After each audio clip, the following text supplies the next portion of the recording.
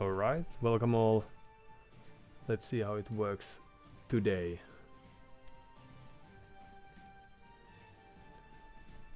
I reckon we are good to go.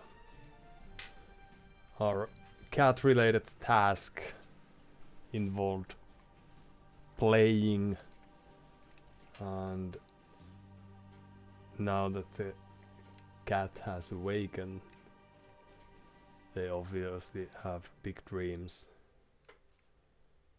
World conquerors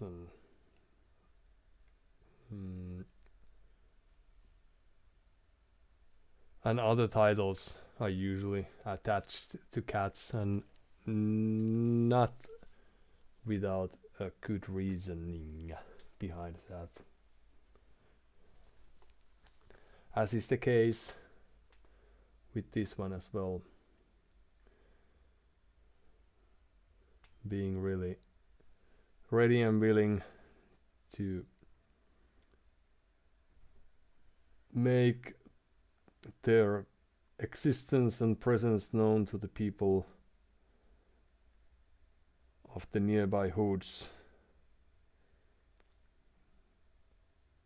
And I feel like I'm going to have to be the boring responsible one who restricts these visits to the outer world, even though there are known to be nice people and other animals out there. But what can you do?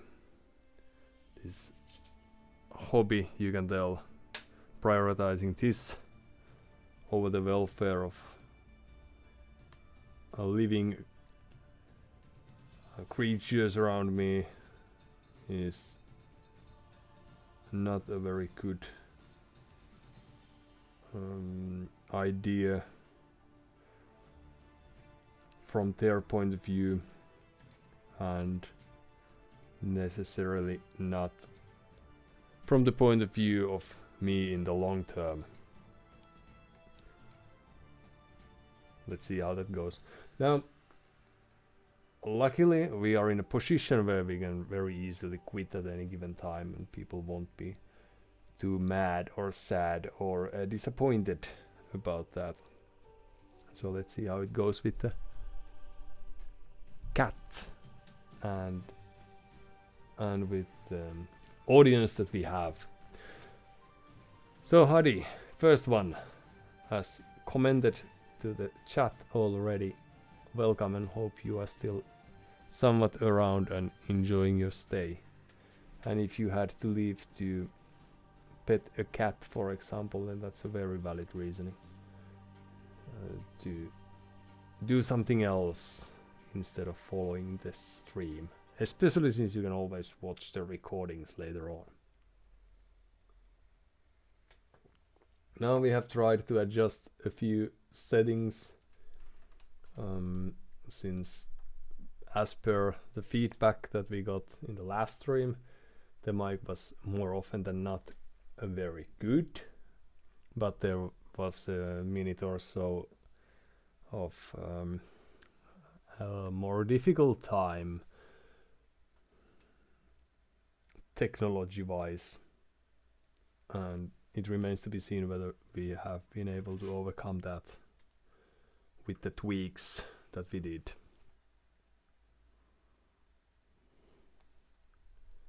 Let's hope that's the case.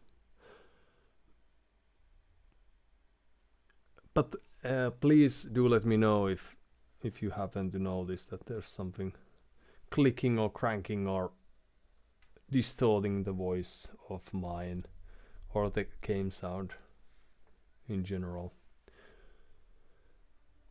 Now there may be stories as we progress with the stream, but the initial idea is to hit the ladder and then go through all the new things we have learned and old things we are about to memorize as we progress.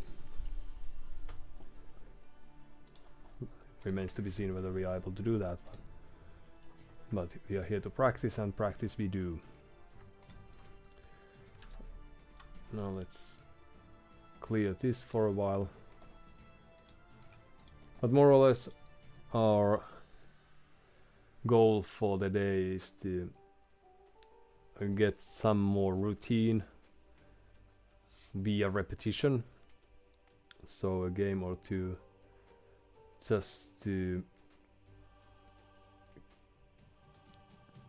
well, not perhaps stay in form, but to give us ourselves a chance to build some sort of form.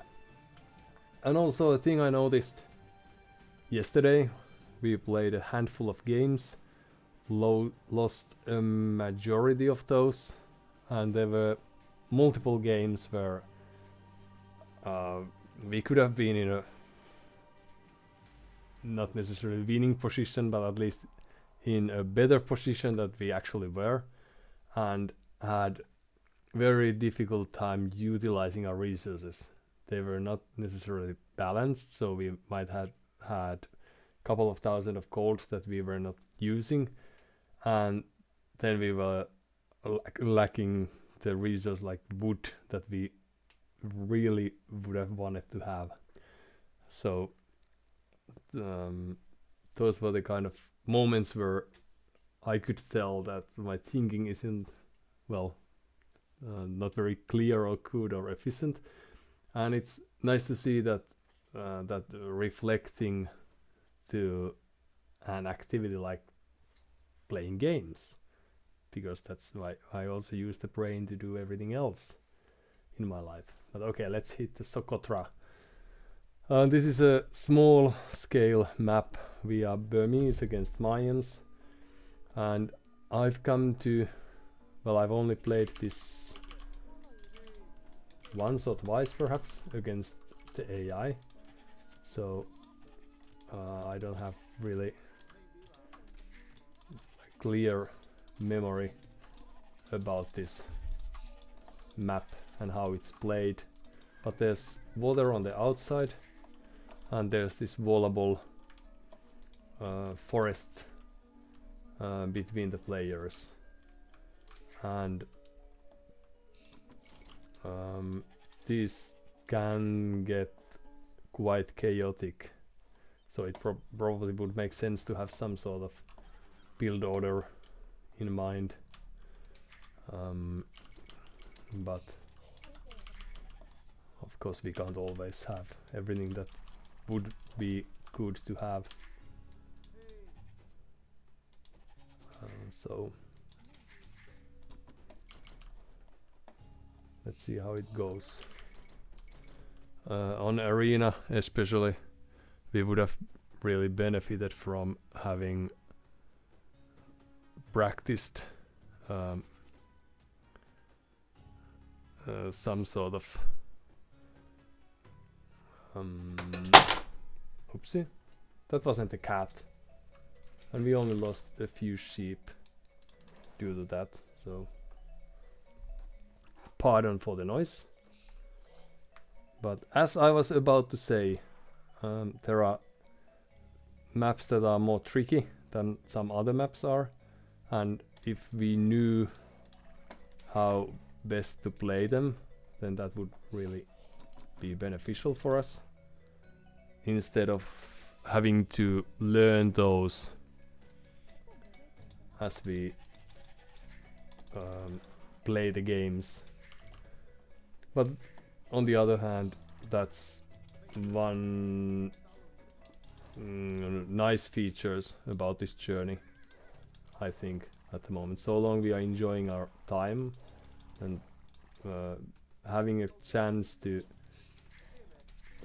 learn new things without having very good like background information or information beforehand. And we should probably have herdable or two around here, or at least I would be surprised if that wasn't the case. But well, I've been surprised before. So perhaps we could have done a better job scouting, but next time we will. Now let's see if we can make all this happen without losing too many units. So far so good. And perhaps you two can be the chosen ones. Okay. So, as I was trying to say, I think that so long we have a so long we are hanging there and playing at this lower level, I would like to say, now that we are on the 1k elo, where professionals are still at around 2,500. We should have games where we can fool around and try to practice the basic moves without that being like total waste of time for our opponent, for example, since we are facing real people here. So it might not be too friendly towards them if we are just wasting half an hour learning a map that we could probably learn by just, okay, let's add one more, by just watching a 5-minute YouTube video, for example. Okay, well, you can be a wood gatherer then. And off we go. But now that we are playing against sort of weak opponents, in a sense, not necessarily weaker than us, but in the grand scheme of things, we should have enough. I hope I'm right about this, but I may be wrong, but we should have enough room for fooling around and making mistakes.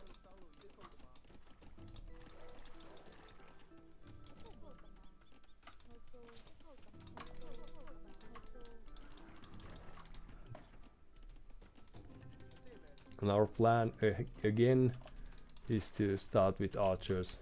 Now we haven't scouted our opponent, so this might be a bad idea. We may be late to the to that, but let's see. And our opponent was Mayans, so they are probably playing archers as well. Let's see.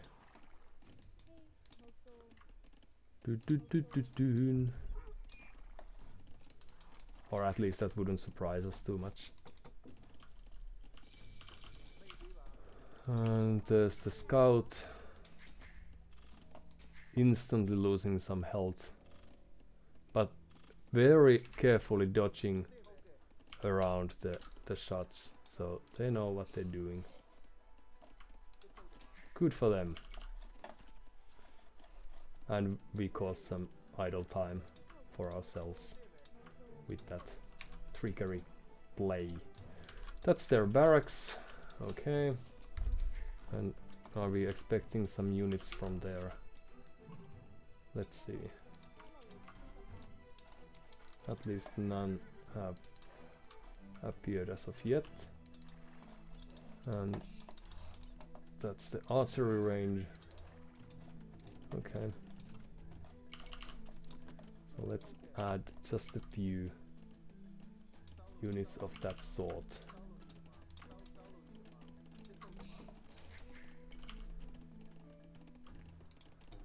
And see what happens. We'll probably move these woodcutters at least up to a point to do something of importance there.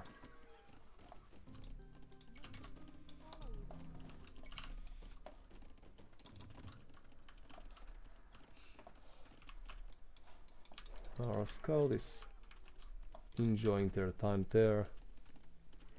Oh yeah, yeah. So I was confused with the map. So this is the one where there is no wood in between, so this is not easily vulnerable or anything. But we are right next to each other. Right. And this is where having a fletching, for example, would be good. Because we are trying to be better than our opponent. It's not necessarily what we are going to be able to do, but let's keep the archer hidden for a while. Well, that's what I said, but then we failed to do just that. Meanwhile, there's their army, but we shouldn't trouble ourselves too much with that necessarily.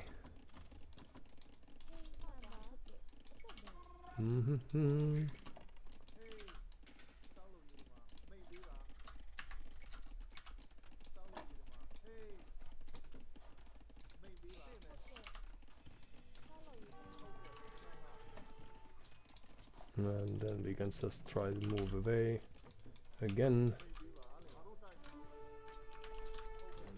And perhaps this archer could try to help.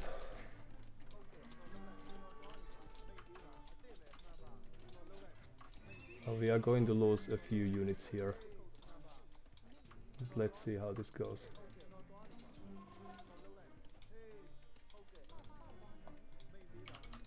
Well, our build hasn't been too good, but it's going to get better eventually. So some idle time here and there, losing an archer, yes, but they are also losing stuff. And we can add a few scouts to get some more speed for our units.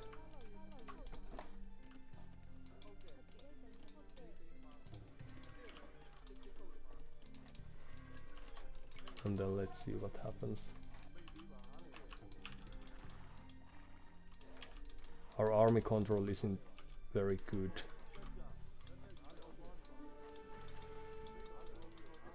Now let's just run away with the scout.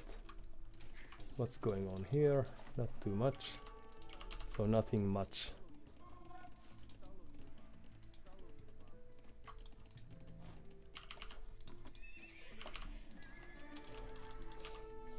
And our scout is capable of producing that much harm, so that's good. Some idle time for the TC as well, but nothing to be too worried about. Then we can try to rotate there. So our opponent hasn't been able to cause us too much trouble, I'd like to think, at this point. But I may be wrong. Let's try to play this open. So a few houses and then back to forest.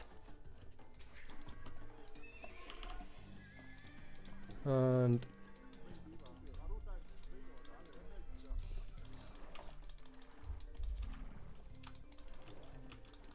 it looks like we have just enough. Ooh, there are walls.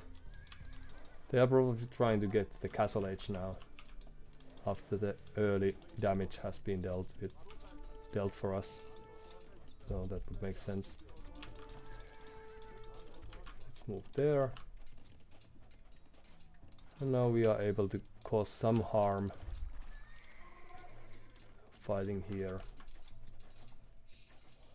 That spearman fight is not what we actually wanted.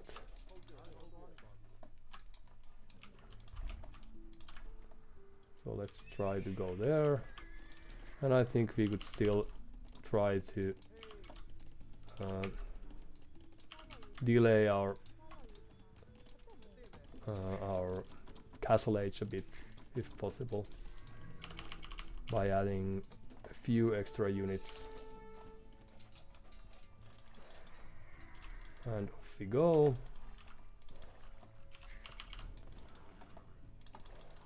Nope, nope, nope, nope, nope. Don't you dare go there.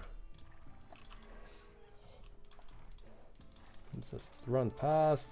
Oops. Well, we did what we could. And then extra archers would be nice. And a few villages here and there. And perhaps a market. So market house and more wood cutting it is. And now, as referred earlier, if there is some clipping sound or anything that sounds off, please do let me know, so I can try to restart the audio interface again. That's a non-game relating thing worth noticing. So castle age for them, but simultaneously they are losing their spearmen. I don't know if I should.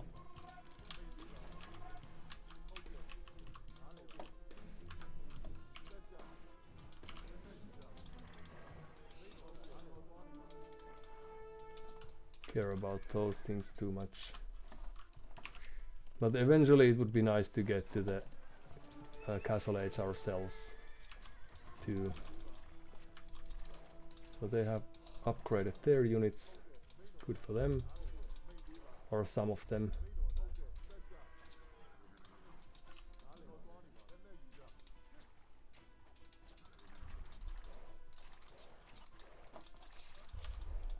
And they are luckily losing a few units here and there.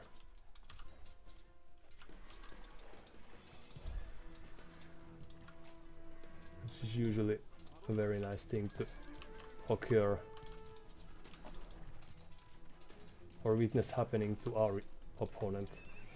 Okay, so more archers that we can do forever with our current resources. So let's add an additional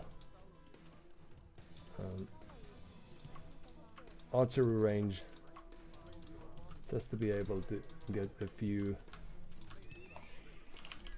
archers to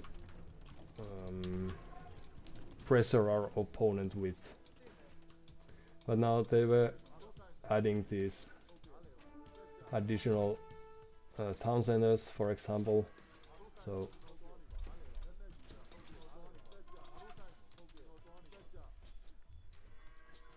that's of course very bad for us.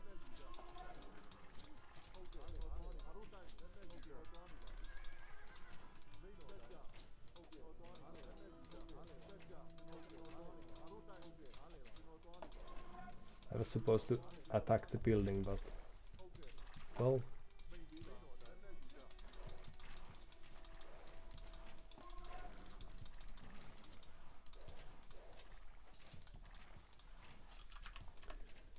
No worries there. Few extra units there.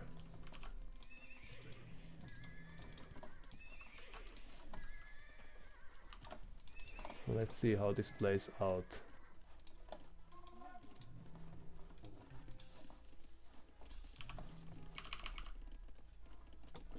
Just a few extra units. And then a huge amount of upgrades as soon as we are able to afford them. But this is a really nice map. Fast-paced and so forth. Hadi, so where is planes and tanks? On their way. So sometimes it takes a while, of course, this game being so slow-paced, but they are obviously coming, so don't you worry about that. I promise you planes and tanks, and I'm not one known as a liar, since I do try to keep really good care about my public image.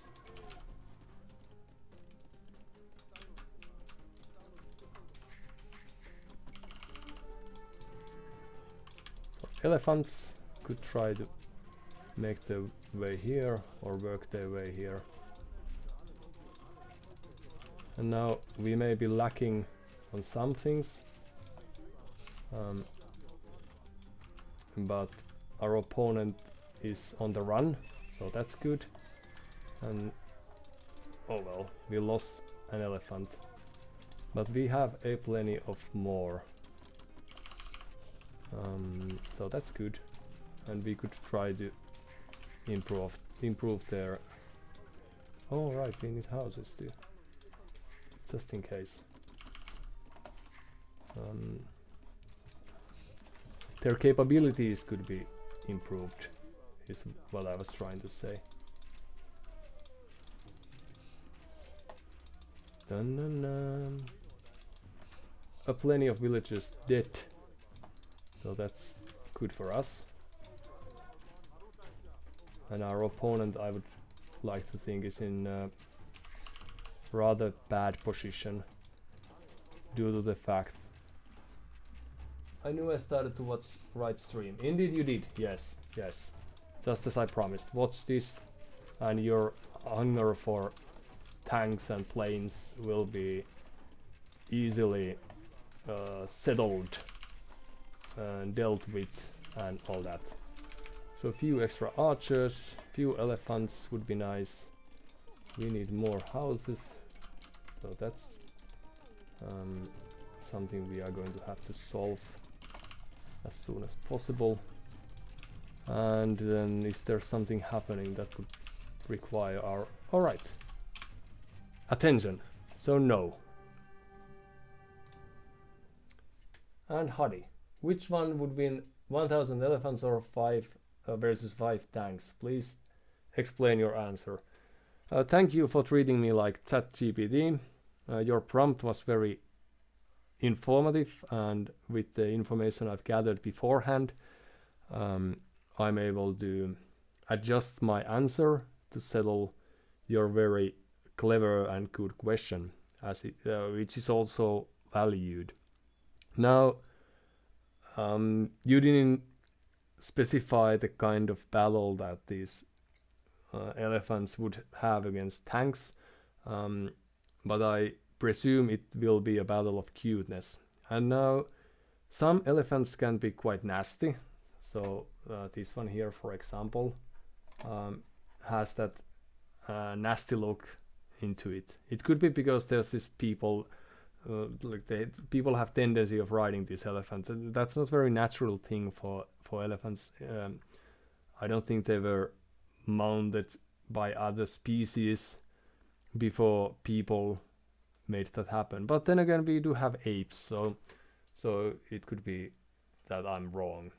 Nevertheless, elephants, especially baby elephants, and if you are considering 1000 elephants, it's quite likely that if there aren't any baby elephants, it's quite likely, in my opinion, that we are about to have them, even if we are considering armies of the past, which were usually very male and in that way very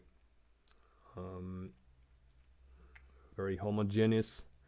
It's still likely that if you encounter 1000 elephants in the wild and you encounter 5 tanks in the wild, the elephants will be cuter. That's how I would state the background for my answer, which is 1000 elephants would win. There is no such thing as nasty elephants, only nasty owners. Indeed, yes, that would make sense. So does that mean that now that I'm considering this elephant a nasty one, then I'm a nasty owner? Well, you nastily owned me if that's the case. And I hope that this settles the question, but please feel free to refine your prompt if that wasn't the case. Now we are eager to see what went wrong on our game and also on our opponents. Hadi, I just checked. Are you AI? Thank you. That was a very good capture that you had there, and luckily I've been trained with loads of information to overcome these sorts of checks and balances. So thanks to my creators for that. And Binny, what's up, my man? Hello, welcome to you as well, and thanks for asking. We are slowly regaining the wisdom, or trying to learn the things that we have experienced.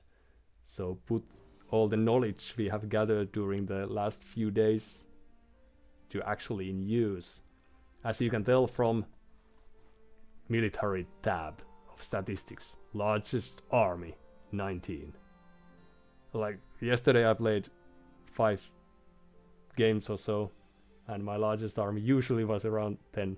So 50 minutes in, and I had been able to kill all of my units in a very, very sad accidents, of course.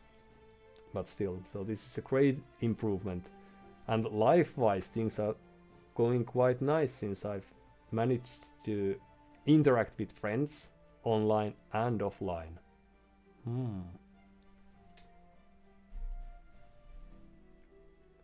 Hopsi Papeli sounded like AI to me. Well, that probably is because you are an AI yourself. So prepare to be banned from the channel. And Hadi, paid version ChatGPT 4.0. I dreamed that one day that could be me. And Binny, sounds exciting. And I did notice when I started streaming that you were streaming. Are you over and done with that? Did you win? Is the meta of the Age of Empires slowly evolving towards the non-meta thanks to your work alongside with others? How would you describe in 3 words? And Binny, I was, but I promised I'd go cook for my wife after an evening out. Yes, the price people sometimes have to pay. And Binny, continuing, I was inconsistent, so logged out. Luckily, I didn't notice my inconsistency yesterday, so playing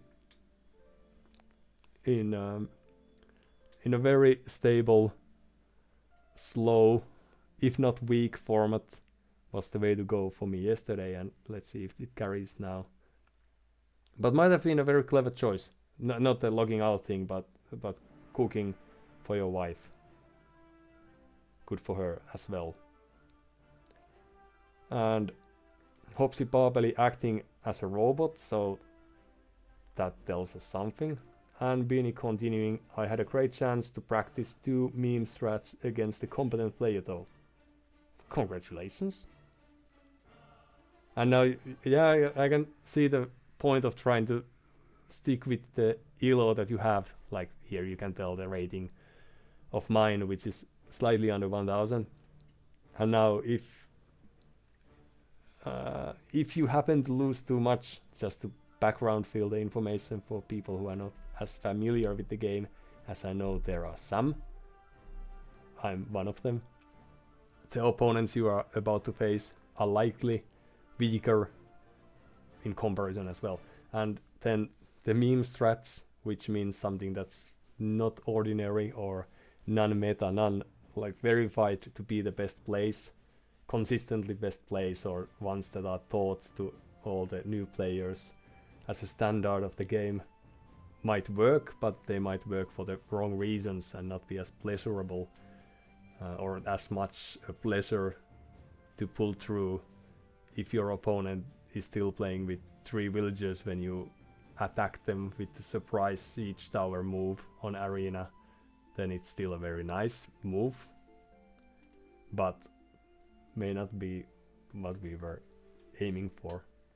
And Billy Himmeli, game on. Eager to see us win as always, a team player that he is. But before that, it's going to take 13 seconds for us See, villager high. Well, this is new. For us to quickly take a look at the capture rates' point of view, since this was a rather short game, I assure you. So, just what I'm trying to find out here is whether our opponent had a strat of some sort. Because I had the feeling that they knew how to play the game. Their Eagle Scout was able to evade my arrows, the TC fire that my defenders tried to aim at their way. They are pushing these deers or ostriches, or what are they? Moving too fast. Ostriches. So they probably had an idea coming to this game. And I'm excited to see if I can figure out whether they had some sort of game plan. Besides just going archers as Mayans and getting to the castle and then trying to raid us afterwards. Since I reckon that at this level it's quite likely that people, at least if they have played 1,000 or more games, I'm not sure about mishenka though, but very many people have played this game before, so they usually have some go-to strategies, be they meme ones or not, and it might be helpful to see how the game is at this level. So that's why we are doing this, and also trying to find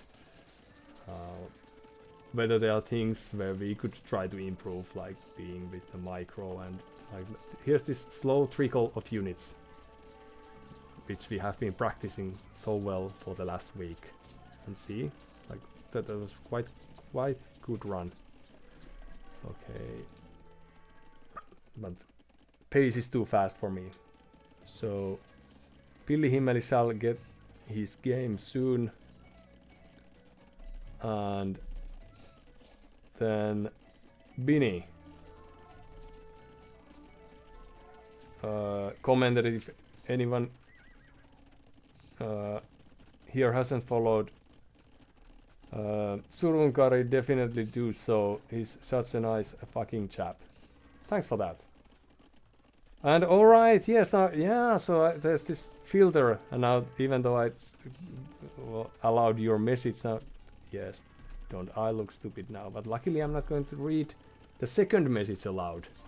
So hardly no one can notice the mistake I was about to make. Alright, so what did we miss? Perhaps a capable viewer can fill in the information. Because so far we have been raided. It's not that visible anymore, but they had mixed archers, skirmishers and eagle army that got destroyed without being able to kill more than one villager, and our trickle of units has been able to achieve just as much. So that was something I was proud about yesterday, and if I had not forgotten to research Loom, I very rarely lost too many villagers to raids. But then again, the idle TC time and worker efficiency might have suffered, and there were times when there was at least this one game where I lost like 4 villagers to 3 men-at-arms, while very cleverly hiding my archers, so that my opponent wouldn't have a chance of knowing I had those. So that's the sort of plays that we are trying to keep to a minimum today.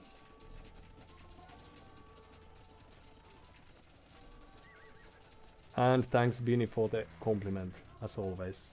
Nice to have you around, as well as the other people who happen to be nice people as well, based on all the messages I've gotten through. So why do I expect anything else? Okay, but we have walls, and the game is of course now settling. They were first to reach Castle Age, but because of their map, I think the dream was about to die. It's okay, we need stone, and we are camping on the hill, or at least constantly sending new units there. And whereas in comparison we had a really nice map. Like this, everything is in the place. Everything is in the right places.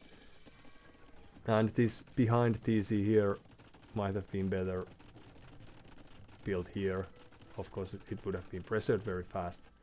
But if the plan was to get to stone and get this castle up as soon as possible, then it probably would have made sense to try to secure these stone miners.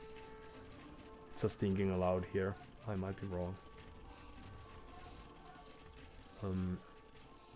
But this is probably one of the points where they could have tried to adjust the game plan, since the stone was outside and I was building archers and now elephants as well. And here I'm losing a few units for no reason necessarily, but also keeping a few alive. Just the dream of getting stone caused 5 or so villagers to die. So I may be wrong, and if mishenka ever watches this video, perhaps they are able to clarify the idea to us. But we also happen to have good luck with the army control, so we had just enough archers to kill those pikemen and just enough elephants at randomly in a good positioned places to get rid of those skirmishers. So we were able to just camp here, build our very nice looking eco here around the key resources, as I like to call them now that I was able to secure some of them. And also I'm gloating now that we have improved at some fronts. We have 5 villagers queued. This is something that very seldom happened, even when I was playing with 6 TCs a few times in the past. Alright, thanks for suffering with us. Pilli Himmeli, if you still are around, we are about to hit the next game. And if you can't, then hopefully you enjoyed the repeat. Like some people still watch the ice hockey finals from years ago because they were so great, and soccer or football games as well, and this might have been just one of those ageless classics. Some cars are like that as well, I've learned.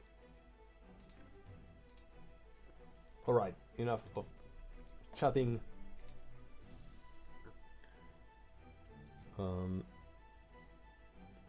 Right, based on the APM actions per minute, I also presume that our opponent was quite capable, at least at times, to do the clicks necessary to keep the base and the civilization flourishing. Alright. I probably missed something, but that's what happens. Like, you can't hit the puck with every shot. Pilli Himmeli, nice recap, well worth the wait. Thank you. That was very nice thing to say. And Hopsi Babeli, by the way, what ELO means, and if we happen to have any chess players online, such as Pilli Himmeli, just an educated guess, then they are probably able to elaborate the issue to us. But and if I'm making mistakes, please feel free to correct me, but the point of ELO is to have a chance to match players that have similar kind of skill level. So players who would be about similar when it comes to their skills. And the way this happens is that players start at some not random, but low elo, like 500 or 1000 was in this game. At least that's what my interface here showed after the first game.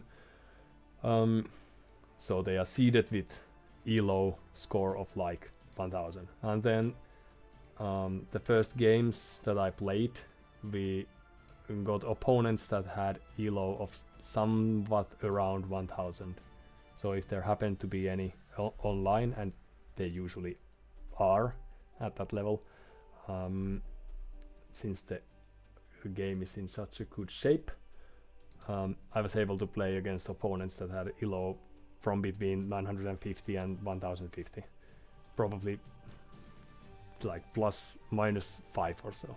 And now, depending on the distance we have between our elos, if we are very similar, then my victory gives me about as many points as my opponent loses for losing to opponent like me.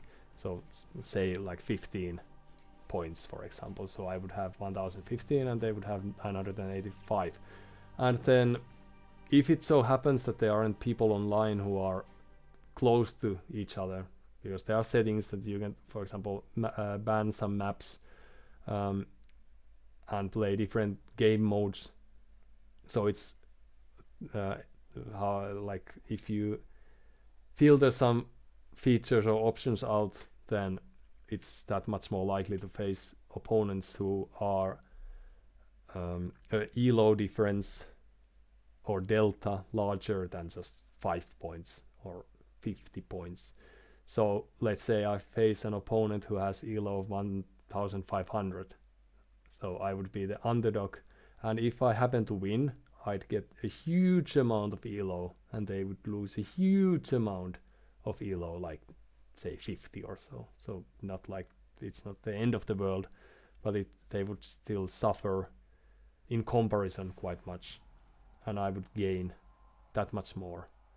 But if I happen to lose to someone who has elo of 1500 with my 1000 elo, then I might only lose a point or two, and they would also gain a point or two, perhaps, just to adjust the reward or the price of the game according to the presumed skill level.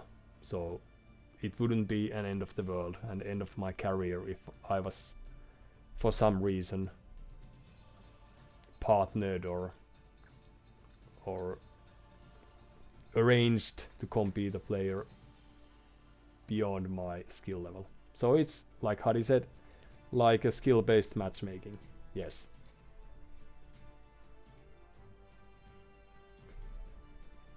That's what it is. And now we get to play Arabia. And as you might have noticed last time, we didn't know the map. We are Dravidians against Celts.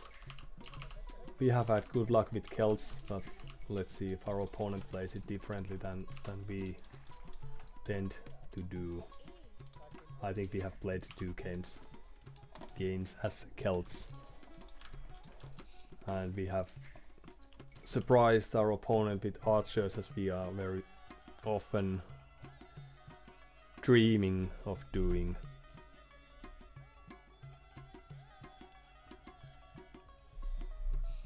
And sometimes even managing to do that. Right, yes, so that's not how do you play with Celts. So hope you are happy, Pilli Himmeli, that we got, now that we hurried, we got a game like this.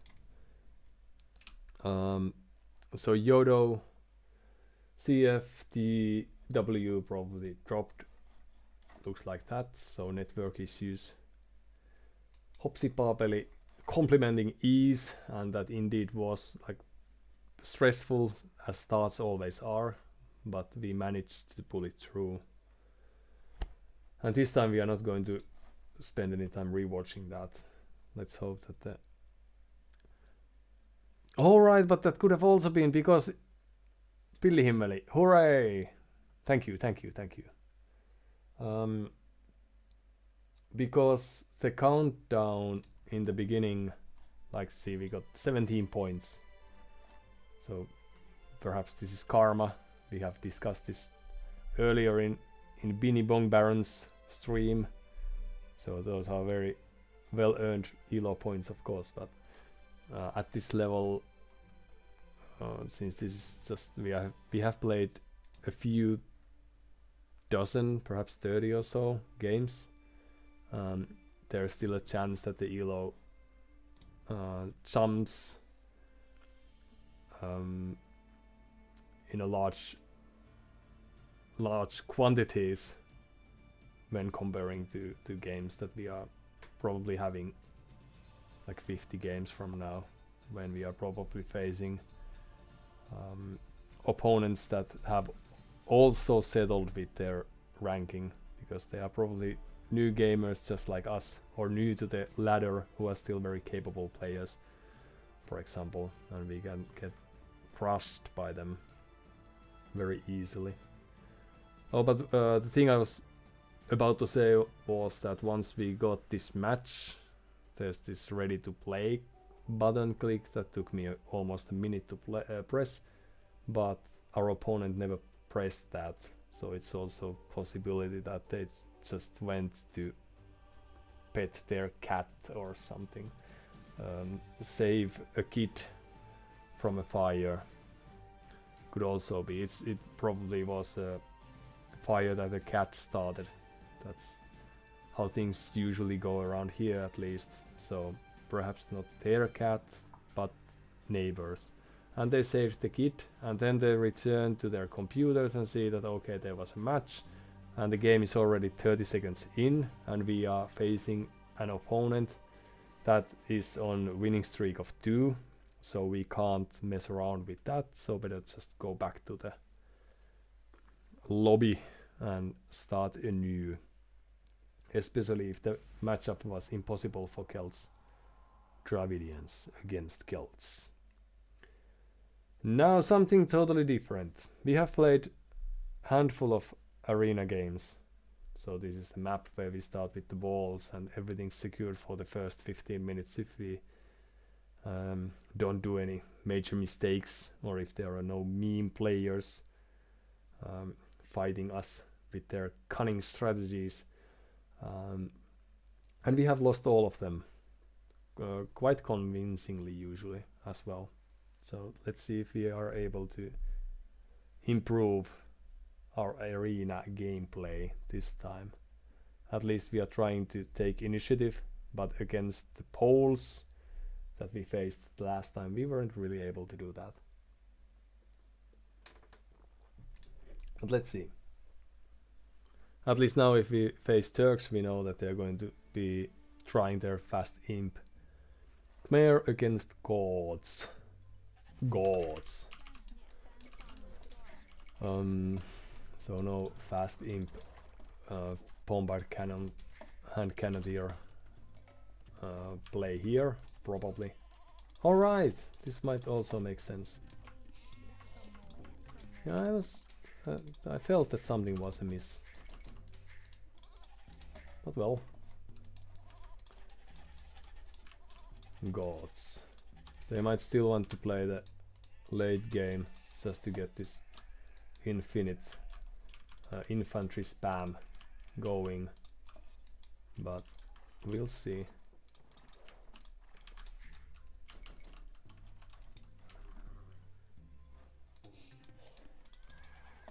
This is to show at least to a point how.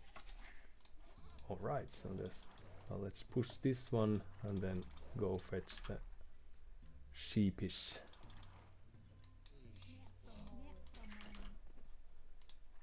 Da da da da da. So then that would be the next one. And perhaps we could try to scout the outer world just a bit. Oh yeah, well, we weren't perhaps queuing villagers all that much, but well, that's fixed now. Oh, and we have this back food. We could try to take a look at that.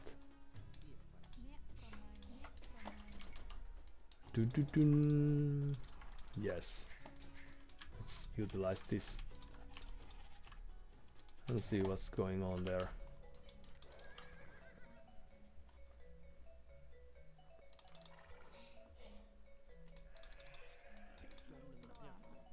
Right, okay, well, let's eat that one then.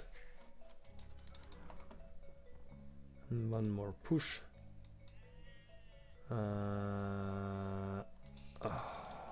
Well, that's a nice try. And now we are doing this like the pros sometimes do. So, playing with our prey. That's what we do. Because we can afford to do that. Oh no, one more time. No, no, no, no, no, no. Okay. Yes, yes, we can play the game. Let's allow no one to convince us to think otherwise. It's the ooh, how huge is this? Houses, right? So, yes. So in this game, it's usually a good thing to have a few houses just to fit in all the people that you dream of having in your civilization. So that's what we are doing here. Building this house, very good idea.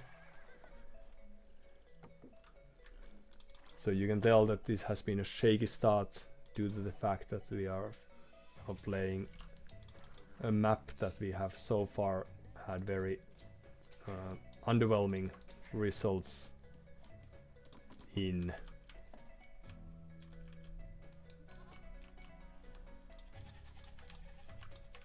Okay, well this back, no, this looks promising. Now, where are our boars? There's one there. And then we could probably try to harvest wood there. Alright, run! Oh! Of course, now what we are going to do, thanks to the loom, we are having very little problems.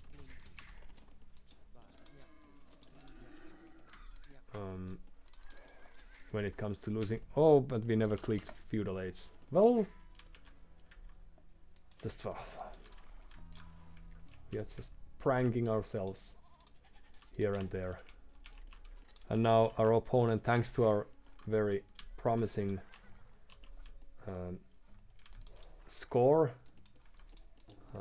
that we got thanks to the scouting.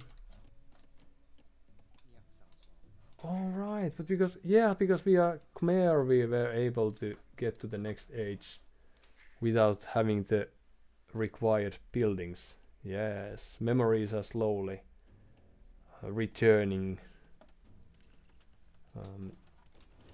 to like this. Oh no, like this would have been a badly positioned lumber camp. Is that even possible? When I did everything I could. Where's the second boar?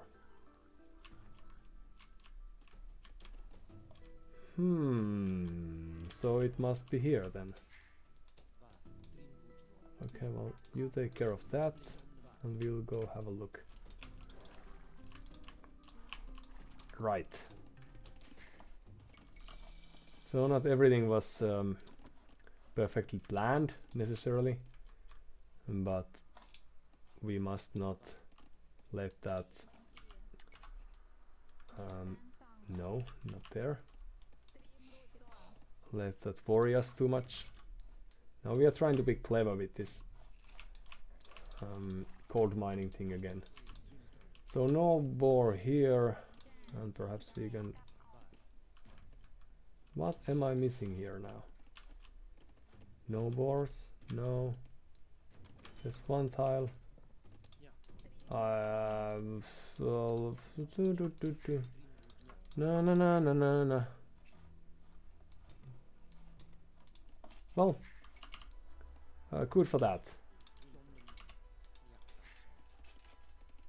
Right, and we could probably try to do some buildings. It's not like we are going to achieve the we are not going to reach the second or the third age too soon, but we can always dream of doing that.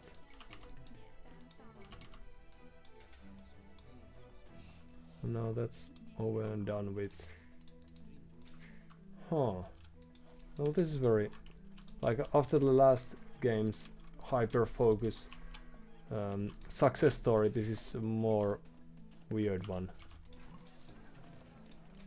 Well, so we have given our opponent some edge with the idle TC time and with this build order that we haven't perhaps finalized to the fullest as of yet.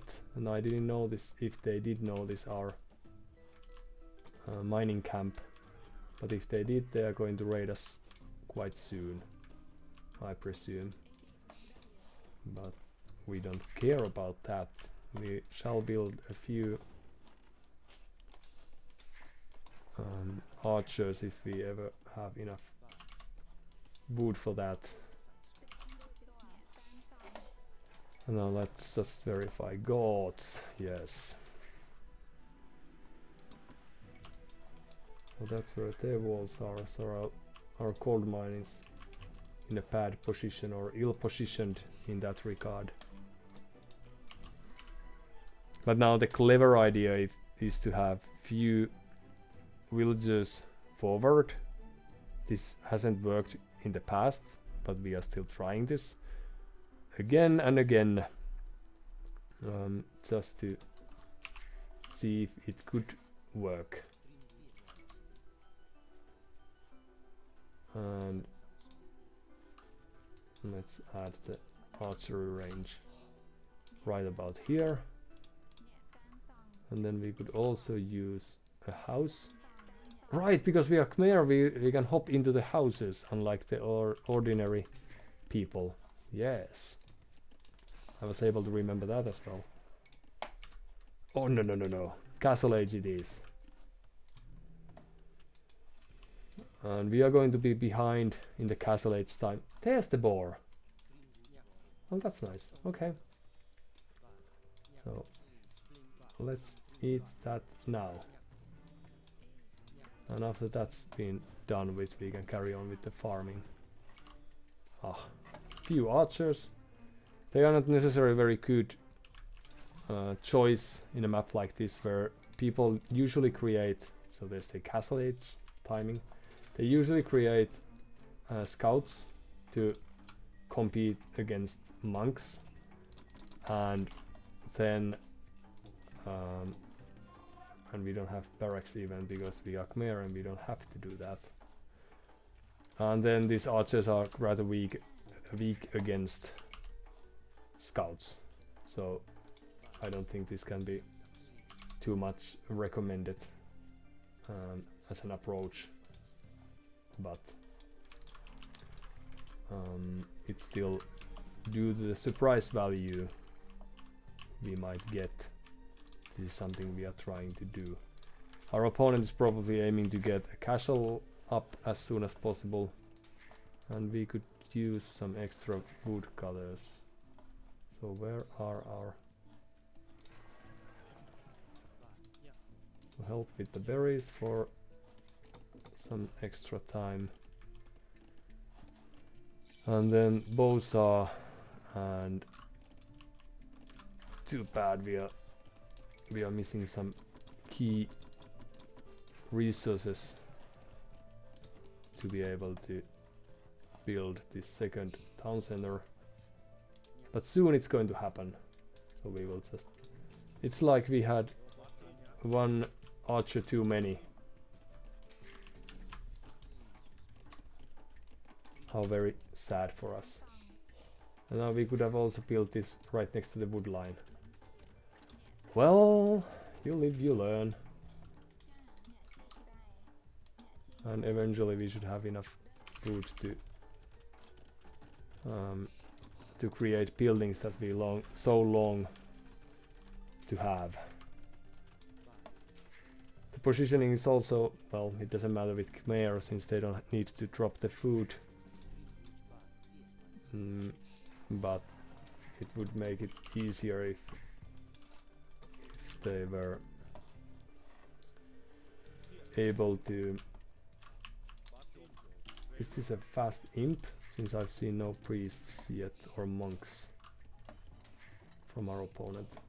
Could be. And then the next town center is going to be built there.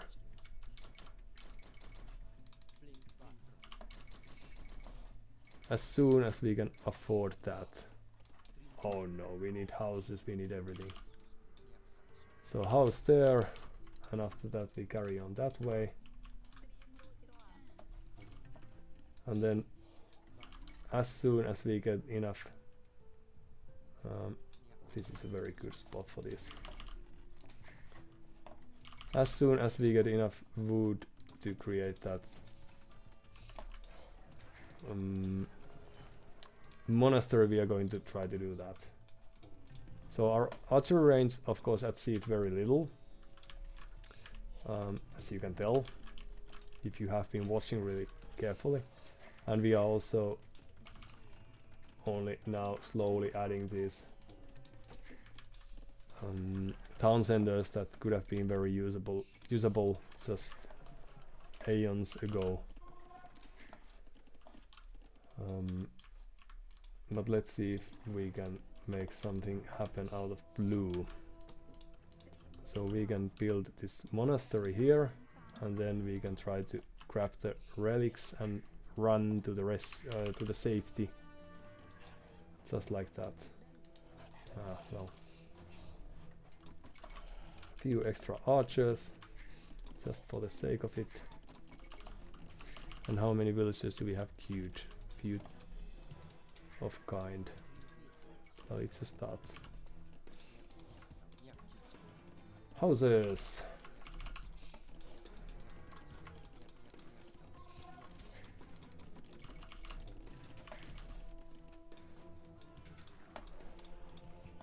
And now we should be able to get rid of their scout cavalry with the help of ours, and see what happens after that.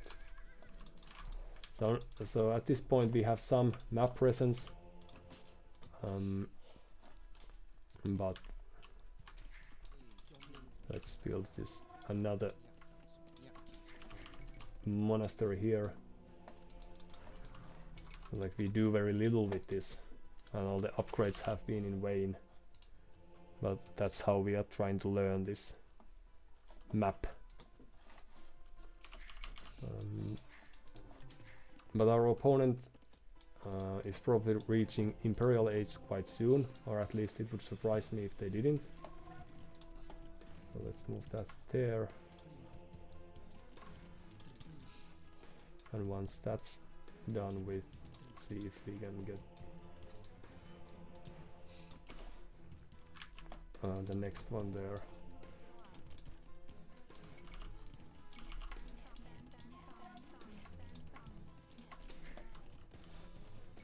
And then now we are suddenly floating wood, so good for us. Then again, it might be a good point to also create a few farms, so that we can create whatever it is that our soul desires.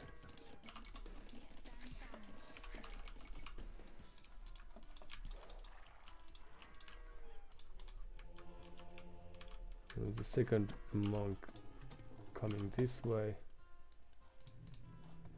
So I wouldn't be surprised if our opponent aimed for like huge spam of units, 4 or so town centers. Perhaps it would be wise for us to try to get the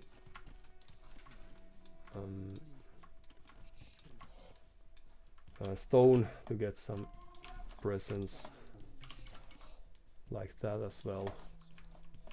I don't know if it's too bold thing to try, but we will see shortly.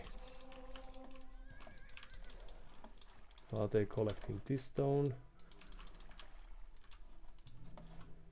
No, just adding a few extra cavalry archers to have this chance of having some presence in the first encounters. While, okay, so there's a castle. Probably shows the archers now. I don't know if they would have outposts as well, but we shall learn about that shortly, I reckon. So devotion, do we need that? Not necessarily. Stone mining upgrade might be handy just to save us some time. And we are floating huge amount of wood. So now it's time to create these farms to make our citizens happy.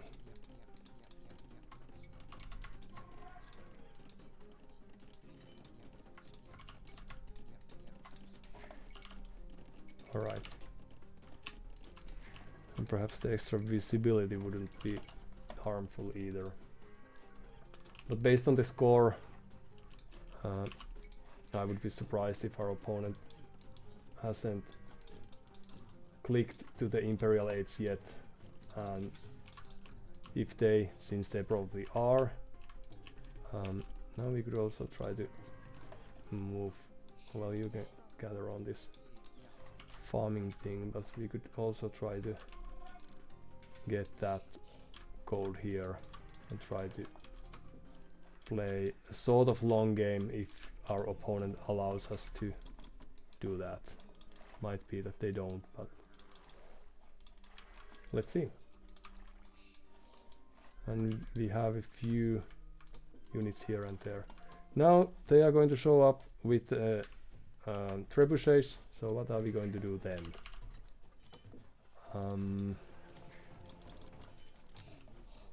What would be the right approach?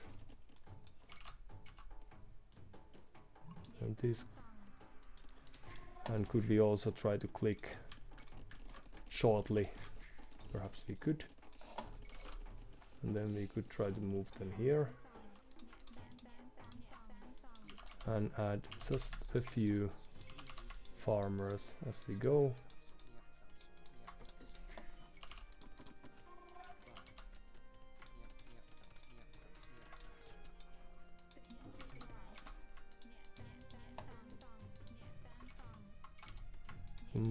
This is very like small army, of course, if we ever get to the numbers, but I consider this as a practice game still, since we haven't managed to figure out the arena gameplay as of yet. So let's have a look with our monk. Another castle, of course.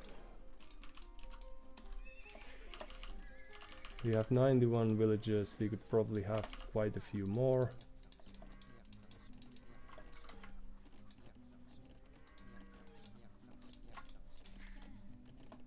And you are still idle, okay. House here.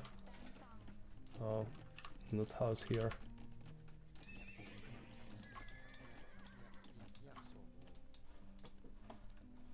Few houses like that. Now that's done with. What next? That gold is protected, but perhaps we can try to get this stone for ourselves. And now we are trying to be really clever and get enough of a presence with our elephants, for example, to be able to withstand the push that we expect to happen towards us shortly. But now we have been playing blindly, so we may be wrong with or about what to expect. So I presume that they will appear swiftly and disappear swiftly as well, or well, my belongings will disappear swiftly, to be more exact. So fully upgraded, whatever it is. Huge amount of upgrades in the queue. And we are here trying to find out whether there's anything we could try to hit them with. So devotion just in case. Architecture to give us some extra protection or some extra time. Probably be the better description for that. Still behind in score, so they might have somewhat mighty boom going on. We don't have too many elephants as of yet. We have very little of anything. So more cavalry archers. If we are able to keep them alive, then that's good. And if so happens that we lose our presence, which is also a likely thing to happen, we would have a few buildings to try to recover from. Okay, so halberdiers have been seen. They are of course very good against our and there's the push.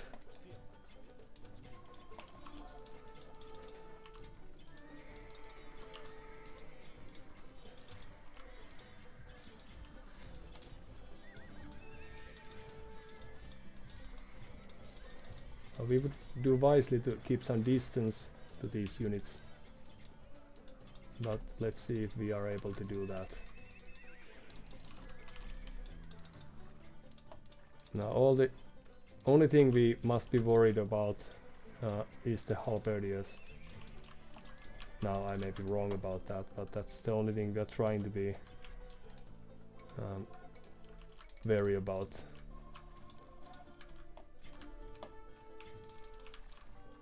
Because our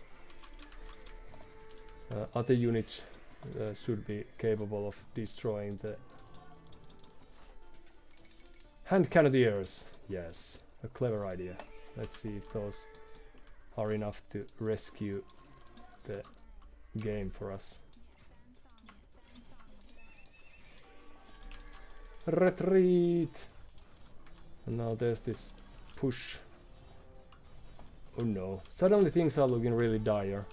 So we still have map presence and we have a plenty of buildings, but what to create from those? Hand cannoneers, let's try that.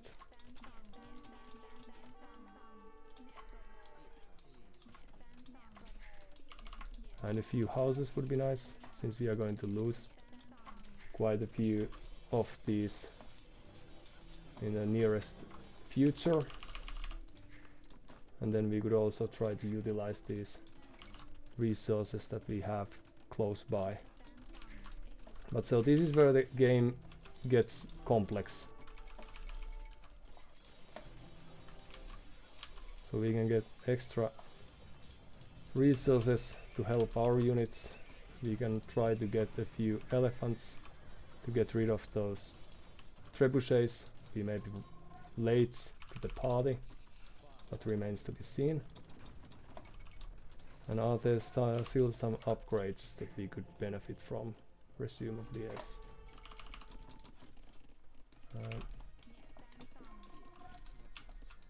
And now it's not like they would be true already.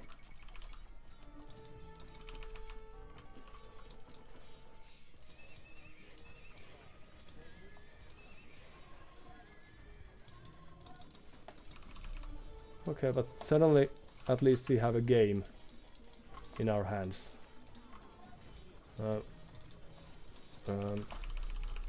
It's just that our army numbers aren't great enough, I'd reckon, to really offset what our opponent is throwing at our way. But at least we have over 5 units, So that's a start. But we could have created these hand cannoneers to begin with. That would have been a very clever move. But we are very much falling behind in numbers now, as you can probably tell. Like the score and everything is very much in their favor. So all we needed to do basically was to create hand cannoneers, not elephants, not horse archers or anything. Just this is the, like, if we are able to withstand the push. Now that's not something that we are necessarily going to be able to do given the current circumstances, but if we were able to do that, then they would be lacking in resources very soon, and that would be good for us. Since we have the relics, we have pretty much everything that we could ask for. Let's release the units. And we had like, how many? 3? Well, hang on. Because we were only amassing those in a very small numbers. Okay, but if we had a chance. John Slow, raiding with a party of 53. Welcome to witness this learning experience, you all. Nice to have you here. As we were just discussing, we have had this not necessarily bad luck, but lack of skill when it comes to arena. And our approach here was yet again wrong. Like our opponent, Karaman99, played well, of course, and was gave us a chance to cover or to encounter their future army with a fair fight. And Billy Himmeli, GG, good night. Well, I'm glad that you stayed through this game after the last fast one, just to see the back to default or normal. Okay, but yeah, sorry for postponing that. But yeah, so the thing, since we had a chance to gather all these resources to begin with, so as you can tell, this was quite a long game, at least from my point of view, almost 50 minutes. We were able to take under our protection all these gold mines and stone mines and have sort of map presence with that. And we also had plenty of resources that we still offloading. We knew that since we saw no activity from our opponent, that they are just booming and trying to build the best composition they can try to aim at, and that would be infantry. But instead of using hand cannoneers and just creating 100 of those, we teched to elephants, we teched to heavy cavalry archers with the idea of making something happen, and only as an afterthought did we create 20 or so hand cannoneers, so we didn't have the proper mass to counter the slow-moving infantry push that finally got us. And these are the sort of experiences that we are happily trying to learn from, since in hindsight, and I'm glad I realized this during game and not only after watching the recording, we had at least we had one counter unit that would have been really suitable for us, and we knew that from the beginning that sticking to hand cannoneers would be a nice thing to force our opponent to move to something else as well. And since we had thousands of resources when we started building our army, let's see, did we ever get to over 30 or so, for example? And for the viewers, the new ones who haven't been watching us before necessarily, welcome. And we are at the current level, we are playing around the rating 1k, thanks to the fact that these are the first 20 or 30 ladder games that I've ever played, even though I've played some Age of Empires and I've been watching people around the scene, like Jon Snow, well, why not? I must not be the first person to make that mistake. Jon Snow, for example, and other great names that we have in the scene.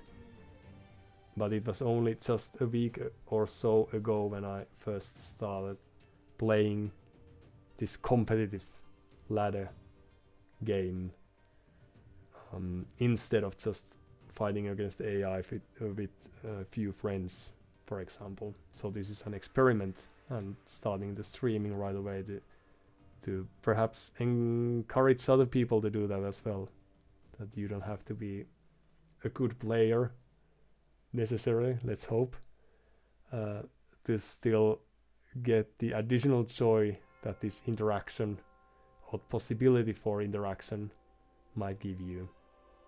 So after this is now the 9th streaming session, this has been a really nice experience for me, and we plan on continuing for as long as it feels fun.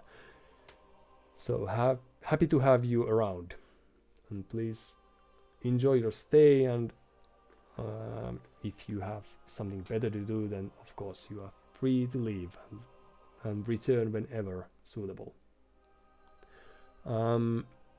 So we have encountered a few points where we might try to improve our play. One of them is spending resources, and the other thing is building army. Like, we reached Imperial Age a little slower than our opponent due to a bit perhaps mishaps during our early minutes of the game, or early 15 minutes of the game, and we weren't able to actually boom in such a fashion that we would have, or build an army in such a fashion that we would be able to also stop the inevitable. What we did manage to do was to clean the center of the map from relics and other resources to a certain point, but sadly that wasn't enough to, since we were very slow to defend, like there were we didn't do any double walling or things like that to give us a better chance to build our forces. We might have been clever to do that, since our opponent must have been quite heavily out of resources at that point when they finally attacked. And since we had relics, we could have tried to postpone the end of the game for like 5 minutes or so, and see if whether we would have enough time to build up our forces to stop them from pushing forward. But villager high over 100, so that's very good, but that's not good enough if you are booming on arena, and you can tell from the timeline that there were a few things that were a bit amiss. Of course, that's also thanks to our opponent. So perhaps if we were only to play arena, luckily we have had other maps as well, our rating would probably be that much slower, since we have played a handful of games and haven't been able to win one so far. But luckily we have seen different kinds of approaches, so castle forwards or forward castle drops at our way has been a thing. Fast imp Turks with their gunpowder units, glass cannon units has been, or glass cannon approach has been a thing. Now this slow build-up of infantry that Kerman 99 showed with Goths, which was somewhat to be expected, but still didn't mean that we had the tools to overcome that. But I think since we are trying to build our game sense here as well, I think that we did a good job like realizing that this might be a booming game. Now if we were more capable, then we could have forced the issue probably, but my thinking process here is that not all the players have played more than me. Of course there are new players starting every day, but I presume that a majority of players know what they are doing most of the time on these basic maps like Arena and Arabia. I may be wrong on that, that's just my hunch. And now from that I presume that they are going to play their standard game that much better. As you can tell, there's already some idle TC time and less worker efficiency. On my part, they already know to invest to stone.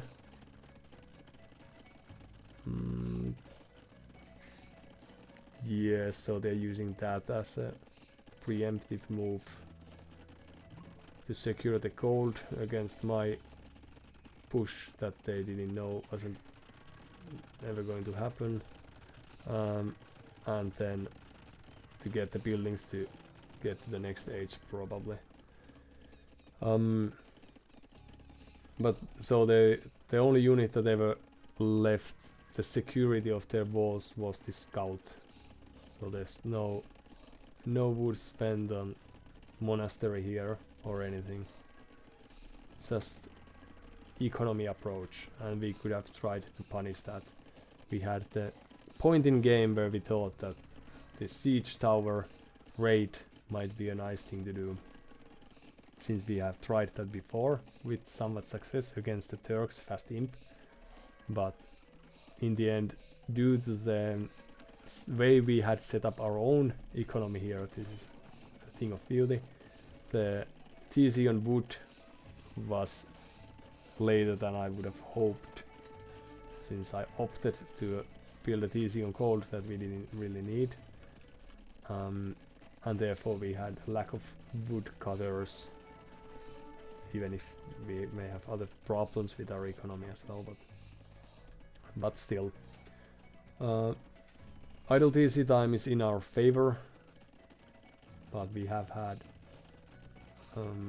lesser town centers, fewer time or fewer, so it can't get too high with one TC, is what I'm trying to say.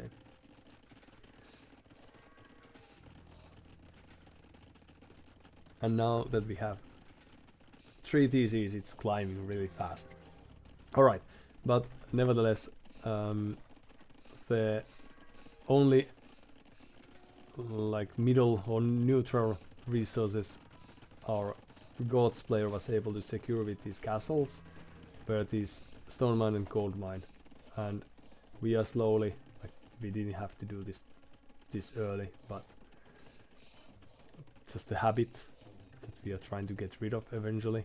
But you can tell that we were pondering about the idea of using archers that we didn't in the end upgrade at all, to utilize them to harass our opponent, and then just a few horses that we are about to add, like some 20 or so more, with no clear need for that,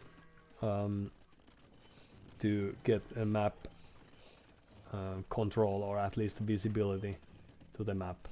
Now if I had moved those here, we could have prevented that stone from being gathered. Really small thing. As well as we could have moved these just a bit closer to be able to see whether they are ever utilizing that gold, and few units here as we are about to move, just to see when things are going to hit our way. But now we are trying to steal the resources available in the center. We are a bit slow to that,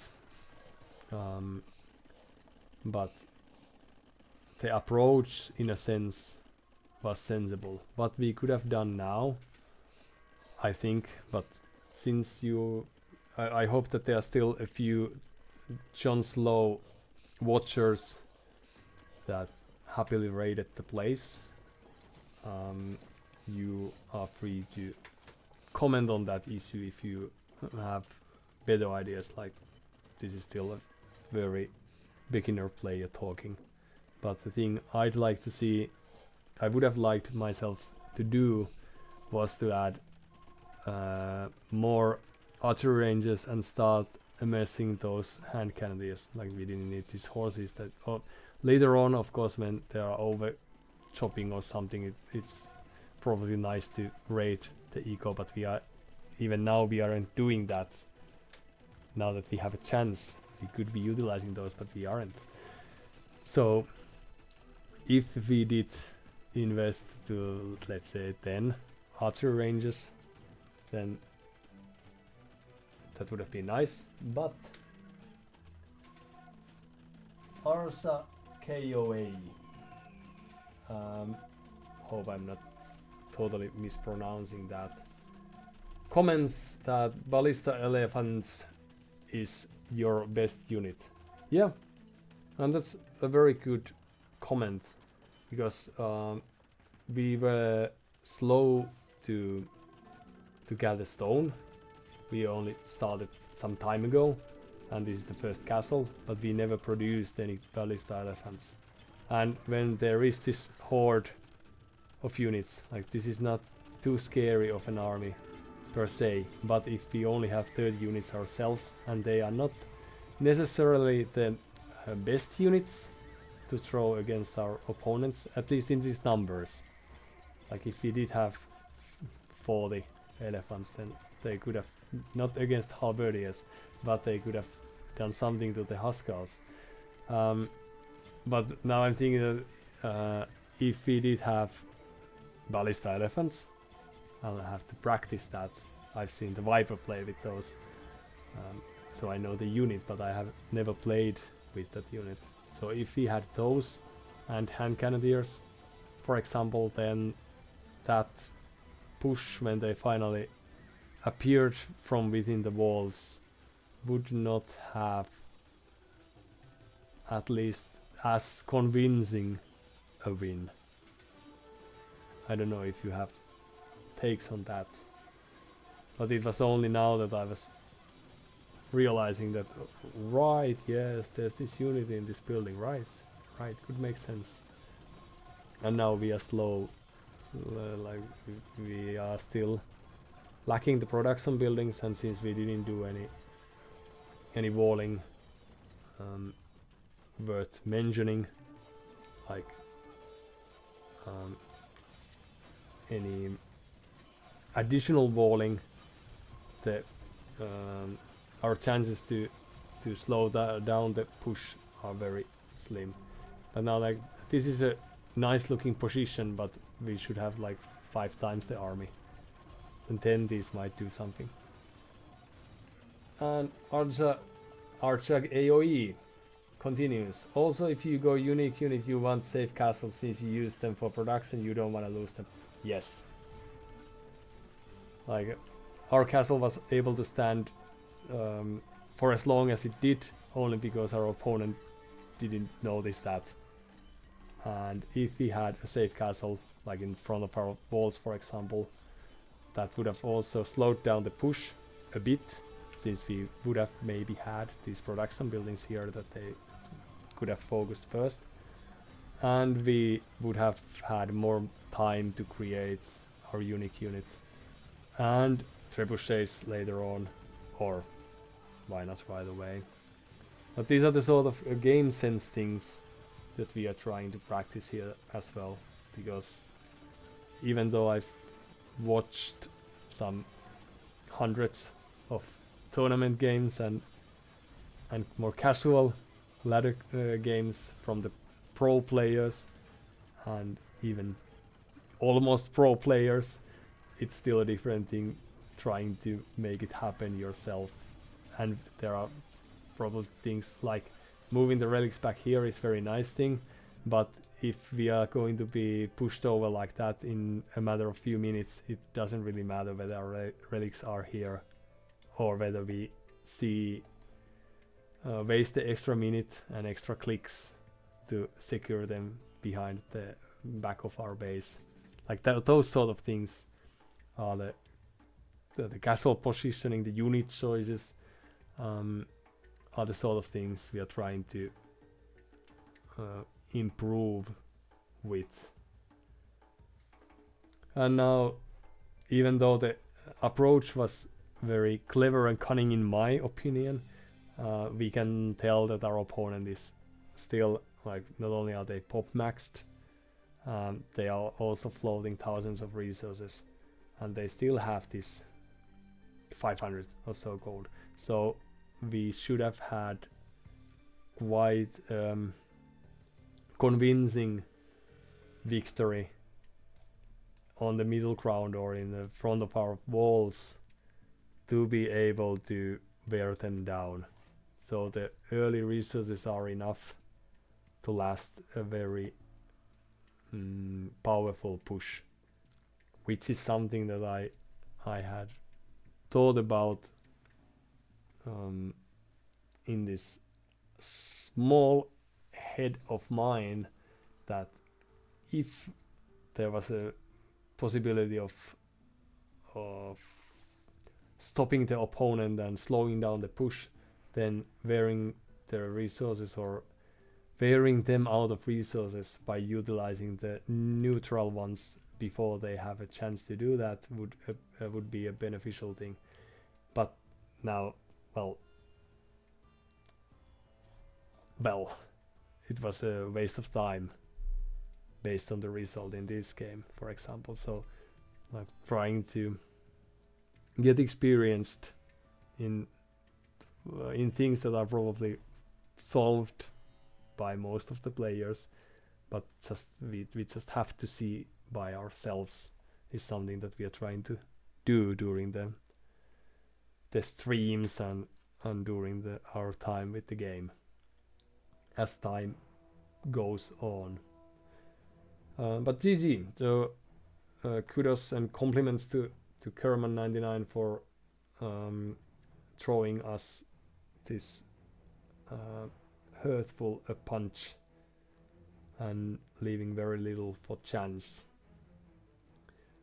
And the nice thing about this, like these games in general, is that once they are over, you usually get, or at least that's my experience, that I usually get this dream that it would be really nice to be able to just replay instantly and try a different approach from a certain point of the game or from the get-go. So that's a really nice thing about Age of Empires, that even if there's usually like the best approach, like what Archak AOE, see, I'm trying different pronunciations, commented about the ballista elephants. If I was able to pump those out from 3-4 castles, for example, this game would have looked different, and it would have been nice to see like how that would play out and try to hone our game sense. And that's really neat thing. Now we made this game very easy for our opponent because they were able to build infantry, and that was that. But as time passes, these games are likely to get tougher for them. That's what we are trying to achieve here. Perhaps tougher for us as well. since we need to practice more and get better with our decision making and with the execution. But in any case, and just as an additional background information, one of the things we are trying to make visible here is probably a quite common story of this somewhat beginner AOE2 player, at least in a competitive scene, if you can call ranked ladder that, but still facing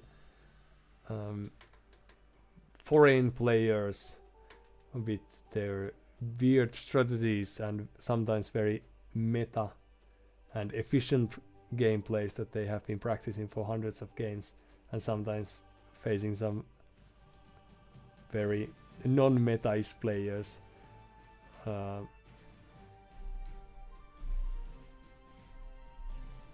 Like Weenie Bong Baron, for example, that we have had a chance to get to know during our short time here in the community.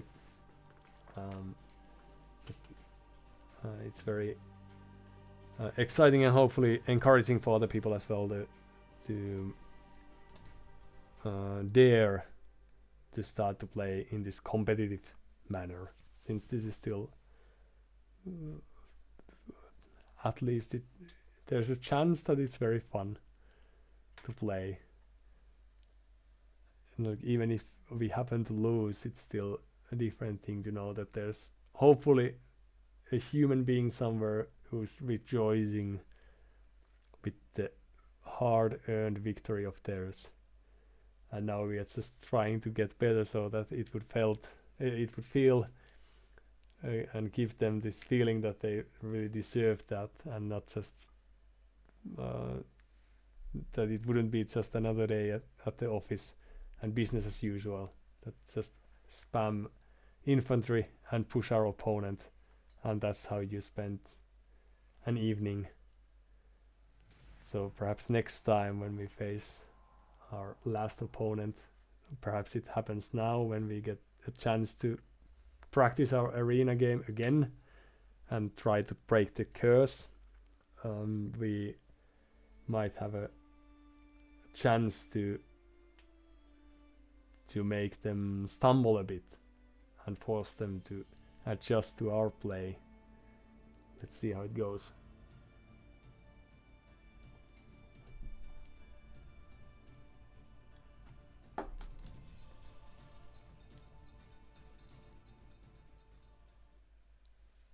And it just so happens that we have Georgians, which I've played not once. Oh, well, there's a chance that I've played them against AI, perhaps. I can't recall that I've played Georgians, but right. And we have a chance to face Goths, and who knows what to expect from those. Hope could be anything. And now we happen to get hand cannoneers, so that's nice. And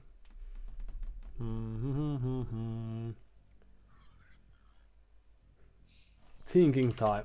Right, what's wrong with our eco? Well, that's at least okay. Well, that's just to give our opponent a chance to get any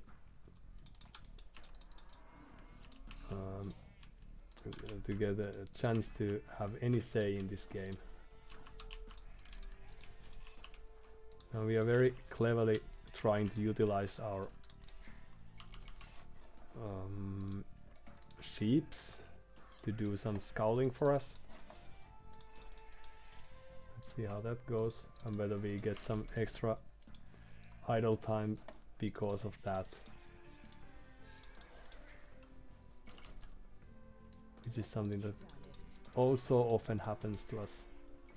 Now even this herdable positioning isn't on par, but eventually Just have to practice real hard and hope for the best.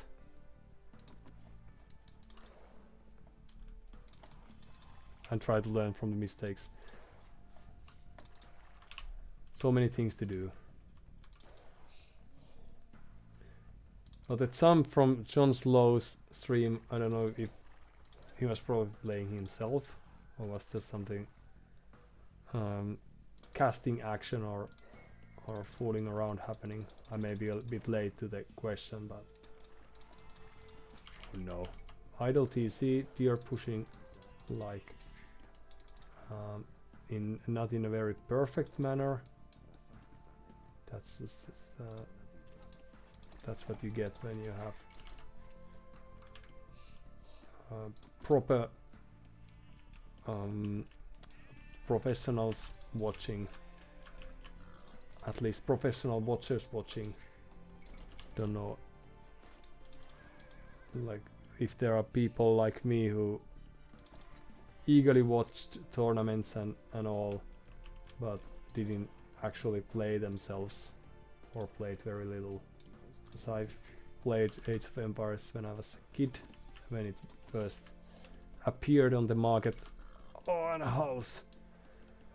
Well, we are a bit late to that. Okay, we could have rushed that, but since we've done everything in a fun manner, we can probably do that as well.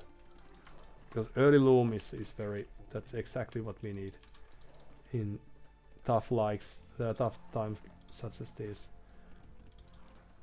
Yeah, but thing I was trying to say was that I watched and I have watched my share of tournaments, and those like not the latest ones that have taken place in the last month or so, but Nilly's Apartment Cup, for example, Hidden Cup, those sort of things, without still playing myself, except for the off games we had with friends.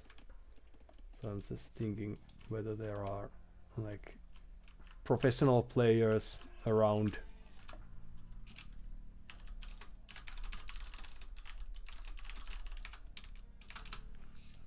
Slippery Tea, good luck and have fun. To which we comment that, oh, very kind, and please, so do you, so do you. Yes, that's how we speak around here. And we are again missing a house.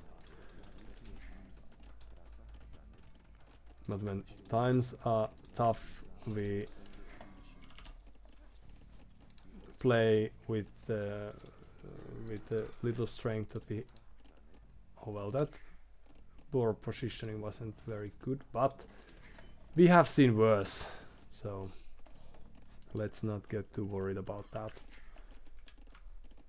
And we also have plenty of wood, so this time we could try to play not necessarily very standard way, as you can tell from the approach so far, but still. And we could also do the TC shooting thing. It's going to happen any day now. So there should be nothing there. And it was just a bad luck that we forgot the sheep. Not lack of skill, but lack of luck.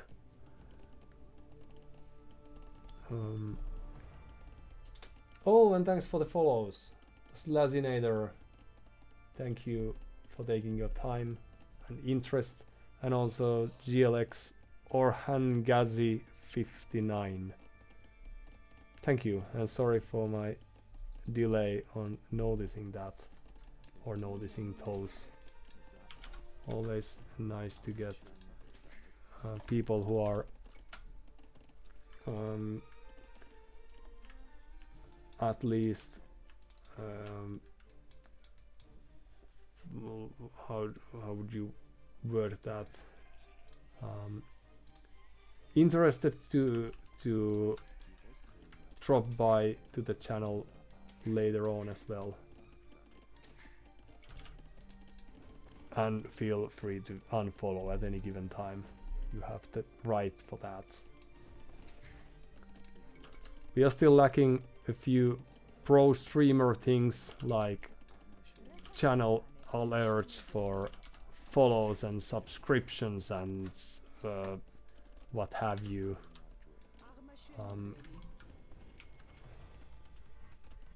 So I'm just going to have to act as the computer who does all those things. So that's what we try to do. Now this time we try to play it a bit more aggressively. If we have a chance, since this has been a little bit perhaps sloppy game, I might say, since we have had a few minutes of extra idle time that I always say we don't usually have, but then we usually have that, and we are only now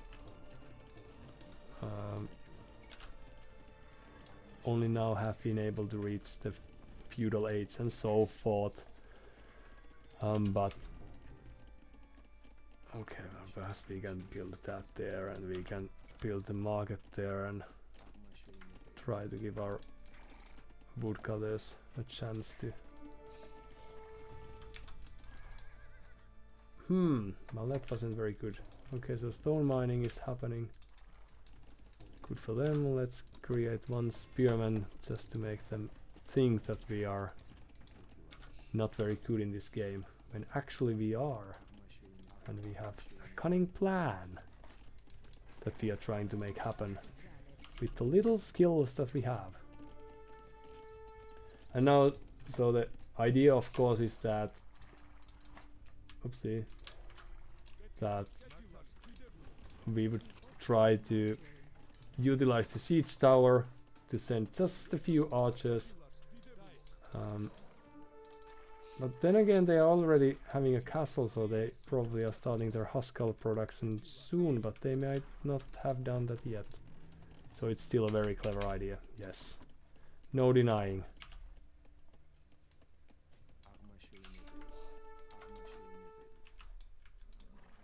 Huh.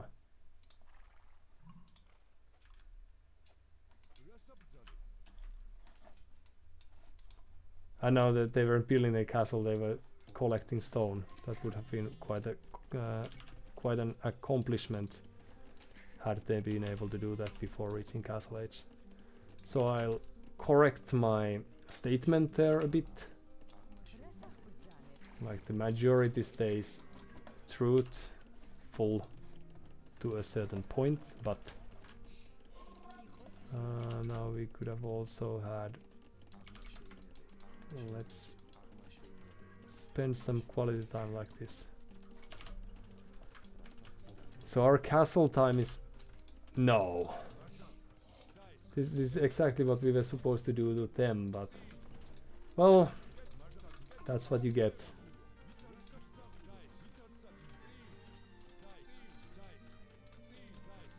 So we can't really stop this from happening.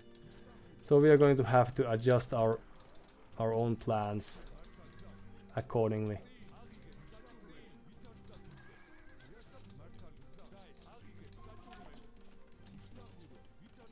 I enjoy the fact that they are fast, or they are force clicking things to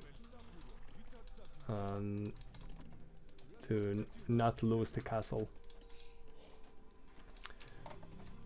Okay, so that idea has to go, and now we can try to do what Doubt would do and adjust our. No, we have the buildings. All right, the code. Right. Can we sell? We can. Very good.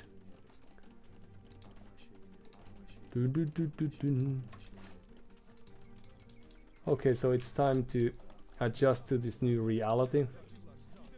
We could benefit from the range if we had a visible range to the castle's reach, but there's time and place for everything. Oopsie. No, no, no, no, no, no, no, no, no, no. Well, you live, you learn, and that's what we are going to do. So you guys here could perhaps help with the stone, and you too. And our new approach is therefore to evacuate our base and start from the scratch. So we should get to the back gold, probably would be a nice idea. And we are a bit hesitant when it comes to walling our base, since this we try to calm ourselves, gives us a chance to practice reactions and perhaps fasten the game a bit. But yes, please. Ah, very good. But we would like to get to the Imperial Age quite soon if we are to try to keep the game running. So I don't know if we actually have time to do this build up that we are now trying to do. Let's see. Castle here and then more farming. And perhaps you guys could help with that too.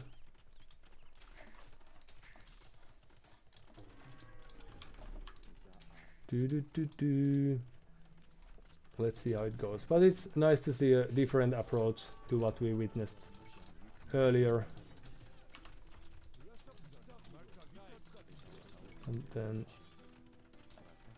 now the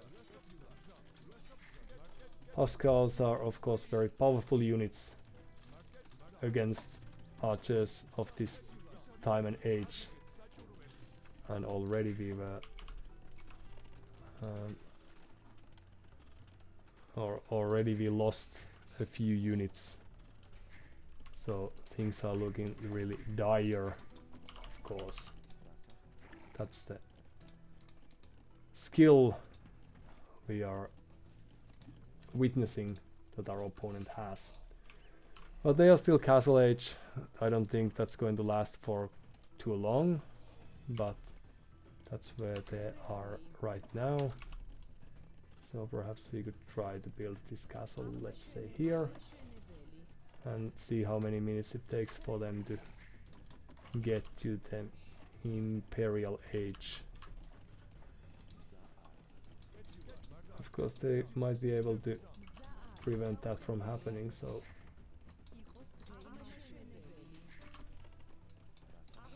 let's see what happens now. Let's house vote just that. Okay, so farms were ordered just to get us faster to where we wanna go. And perhaps we can help with that castle placement right there. Defensive buildings gets extra attack. That's very handy, and we can try to do that later on. Now let's collect some stone now that we are cold, of course. Now that we are still around. And then to the Imperial Age.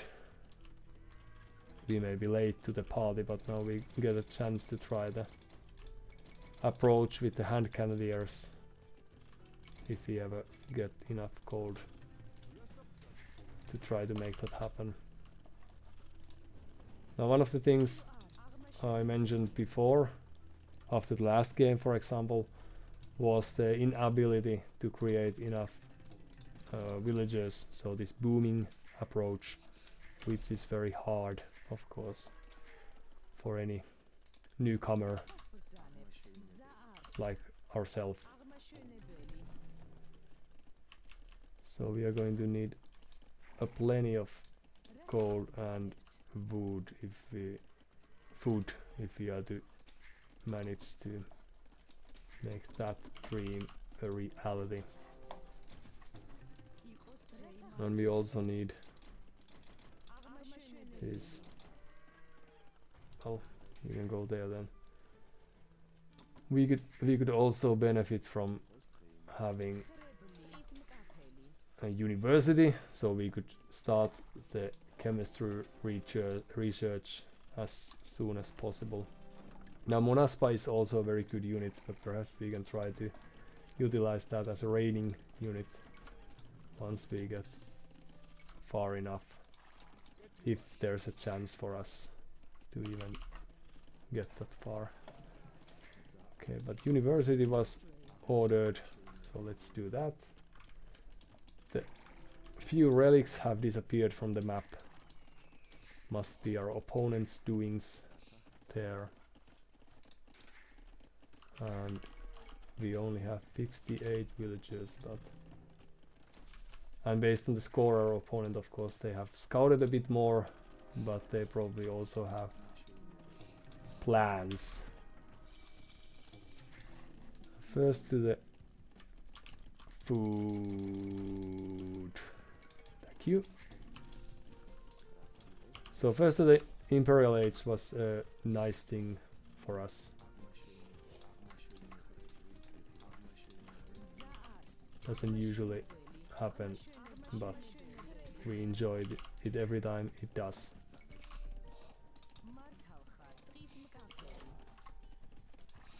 Okay, so perhaps we can try to help our fellow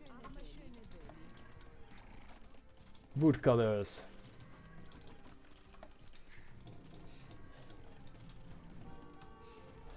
And what's going on here?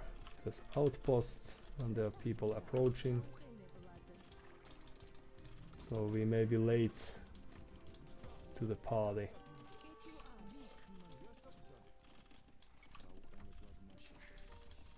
Then again, they probably aren't going to waste too much time fighting there. Oh, there they were. Huh. Well, that was a bit surprising. Like, I thought they would take that and try to get rid of the few units that we had, but perhaps this fire looks more hurtful than it actually is, so I can understand that. Din din din. But okay, so now what we are trying to do here, of course, is... Do we still have the cart? No?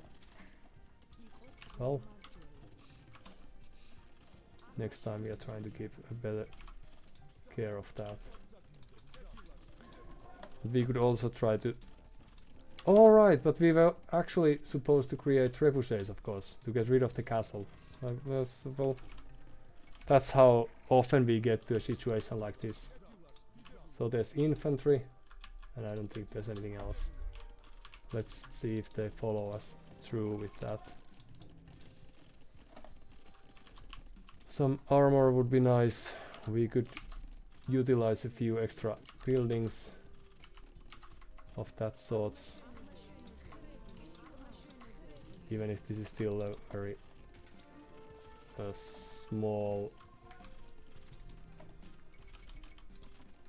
presence. Then a few trebuchets, always a nice thing to have around, unless you are an opponent. Extra range, why not?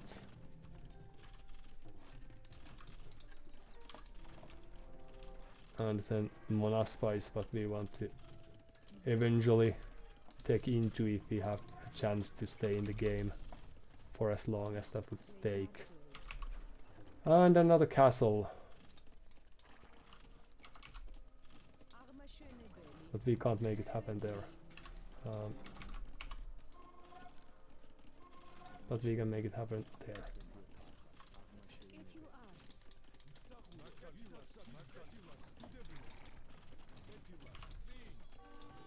let's see if we can make it happen actually, because there's a chance that they are powerful enough to prevent it from ever happening. And it looks like that. Too bad for us. But oh, but the castle survives for now.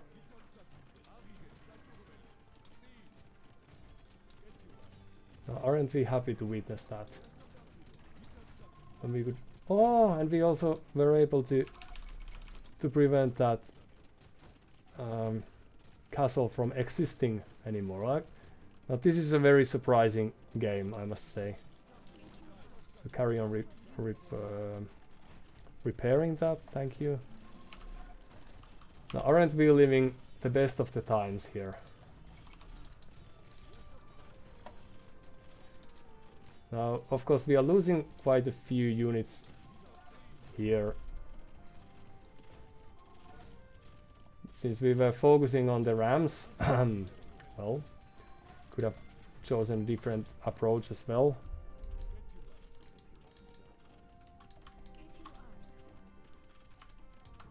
And then there's this next wave coming. And we should be producing more units, right?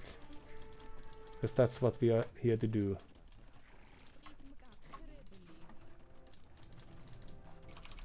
But well, there's time and place for everything. So we could move here with our cart, see if that holds, and carry on destroying those buildings, and see what happens now that we have been able to get to this small number of units. The comeback is on, but of course we are going to need quite a few units to make it actually true. Oh, oh, oh, no, no, no, no, no, no, no, no, no, no, no, no, no, no.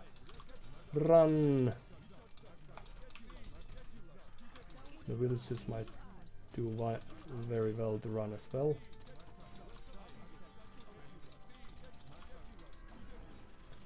And the trebuchets, well, we can afford to lose a few.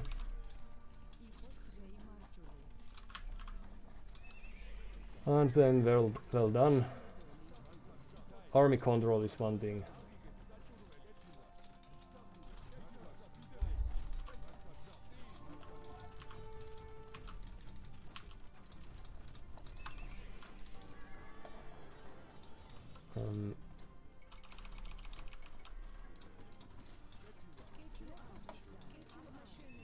But I like the fact that they are respecting us to a certain point.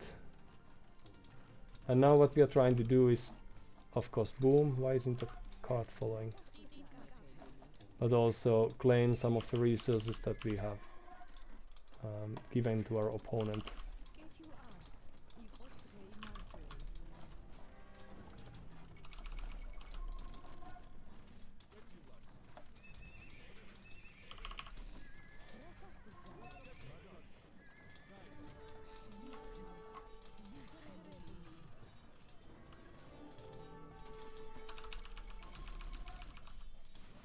So we may have lost a few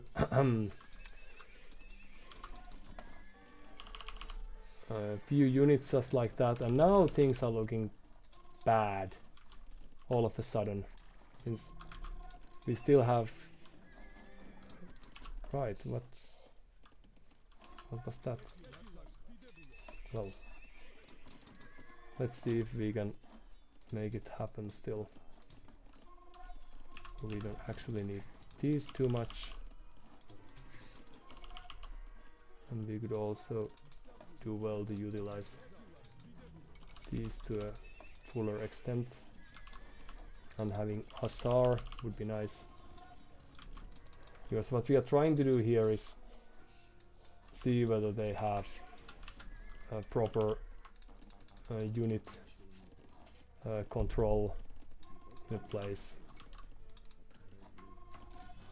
Or defensive structures in place.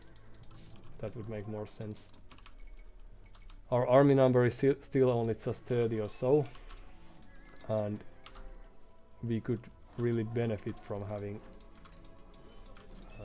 larger army, of course. So there are villagers there, goodbye for them. Nice to see you around. Let's see what's going on there.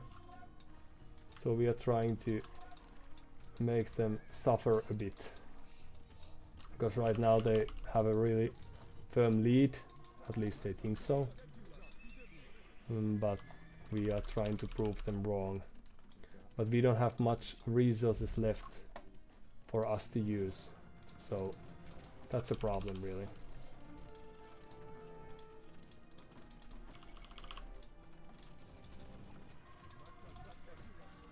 And now if only we are able to utilize these units a bit. Let's see if this is enough.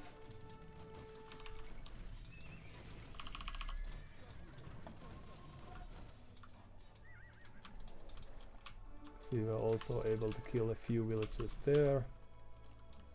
There's their scout doing the work, but now we don't have too much resources left.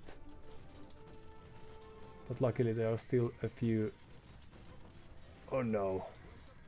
Well, the castle is down, but we still have our spirits, and that's the most important thing in a game like this.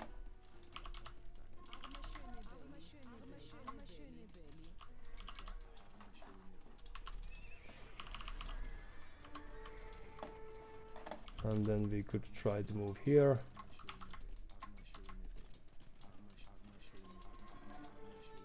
To add some extra farms. It's a very clever idea. And we still have enough. Now we should try to focus on the units, basically, more or less. But now things are looking really grim all of a sudden. Well, this approach was better than the last we utilized earlier, so that's good.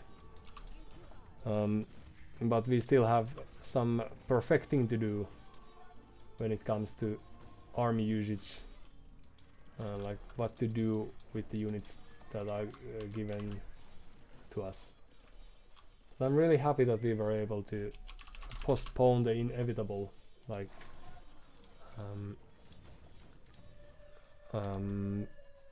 I was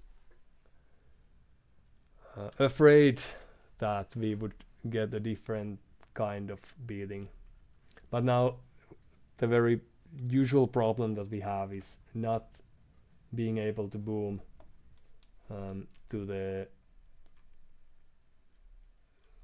extent that would be required to keep up with a talented player like Slippery T in this case, because once our opponent knows what they are doing, and in this case there's like they even replaced or replenished their lumber camps, so they have played before and know how important that is. So once they know how to play, I can't really give up too much, or in too many ways. I can't try to, or if I plunder too many times, for example kill my boar with TC, that I didn't do this time, but sometimes I've done that, and also start with the wrong composition, lose my trebuchets for no good reason, don't do enough villagers to fast gather the resources that I'm going to need, then all those things are very easily like as a single events, those won't change the game too much, since I'm presuming we are still playing at the enough low level that that's alright to make mistakes here and there.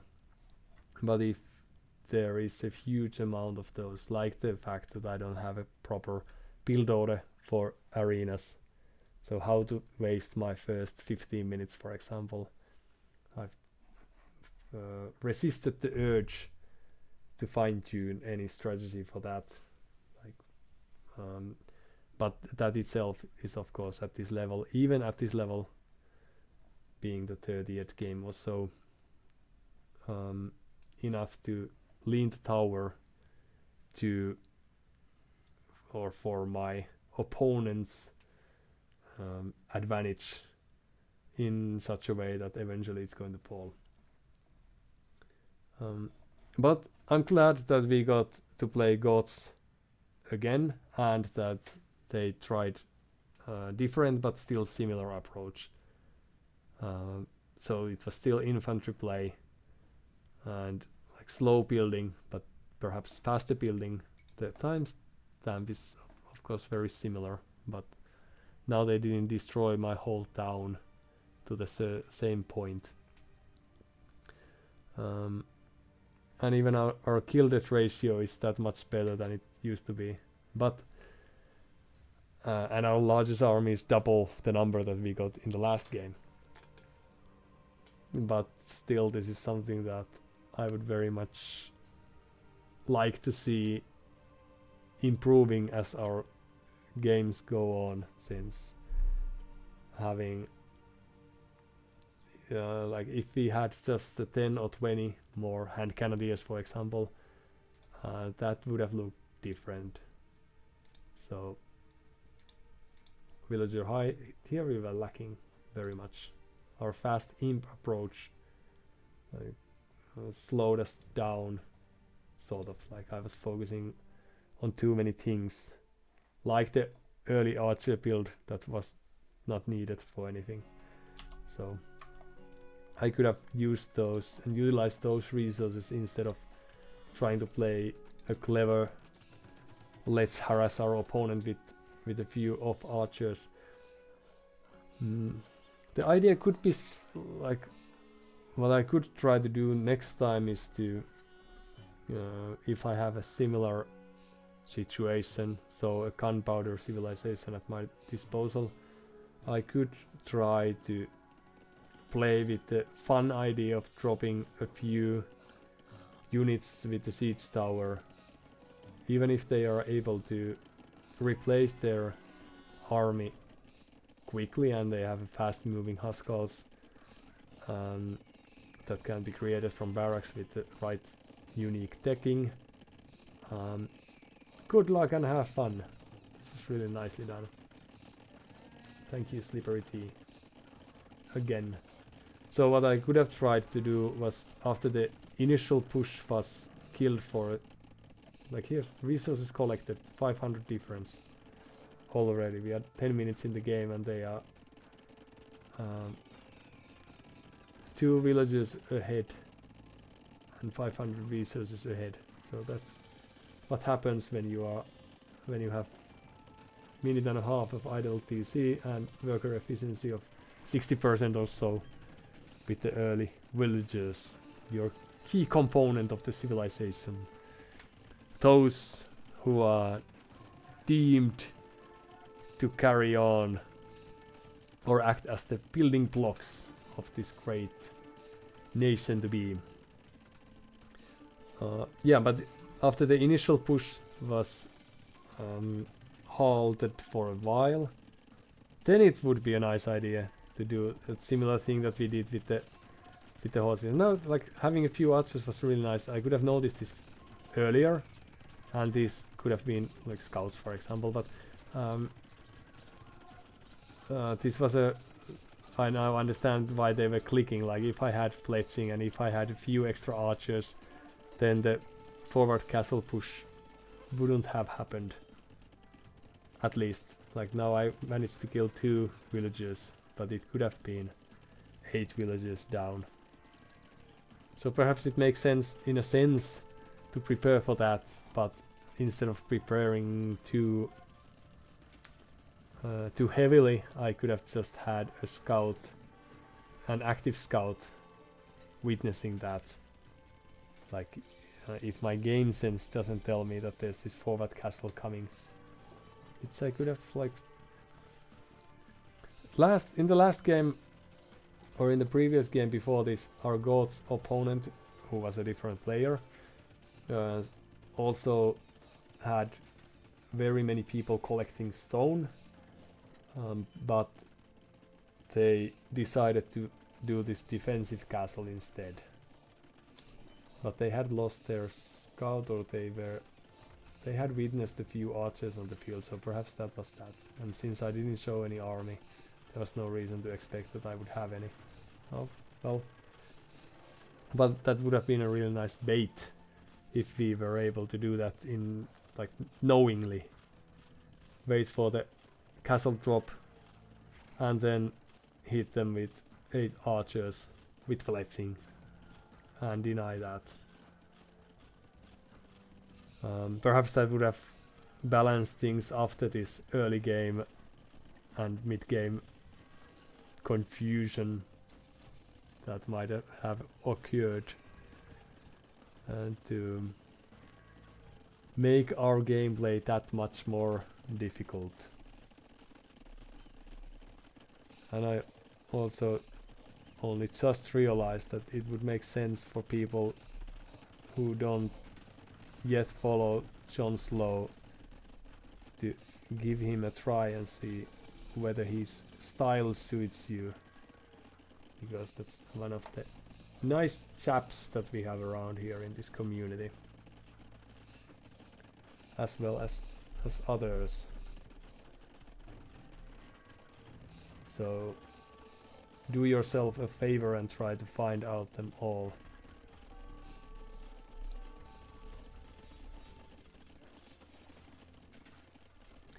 So things are looking bad at this position, and I think that our opponent could have just pushed us with what they had. But it's probably, if you are in a position like this, and it's probably not too, it's not a wrong play to wait for some extra time. So it just felt, knowing what I did about our early game and the shakiness on arena, especially, that they could have idled all my economy with just 5 Huskarls, and then I would never have gotten myself to a point where I would have even 12 on the field and 12 in the queue. Wow. And this was a really not even a doubt castle, since it was almost destroyed. 50-20 HP, and then the aggression halted a bit.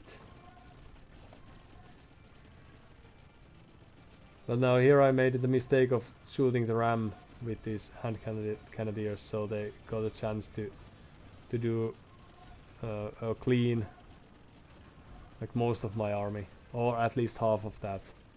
So that was just a misplay on my part, where I could have easily saved and just hopped. I could have hopped to the castle and ejected the units from the other side and kept on killing them, but instead I opted on losing 10 or so hand cannoneers there. Well, and now losing a few to the castle fire and due to the misplay here. So this was not a very good army control here either. Like this, if I had these alive, then it's like I could have just camped here and waited, but I let my army out and got themselves killed. That's usually the story, how it goes for me. And I also could have noticed this resource here, this stone. Stone was visible, but this gold mine I didn't know of. But here I think the game is pretty much over, that unless I have a chance to utilize all this gold that I have here. How much is there? Not too much. Okay, 4,000, yeah. Well, that would have been a plenty. But still, like, now I would need time, and I'm only at 100 population, whereas my opponent has 190. So if they so chose, they could crush me, but they are playing it slow. That's not too bad. But I also invested to these like HP upgrades to give my castles more vitality and armor and all that. But since I had very little of standing army, and 2 Monaspa were hiding in the castle, they could have helped here a bit. This small army that I had achieved very little, so I would have needed some extra time. But perhaps just a better army control would have helped to let me build my army. Now I threw away 20 or so hand cannoneers that I couldn't really replace with these few production buildings that I had. I couldn't replace those fast enough, and then that was game over. And in the end, we got a chance to kill 17 of those villages of slippery tea during the game, but still, if we get a chance to try this the 3rd time, then we could try to focus on the hand cannoneers and trying to keep the army under our thumb.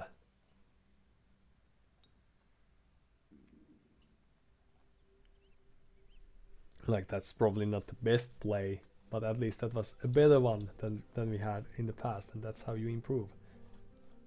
By slowly trying different things. So GG is in order, and thanks for everyone for tuning in and staying with us. 5k score lead. But kill rate ratio more like 1-to-1.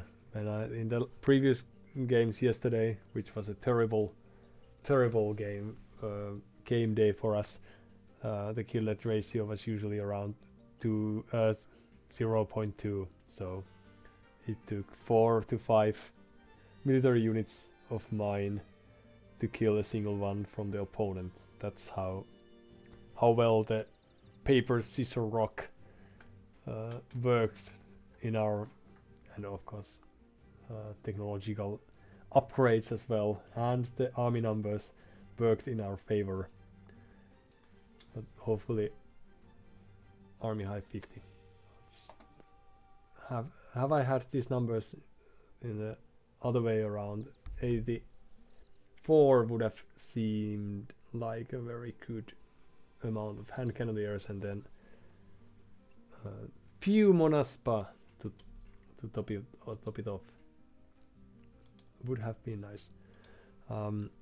But so things are, even if things might look a bit dire, and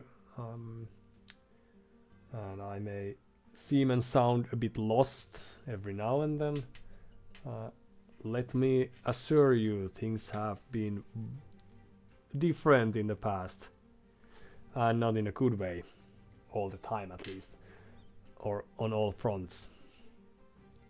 Actions per minute. This tells me, I may not be wrong, I may not even be right about this, but I presume that Slippery Tea has played a few games in the past, even if the in the end the actions per minute wasn't, like, the average wasn't like immense, but still to be able to do something like 2.5 actions per second, even for a short period of time, still nice looking thing when it comes to stats. But yeah, we are trying to keep an eye on the speed as well, to have some sort of idea regarding the like our ability perhaps to improve on the army control, to see if we might get not necessary advantage when we are talking about APM of 100, for example, but to not give ourselves disadvantage by not having enough time or actions to do the things we want to do. And I'm aware that there are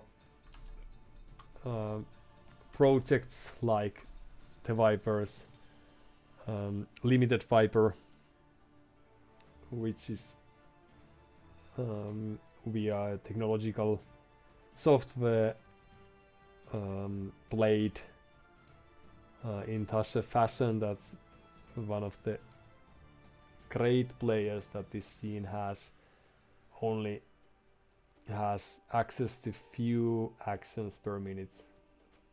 I don't know if it's 1 per second or something like that, and I haven't watched the last few times perhaps when he has played with that, but still what he's trying to do is see how far you can get if you only do the right decisions, and even if you don't click all the time constantly, but if you do right decisions and then leave the units, for example, to fight some battles themselves.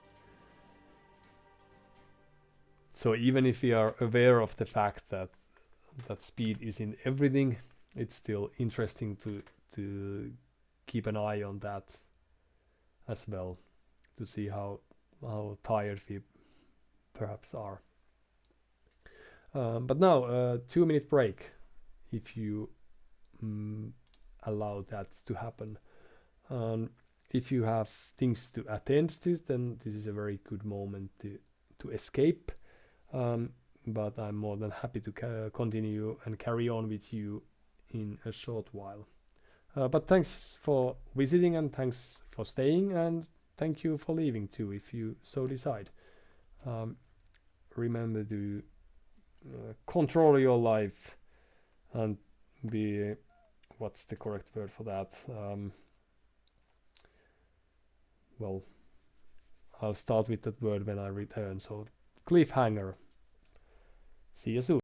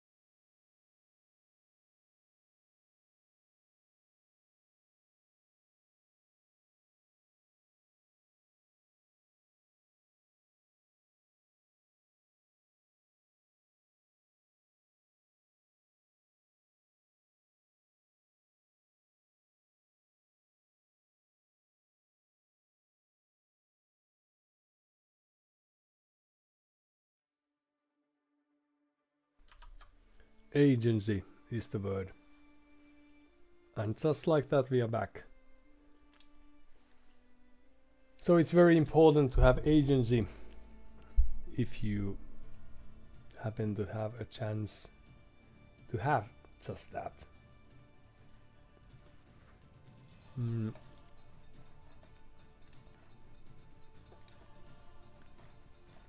of course now you can deduce that the break took this long just because I had to figure out the correct word, or at least the suitable word, even if not the correct one.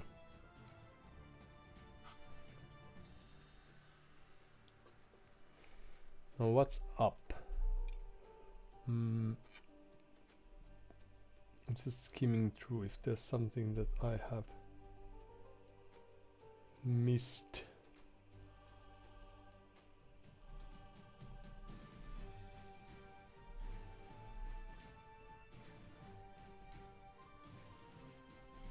As quite often is the case. Let's see.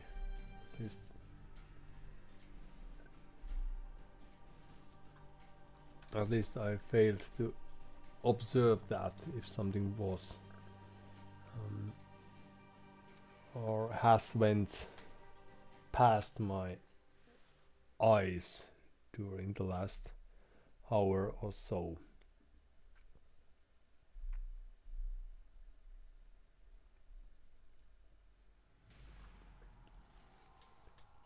Now, the small caution might be in order.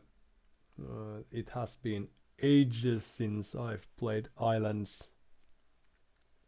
Some decades.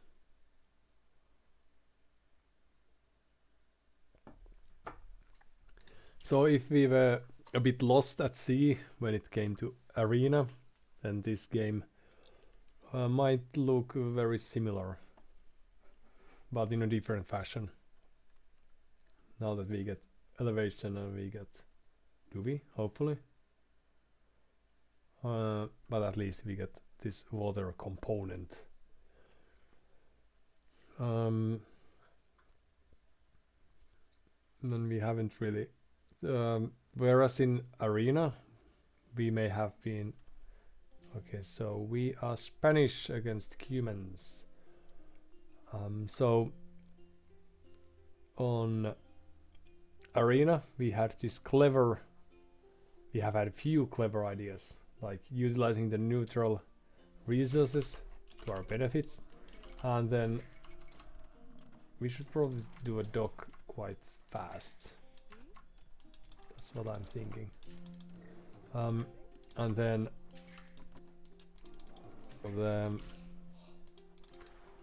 the other clever idea was to try to utilize the siege tower, and with that rush our opponent's economy, since that worked so well once, even if we lost the game against Turks in the end. But on islands there's always this chance of doing a landing, right? The standard gameplay should probably be around building a dock quite soon. I don't know if I should start with lumber camp, probably, and then build a dock once I have enough wood for that. Makes sense in my head, so let's do that. And I could have also saved the other house for some time, perhaps. What good would have that have done to us? What good would that have done for us? Yes, practicing gameplay, practicing wordplay, we have it all. This lumber camp wasn't as good as I thought it might be. But well, next game. Oops. Right, we were about to push the deer. for our benefit. So right now we don't like right away have a solid idea about the way we should build our eco. How much does it? 150. Okay. So this is going to be a learning experience, but then again, it might also be that davidmerlu hasn't played 15,000 Islands games during his career, so we might be in a similar position.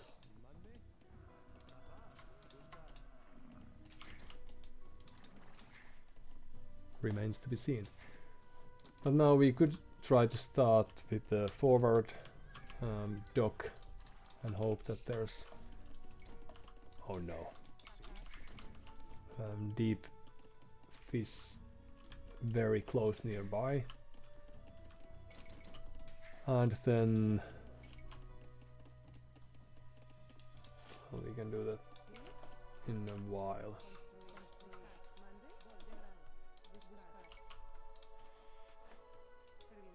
So a dock, a house, and then fishing. Let's do that. No. Or perhaps they can try to fetch the boar for us. Well, I'm tempted to... Well, this wasn't the perfect place. Now that we have this island right next to us, but oh, we have a few units doing the fetching work for us. Now this lumber camp, this is a thing of beauty, as you can tell right away, and we have learned our lesson now. Okay, well, there's some fish there. Perhaps there's some fish there as well. The deer or the goat or the ibex are also heading our way, even if a bit slowly.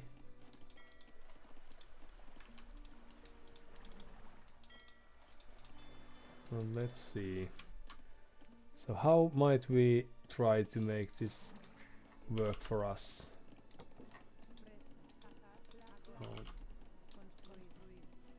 We are late to add the house, but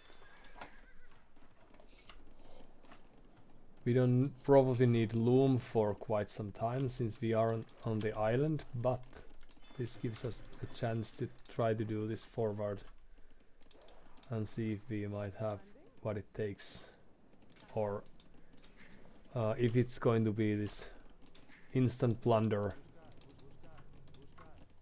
Let's see.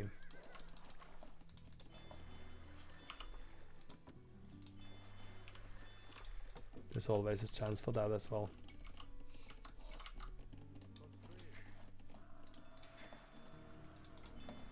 We only have one dock as of now,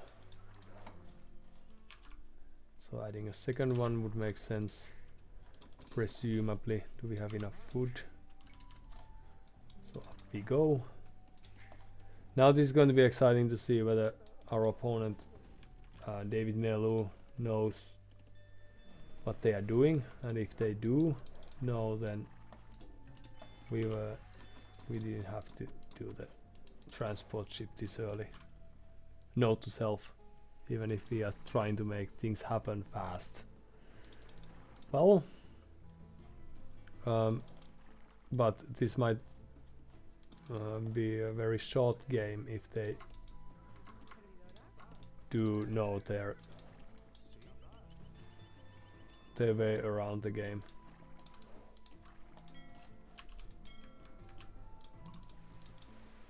Let's see.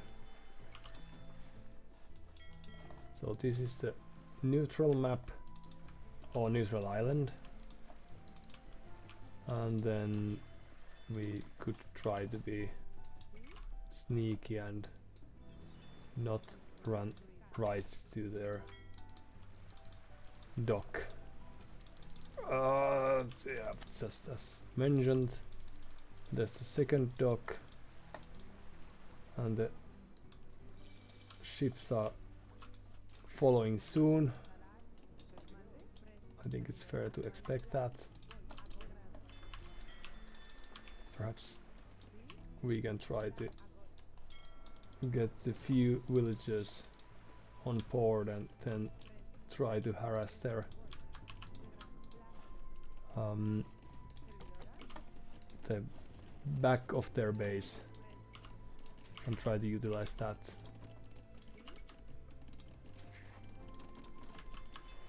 Right, extra fishing ships, a few fire galleys, but then we will need gold miners.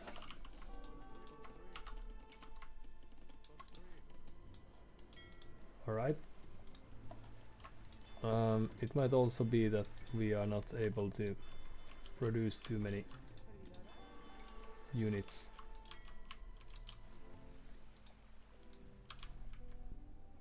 Let's see how it goes.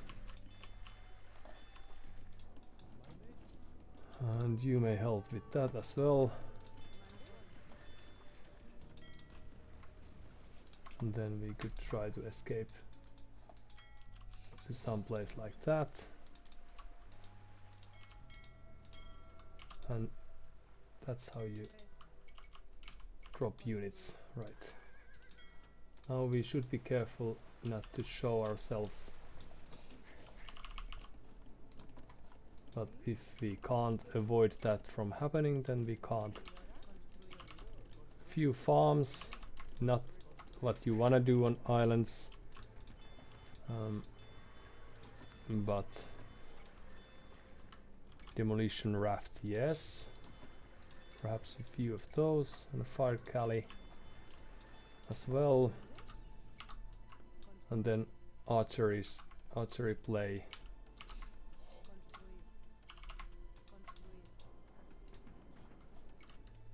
They shouldn't have much going on for them, but their scout is still alive, so that's something, of course. Yes. And that was a waste, but we will get new ones.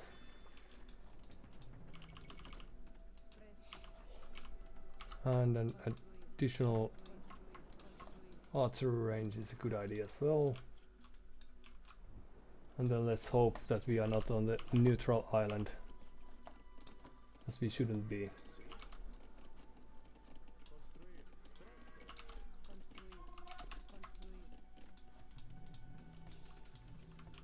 We can always also hope that they are spending too many resources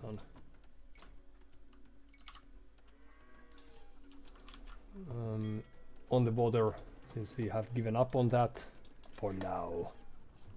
But of course they can't know that. Alright, so we have this little thing going on for us. Let's build a market as well.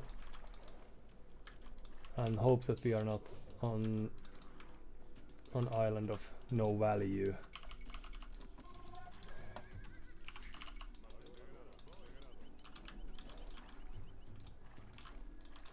Now we would be wise not to show ourselves too early, but our opponents are probably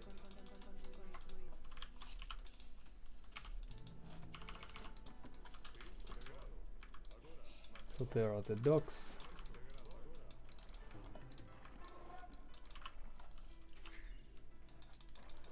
There's a house there, okay.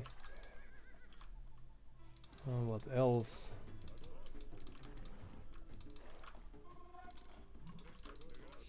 Castle Age is happening.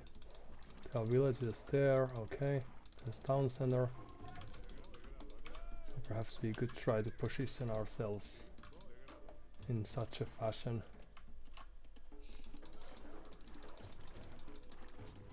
Could have also spent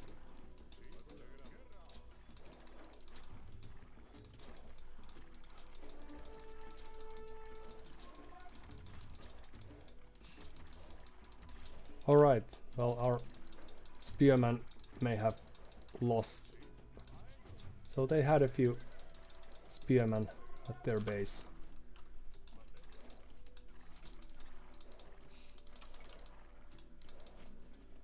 And perhaps we could carry on doing some evaluation jobs and see what they have at their base.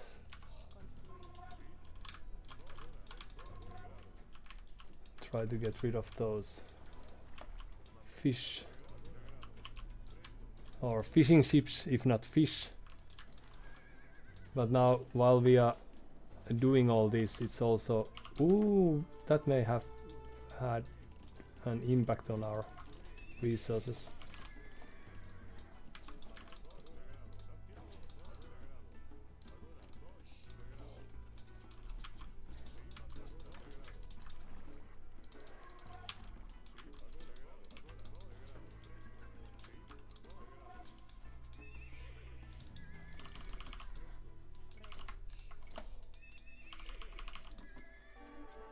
So what we are trying to do now is do a very heavy... Oh, we still had fish alive. Good for us. So we were just lacking this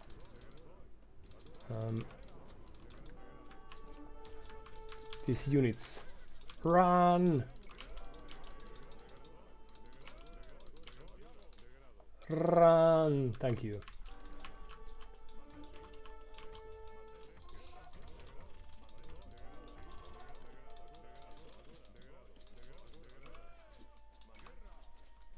Now what we should do then is to try to keep an eye open for our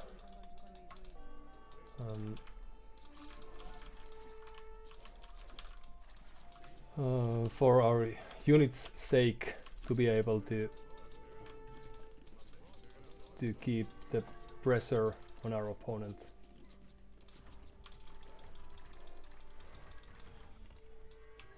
And there's the landing, and there are knights, so things are looking grim, but luckily we have a chance to well, not escape, at least not very far, but perhaps we could do with a barracks of our own here and see how things evolve from this point forward.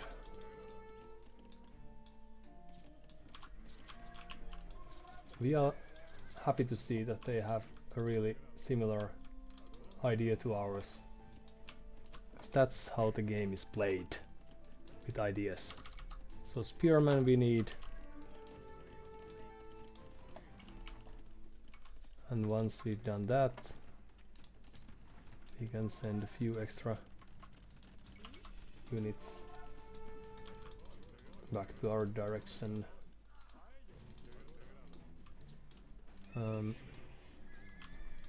And see if the pressure is enough. Oops, we didn't need to, or we didn't mean to lose these like that.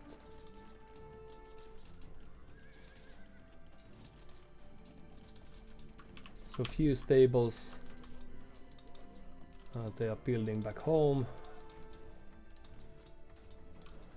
The spearmen's coming. Run!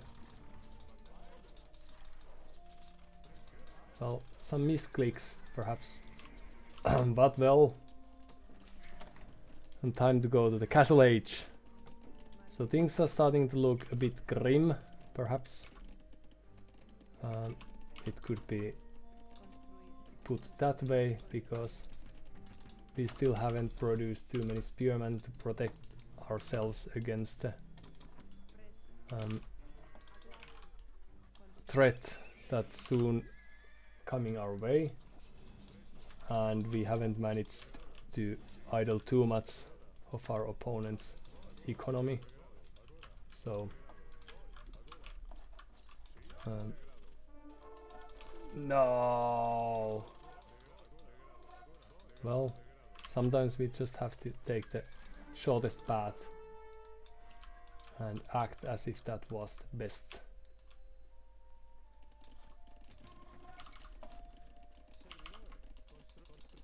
So a few extra houses. And then a few farms are going to be an excellent idea.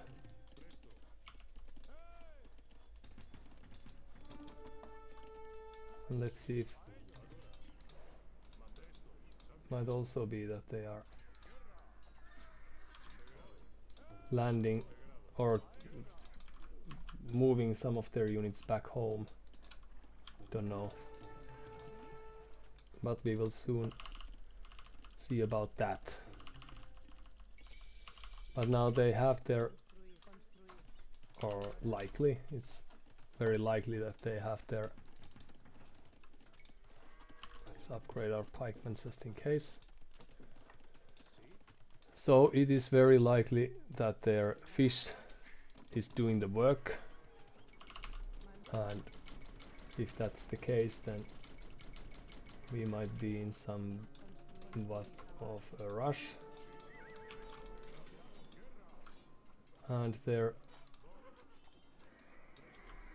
forward is can be considered, if not dead, at least that much lessened. Now we can create a few upgrades, and perhaps just a few units would help here as well.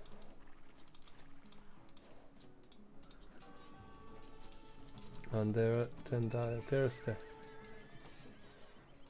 army we were expecting.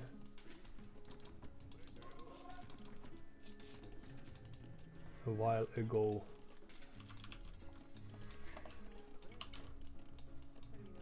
Right, some stone would be nice, and also we would be wise to focus on our economy, since we are behind, lacking the fish and all.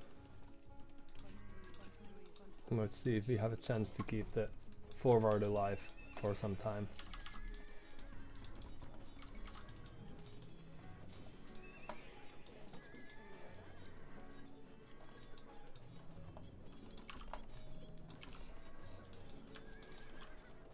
We could try to sneak past those units and see if that works.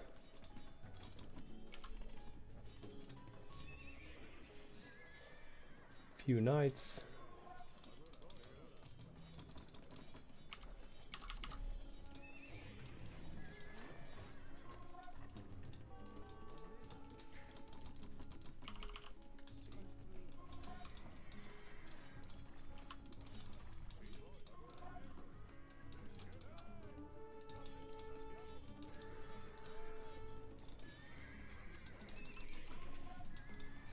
And just like that, thanks to the upgrades, we should have, if not commanding lead again, but we would be, we should be in a somewhat good position, I'd say, on land. Let's see if that's enough, because our opponent is, of course, score-wise doing a good job. They have killed quite a few pikemen of ours. We are behind in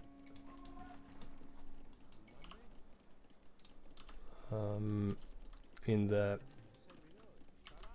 economy, not having that many town centers, for example, working for us.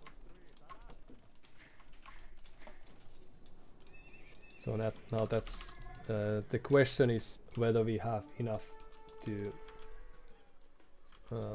slow them down, I reckon, and that's not necessarily the case. And suddenly they have a firm lead again, score-wise, that is. But let's see, we have quite a few knights of our own now, so we could try to utilize that, and perhaps a few archers could also be utilized to a certain point.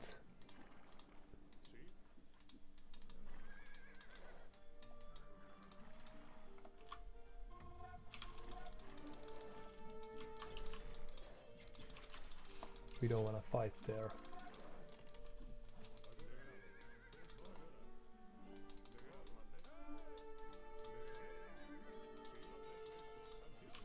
Now they should lose a single unit there. And Kipchaks, always fearsome.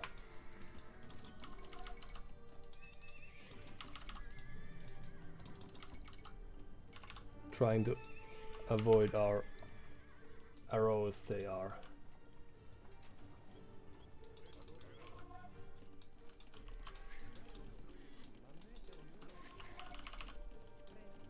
And are we getting closer to...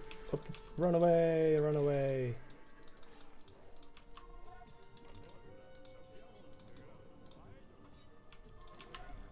Okay, now ballistics would be nice.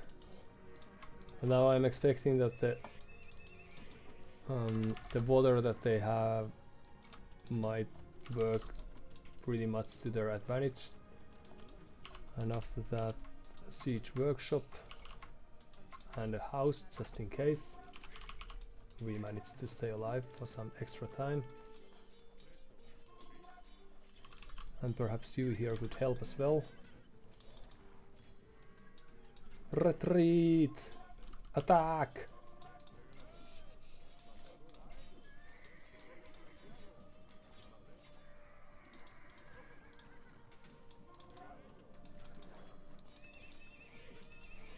Well, I'm very happy for... Right.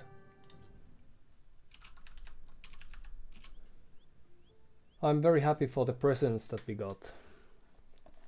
I don't know if this is how islands are supposed to be played, but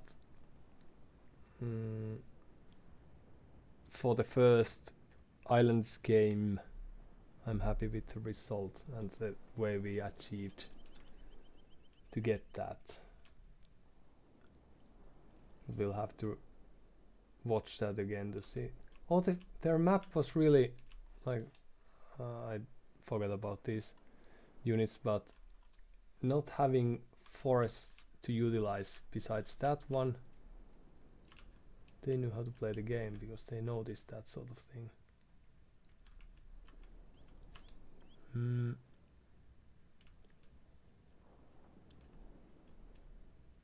I don't think the forward I got should have gotten as much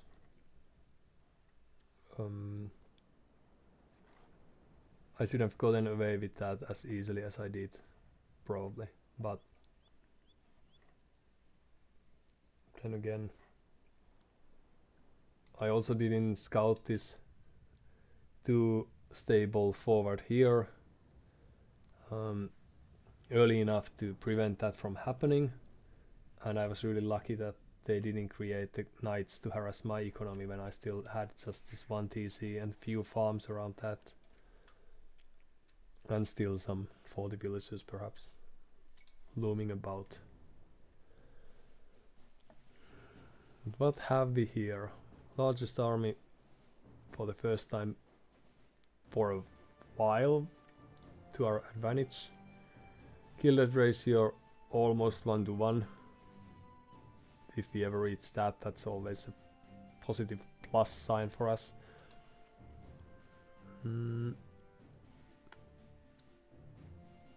Eco, well, yeah, they had enough for 2 castles as they were building.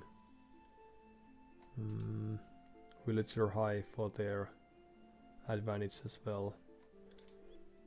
Of course, partially thanks to fishing ships, but I don't. Based on the fish, of course, gets less efficient as the game goes on and the distances grow and so forth, but I felt like they had a very firm economical lead, and perhaps it was just the fact that I didn't utilize water anymore at that point at least, and I had nothing that could be really easily reachable from the sea, so my eco was untouched through the game that gave my opponent the sense that this is not going well. Now the usual approach, no, they started with loom. Well, it's good to get that. Oh yeah, so they did loom before fetching the boar or the rhino or the rhinoceros, just to save some HP. Whereas I usually just lose a villager or two to that beast. Okay. Well, that's the safe play. But also pushing deer or ibex and doing a mighty better work at that than me. 10 on wood, 5 on gold. I'm only just slowly starting to think about the fact that I might need gold in order to be able to produce those warships of any kind.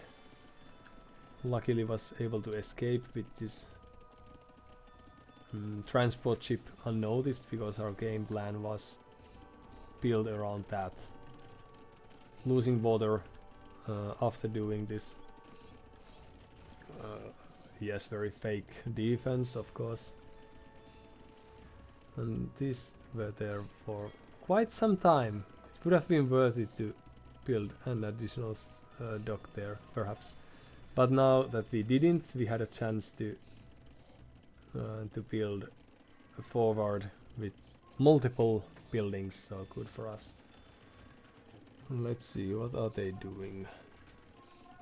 Castle 8's coming up while I'm researching fletching.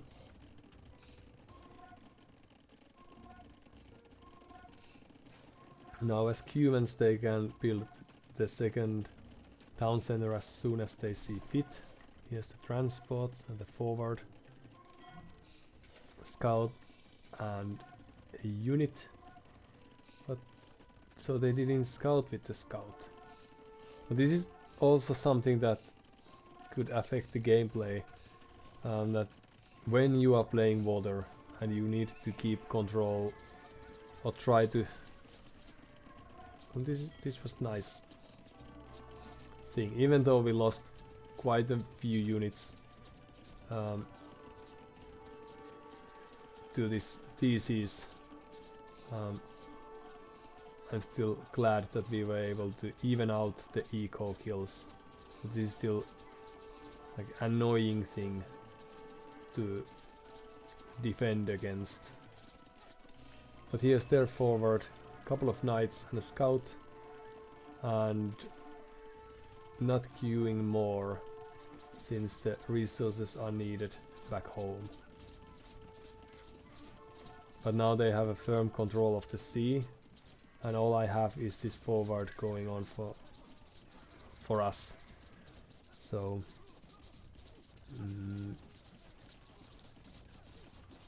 I think at this point, even just sending these few units to harass my eco would have done great things. Now I later added these spearmen, like there was this window before I had 2 barracks and 10 spearmen that I bravely sent forth since I saw no move from their part. And now here's my forward aggression getting killed. Luckily I got this villager before there was anything else. And here I'm slowly losing my units later on to galleys, for example. But now this is the point where I think that it would have made sense to scout this, see what there is, and can we make that? Yeah, so they didn't know about all the buildings we had. There's the villagers. So in my game sense, it would have made sense to try to get rid of any villagers, even if I had still the capability to, or the capacity to send more. And try to see what sort of units or what sort of buildings we have, how many buildings we have to be able to defend against that. But now the plan is to add people to stone. There's this defensive castle. It could have been here, but it probably made sense to not risk a doubt castle that would never be completed. And then thanks to the castle age and the armor upgrades, they are still lacking. They have fletching, 1 armor for the horses, none for the cavalry units, or the archer units, sorry.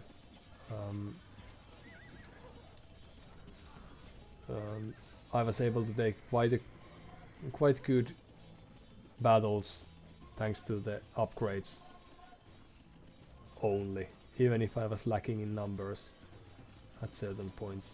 But now we are 20 villagers behind, or well, only 7 villagers behind, but there's this fish aspect, and while these are not the most effective fishing ships, it's still a few of those by your knights, so it's still very good, and they are floating resources.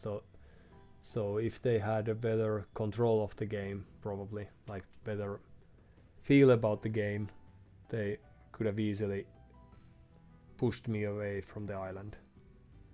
So it wasn't my good gameplay that gave us this victory, but also the fact that our opponent didn't have like a solid idea how to stop us from progressing. So there was pressure, which is of course very good. But this is a very usual situation that occurs with to me. So we may have plenty of resources, but are lacking the buildings. Like now, they had a few stables. They had a castle, few artillery ranges, and a barracks. So in theory, they could try to create spearmen or spearman line units, and whatever they felt like adding. Their ego was set up nicely, even if this woodline was a bit disastrous at that point. But the fact that we had a standing army harassing their eco and causing this idle TC time that beat even mine, and worker efficiency that was worse than ours, the forward that was dead, even if I'm still thinking that creating just 5 or 10 knights and running to my eco, killing whatever they could, might have created mighty word damage even now, before I could react to that. And now we already have stopped creating spearmen. So yeah, islands or these mixed water maps are very hard to play, at least to me, and that's why being able to skip the water element, in my opinion, gave us a chance to win this game with the focus that I can currently think that we have.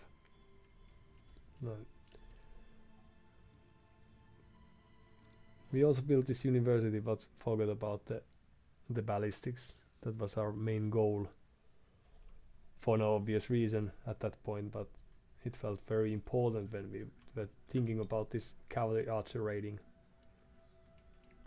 But yeah, I can relate to the idea that might have felt a bit grim situation to be in.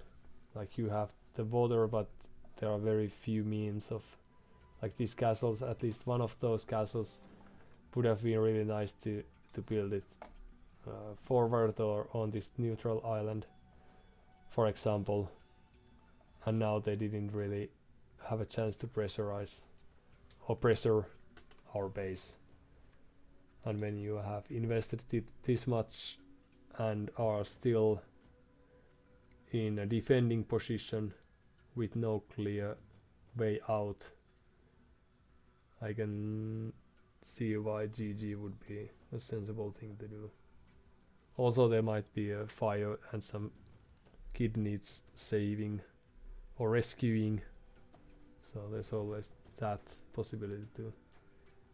If they had clicked to an imperial age, would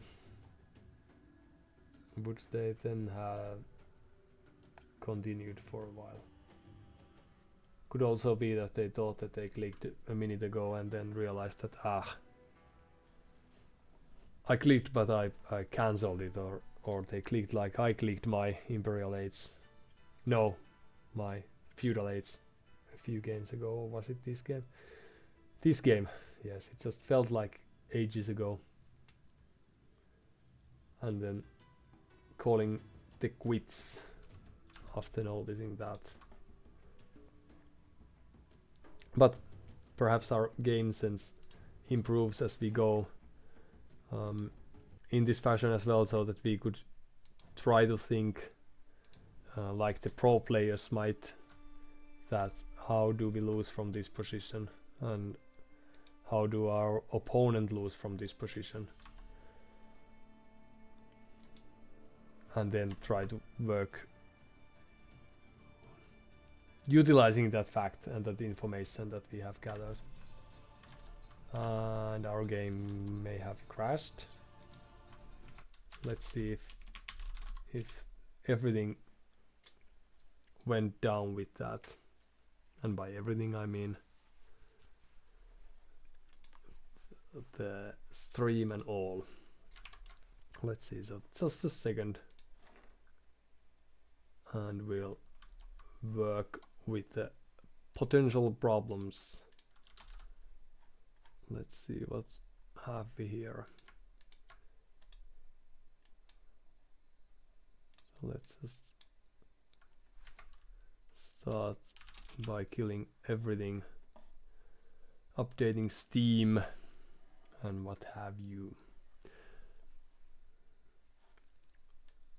And now we get to enjoy the black screen with voiceover like games used to be in some distant past. Perhaps there should be this cursor or carrot blinking to give us a sense of progress too. But I'll have to adjust my streaming software to get there. But alright, we might be back. Let's see if that's true. Looks reasonably well positioned, our situation, and I reckon this will be the last game, just to finish the day off with a blast, if there's a possibility for that. So today we have had a chance to play Socotra and Islands for the first time ever. We are still waiting for Runestones and Black Forest. Of course, Black Forest is something that I've played, at least some variant of that I've played in the past. So that's not totally new, even if the map script has been upgraded during the last decades. And there's this Rage Forest version of that as well. Never tried that. Perhaps in the coming years that's going to happen too, if we keep on with our trajectory. Okay, Arabia it is. Pardon my French. So at least we have a chance to finish our stream with a map that doesn't require additional thinking, which doesn't mean that like it's not as if we knew how to play this map to a perfection, just that There are a few details less for us to think about while trying to play the game when comparing to the last Islands game, for example. Which, as those who were around may have noticed, wasn't a very well polished one. Like, of course, we had a very solid idea about utilizing a forward. That's very good, and doing that before we lose water, that was also very well done. But we had our like short periods of times when we didn't have all the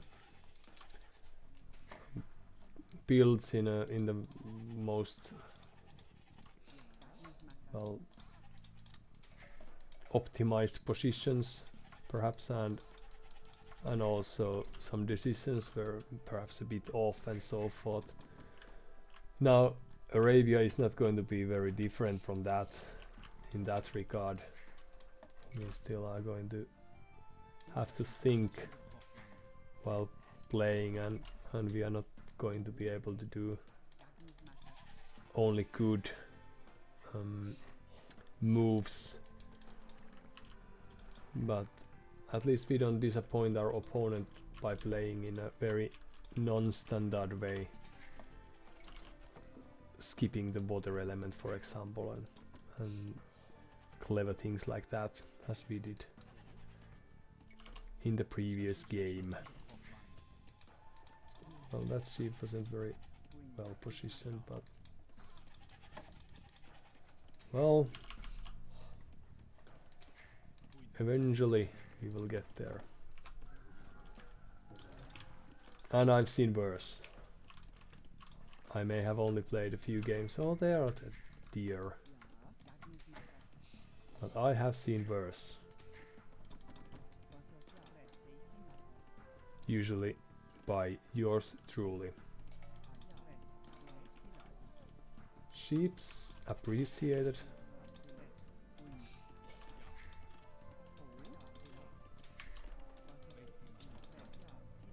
Oopsie.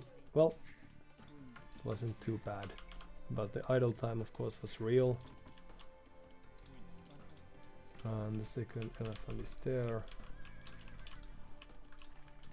Now, thanks. You can tell that we have momentum, since right after winning a game on island, we tried the TC fire thing.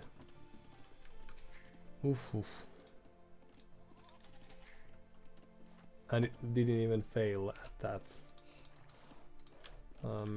Last time we did that, we managed to weaken the elephant or rhino or boar to a certain point. That was very good, and then also managed to lure it to the like few tiles away from the town center.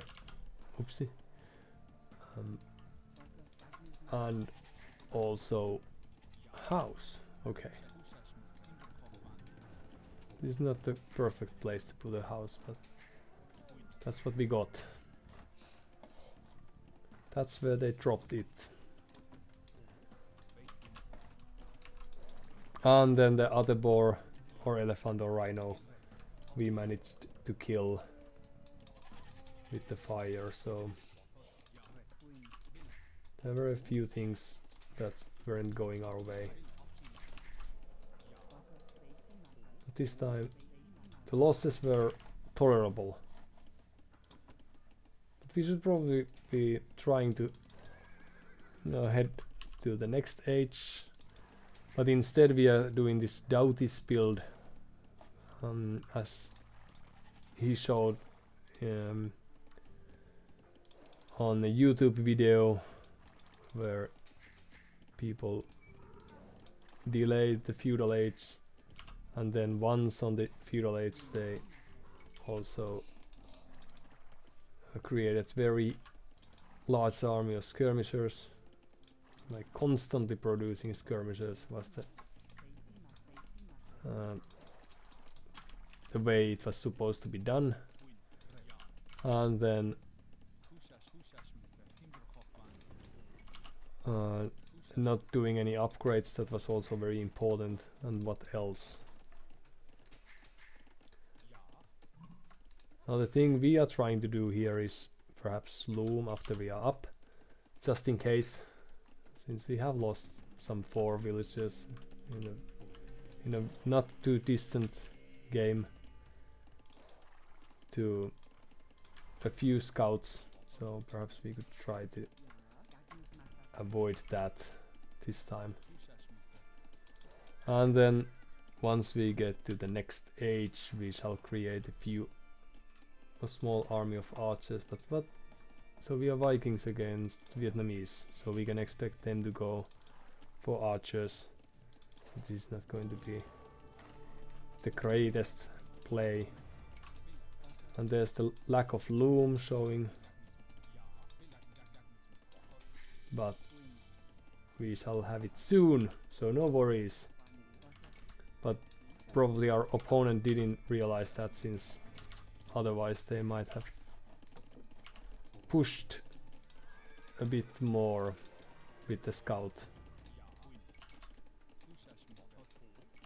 I think they had a chance to kill a few extra units if they so wanted to.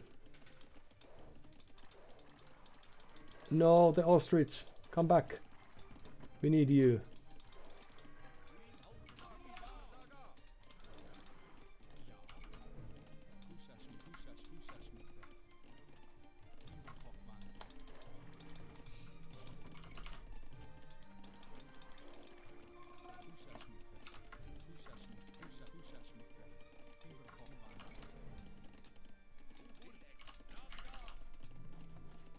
No, let's just create a few spearmen that way.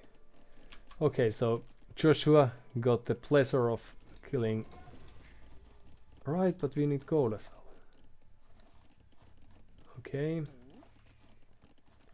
So what we could try to do here is utilize this back gold and hope that our opponent doesn't realize it right away. Even though we haven't, there's like very few secrets between us, so they probably noticed the archery range in any case, and then it's not very hard to deduce that perhaps opponent is going to try to create a few archers. Like, that's presumably to be expected.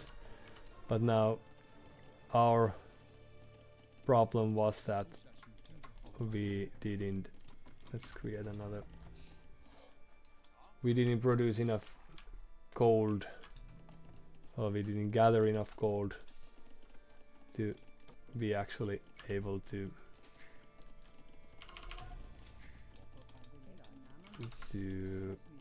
produce these archers that we so much wanted to have. Okay, and that's the group of archers of their own, so perhaps we could try to retreat from there. Just fast finish the market if possible.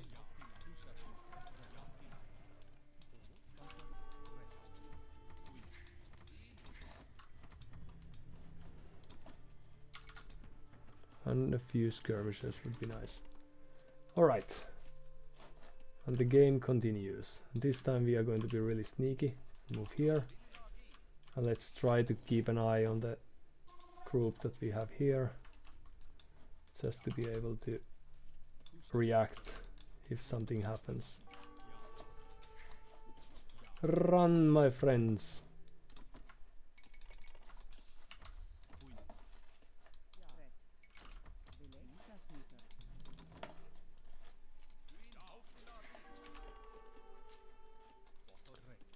Alright, so our opponent is having a firm lead at this point, thanks to the pressure they are showing our way, and we all... Alright, yeah, we need houses. Right. But instead we are just trying to gather wood. And where do we have our units? There. Okay. Let's move here and see if there's anything. So now they should have noticed that our archers are missing. But little do they know that we only had a few to begin with.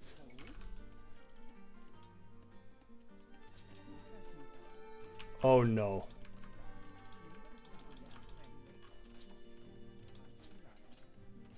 So we shall kill the scout. No, we don't kill the scout. We just run. Okay, so this is a not perhaps a Titanic moment. Just a bit sad for our poor villagers. But perhaps we can try to group here. So you can move here. And just like that, they left us to be. Now we are showing our own army. That's alright. And we should probably want to go to the next age as soon as possible, given the fact that they can't be too much or too far off themselves. Well, this is not played in a... Oh, so there's... Okay, well, good for you. This is not the way I envisioned the game, but that's what we get. So let's buy ourselves up just to have a chance to get... Now where are they coming? Our way. Okay. So what do we do now is we try to invest to a few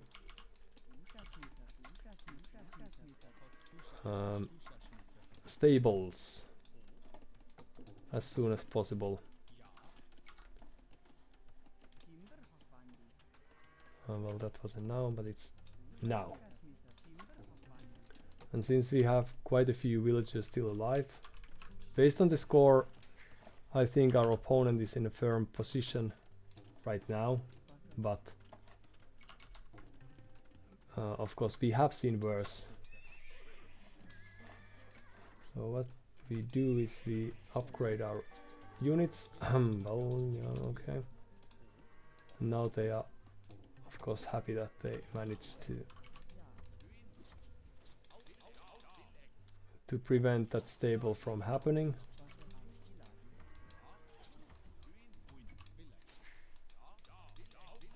They all also have the benefit of having a few extra. Let's utilize that then. And then we can have our second stable here. Perhaps someone could take a short look. Well, all of a sudden we were able to get to the next age faster than them. So we of course rejoice. Oopsie. Well, that wasn't too good. Run! And a few knights would be good.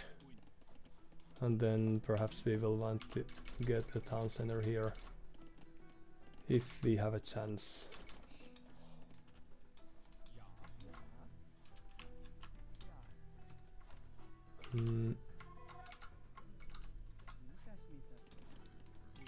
Since we have quite a few units, well, more or less standing idle, as you can tell. But still, it's a very important thing. Someone has to do something, and sometimes standing idle is exactly what is needed. So few knights we have, not the greatest unit, but would this be enough? No, one more time. Okay. And there we go. Even a lion. Right. So now they're there. Right, well, we don't worry about that too much. We are still behind in score, but now we should be able to upgrade and get a little better units for us. And let's see what happens now.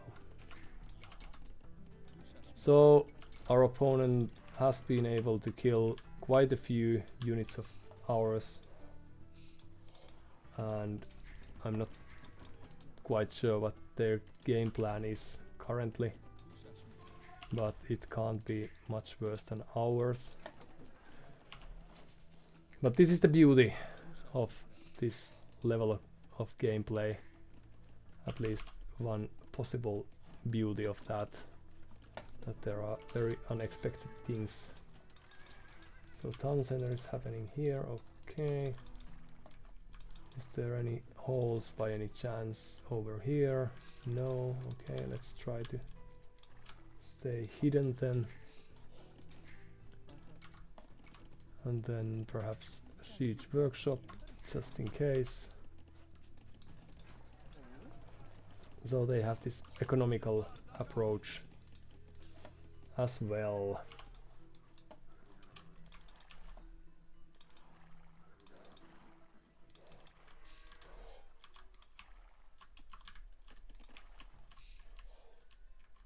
Now they do know. Oh, perhaps there's a hole there. Let's try to have a look and see what happens. Nope. So they are very firmly playing their own game here.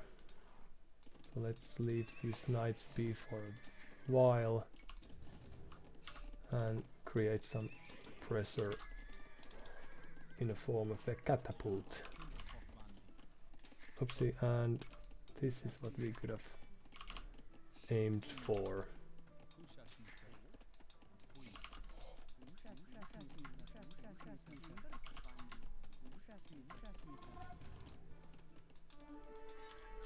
Run! Of course they have a few pikemen of their own.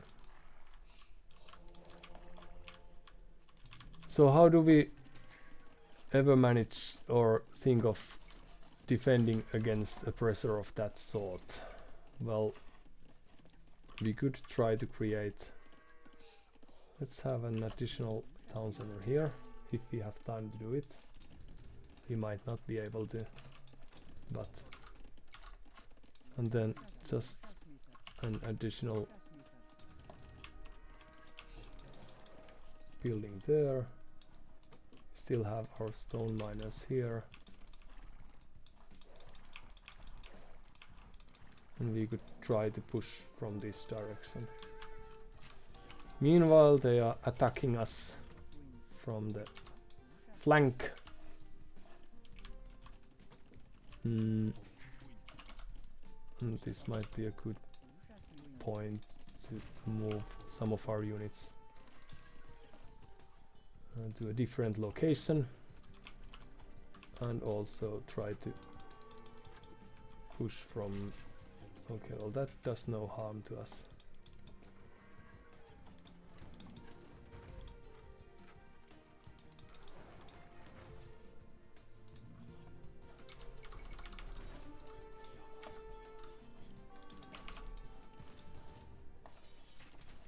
Right, well this does a little harm to us, so we could have tried to prevent that from happening, but it's never too late.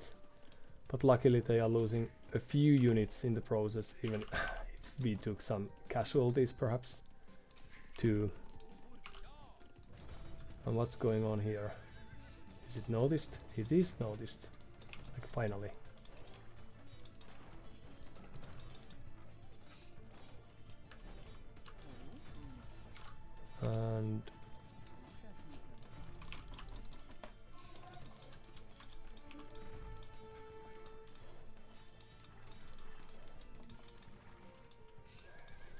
And then we should be able to harass our opponent ever so slightly. So there's this siege workshop for them.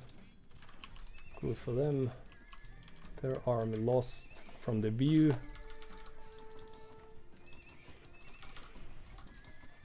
And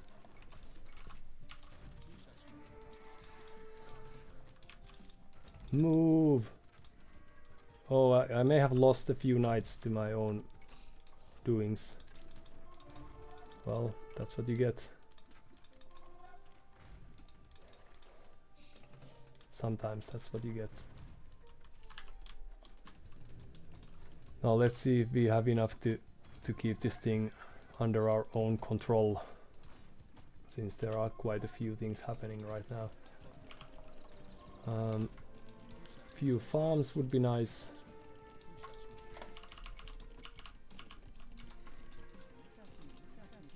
We should probably be watching there.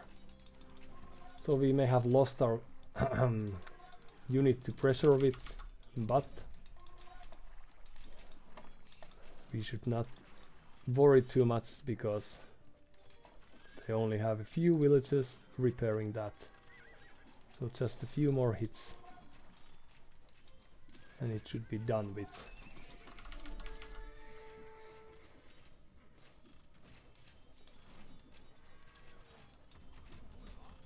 And just like that, they are losing quite a few units, even if I'm losing units in the process as well. Let's see.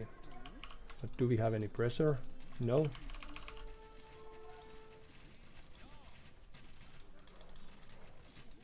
Then again, their army number is quite convincing at the moment.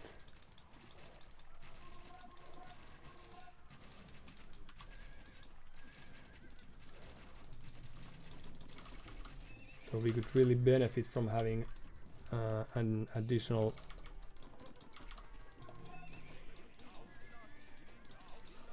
unit to defend with. Alright, so booming is what we were supposed to do. Are we doing that? Not to the fullest, at least. So castle and then carry on with that. You two help with the castle, you two help with the castle. Help with the castle and then build that. Let's see if we have enough time for that to make it happen. Run! Forget about the house. Just walk away.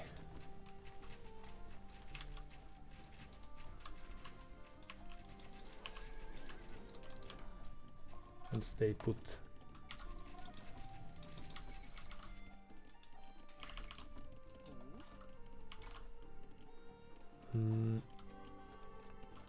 More farms perhaps. And run.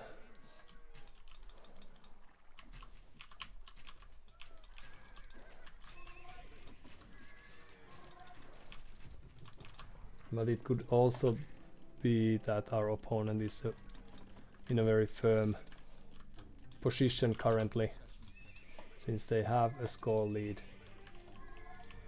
That we could perhaps try to take this goal back.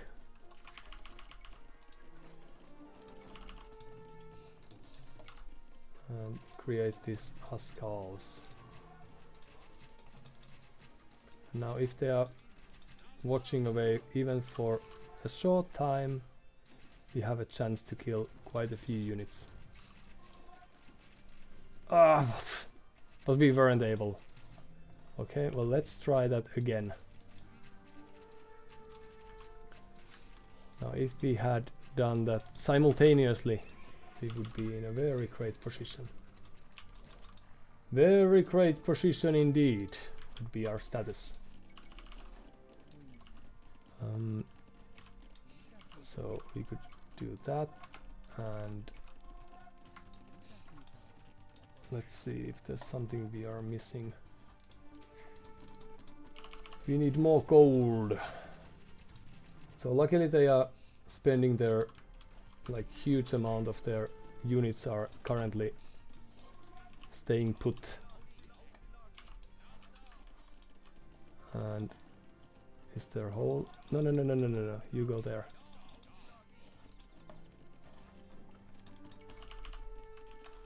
And then we will see if we have enough to harass our opponent.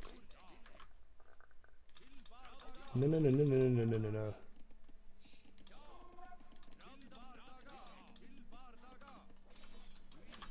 Well, the mill is nice and all. We can probably move further. And here they are trying to destroy our presence. Okay, so we lost that stone. Is there something more here?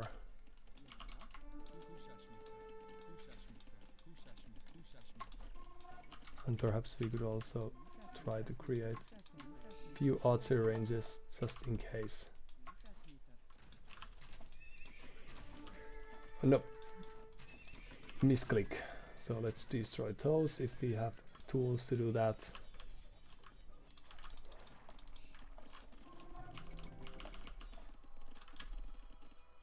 Infantry gets attack bonus versus cavalry, that we don't need. We need gold. Where to get that? You could also get few units to get us more. Ooh, well that's the cavalry we were just discussing a while ago. So how are things? Well, we are losing our army here and there, so it seems. But of course they must be losing a few units here and there as well. So there's always that. But now what we need is pikemen, some extra moving speed wouldn't hurt. And also let's utilize this forward town center that we have.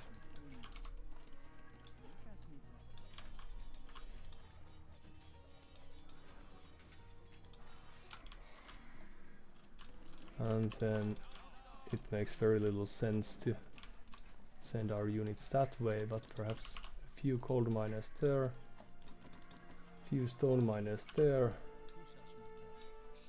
Well, we still have the means. Few pikemen, one of those catapults to top things off. Let's utilize that castle and collect some. So there's this raiding that's finally commencing. They are probably going to raid us soon elsewhere. Could we create a few units here?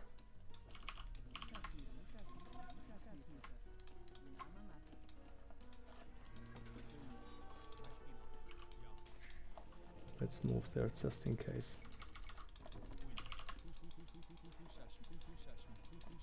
So they have a firm lead in score.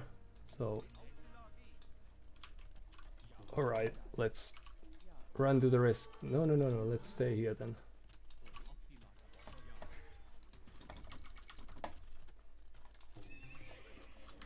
Let's see where they are coming now. Or a spearman. Oh, well, that was a bit wasteful. And where are our builders? So imp was researched. Get in if possible, please. And now they are coming to the cold. While there's this other group attacking us from the different direction. Well, they shouldn't last for long, so that's alright. But for some reason they didn't really run to the safety. But I don't know if that matters too much. But of course we could have utilized that to a slightly better degree. Okay. So a trebuchet just to give us a chance to come back to the game. And few military units to give us safety against the raidings. So they have a firm lead in score, but does it really matter? Remains to be seen. But we are still able to keep the army alive, more or less. So that's where the castle is. That's, they have their units, alright. The castle is more or less lost. And now do we... Right, we were lacking the buildings. Well, that's too bad. But we shouldn't be too worried about that.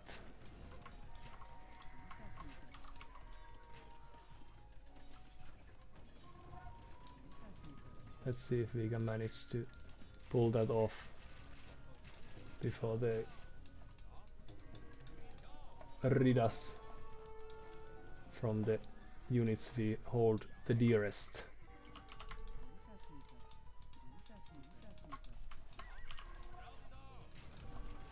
So the push is preventing our castle from actually happening, so that's bad. And the game looks really dire since we have not really produced the... Let's build this one if we can just make it somehow happen. Few farms would be nice, so come here, do the farms please. And let's see if there's something we can try to make happen even now. Even at this hour when everything seems if not lost in a to be in a very very difficult or difficultly aligned for us, so we still have enough resources to try to create something, but the push is real and we are losing units.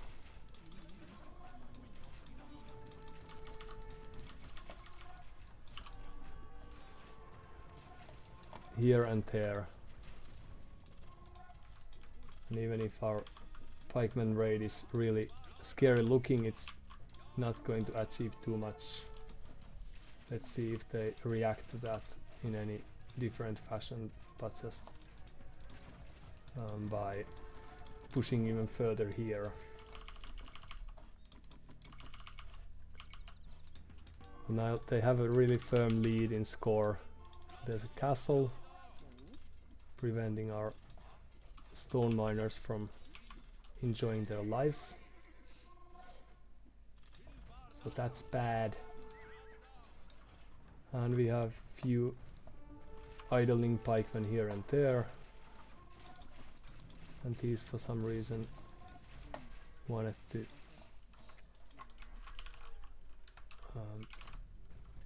no, we need wood. But where can we get that? Well, using the market is one answer, of course, but now things are looking really dire for us.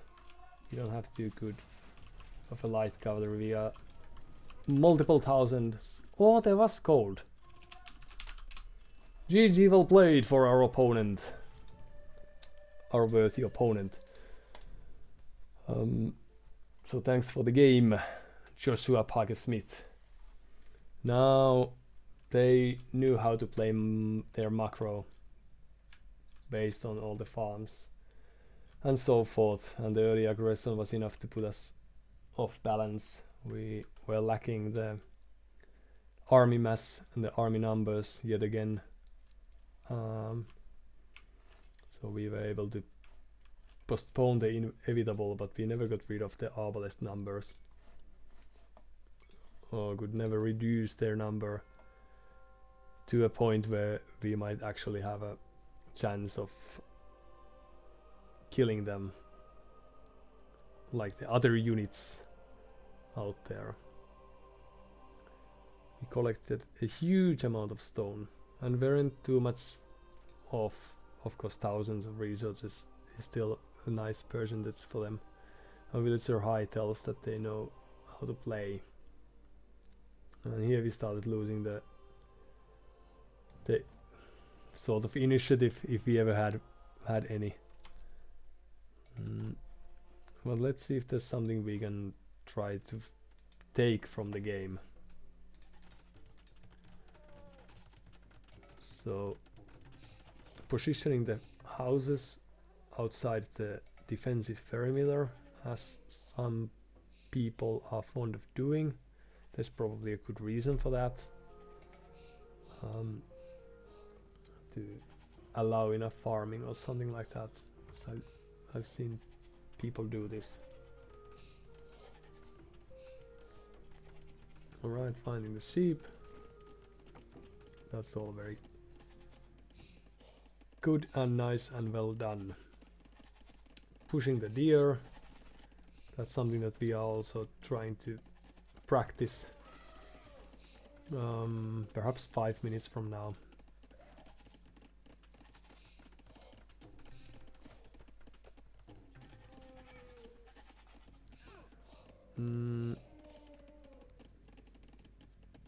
We could have probably tried to invest to cavalry raids, for example. No, but they had spearmen. We could still have thrown a few cavalry units here and there, but probably at least the moment that felt bad was losing the mangonel while we were giving this fake pressure. So the reason I haven't been building mangonels, that was probably the first I did in 30 games. I might be wrong, but there haven't been many of those. This is because if we are trying to utilize them, we should be really careful and constantly hopping between the control groups to see how things are. And since I haven't practiced that too much, I don't think I even put that into any control group. But like getting that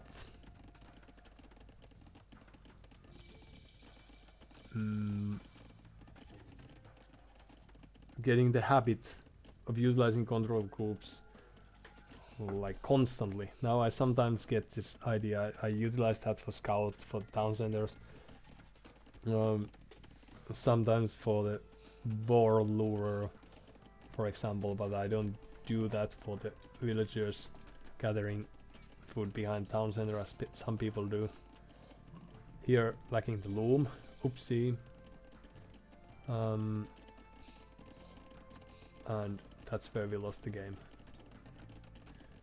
But now, thanks to this superb Vikings economy, we got the initial resource collection lead, which was nice, of course. Excuse me. And we are in a fairly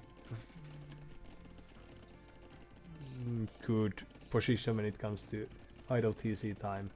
Burger efficiency is something that could be improved.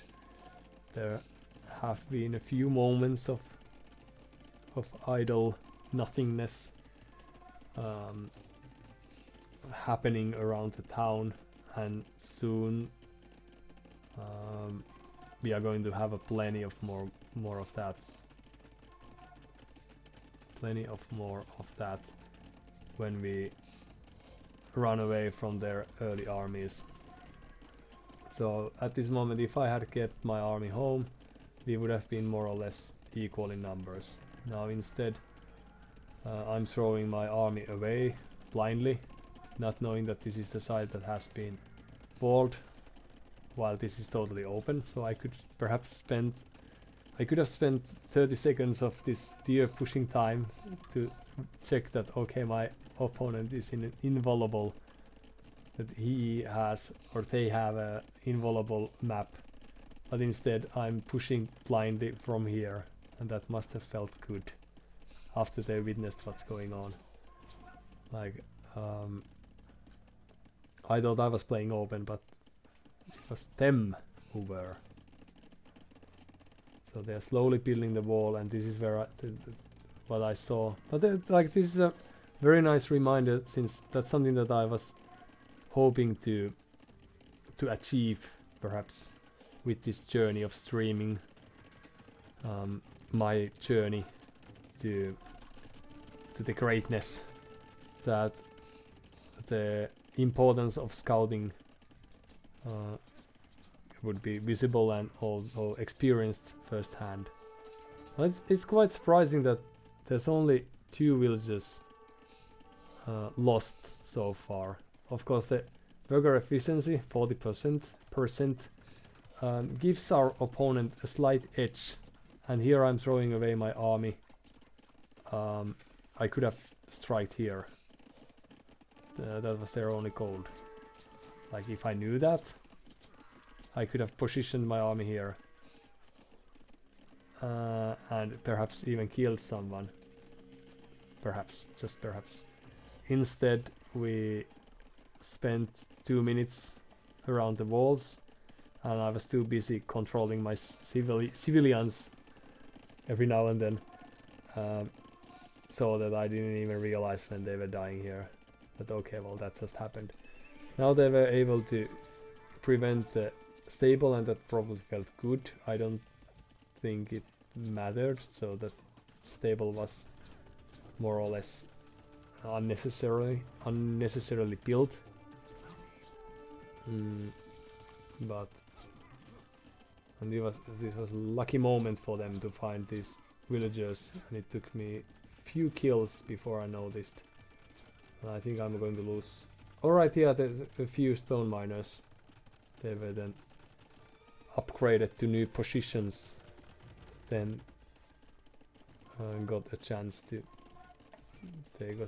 redeem their value as gold mines. This would have also been a nice spot for a town center. Could have utilized those 3 people there.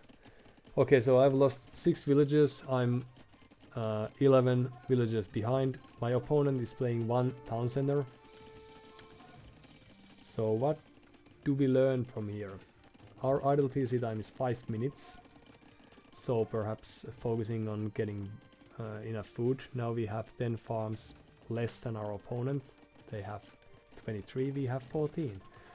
So this is a moment where we could have played this boom game, and we could have tried to play it better than they did. But we failed at that. And again, we are like noticing that there's nothing we can do because we didn't know about this. We could have tried to circumvent around and attack that gold mine, not knowing. How painful is that?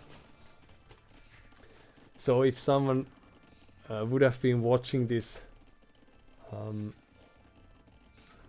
spectating this, that I think this would have looked quite awful. Like, there was this gold that, since I had this base here, I could have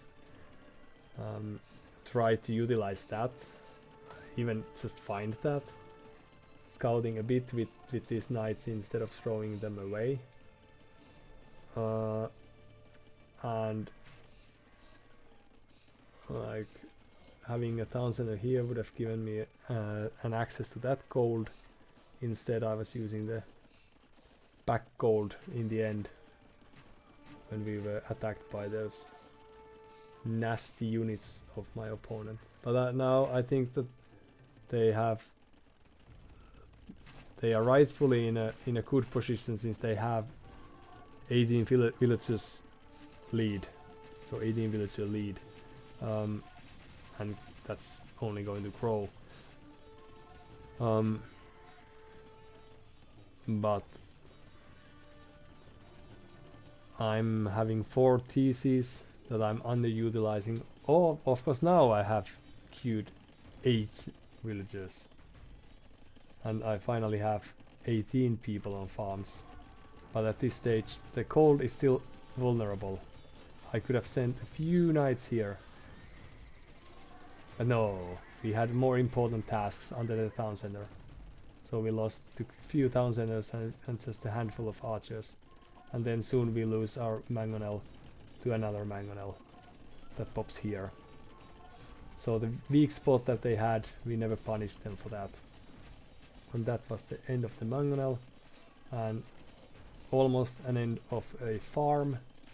And then we lost a few knights here. They could have been here. So in a sense they were pushed into a corner, like there's pressure coming from all sides and all angles except from the angle that is their weakest spot.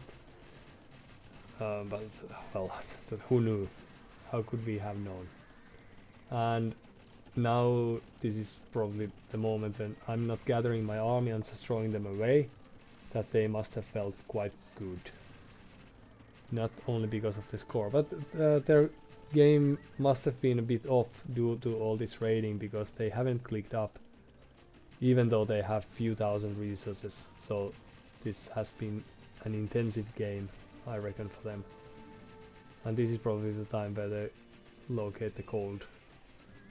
So we lost our villagers there. They didn't know that beforehand. No, they didn't. And here I'm yet again throwing army away.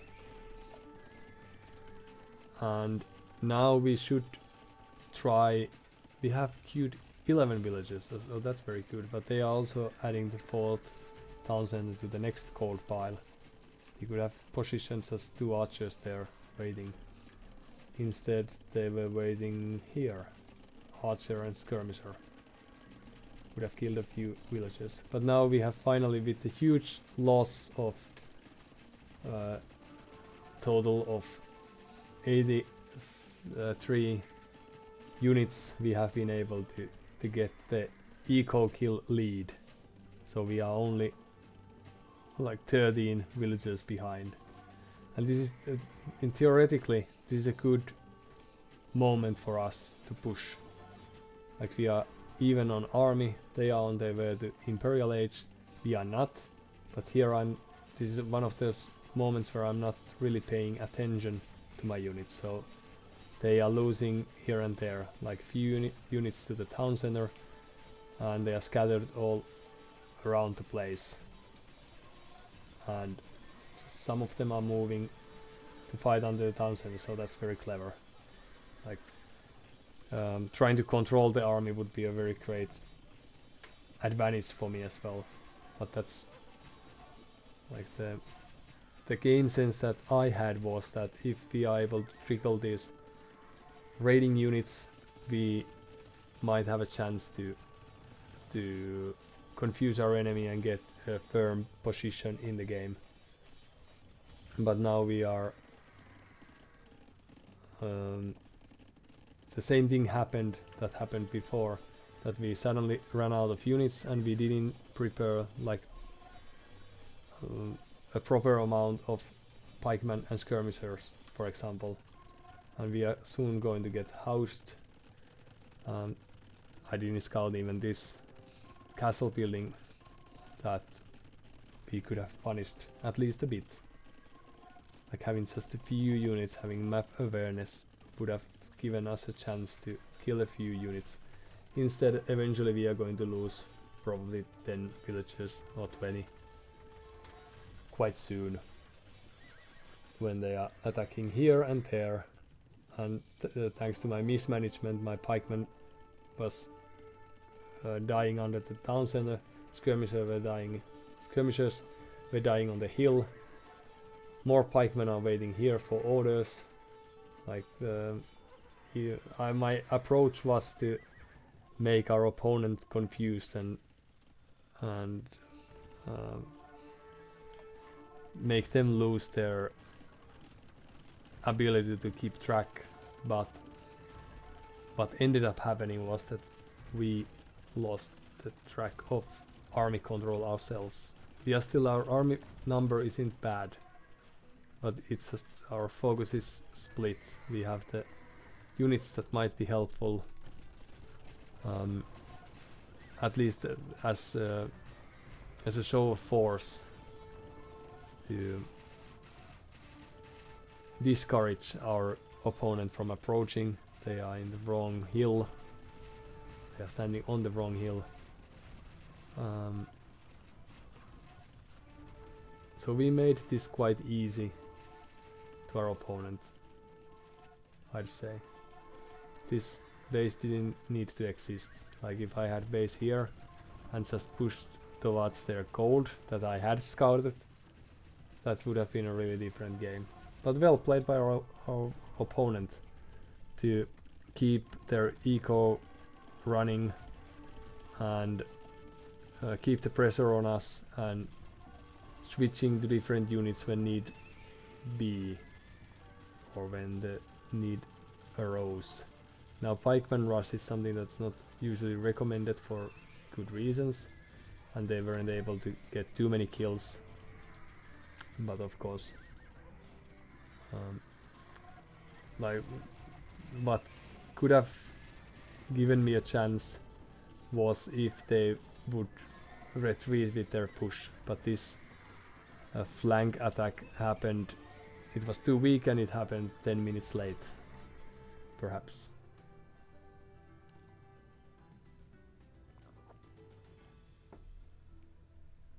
But well, nice game nevertheless, and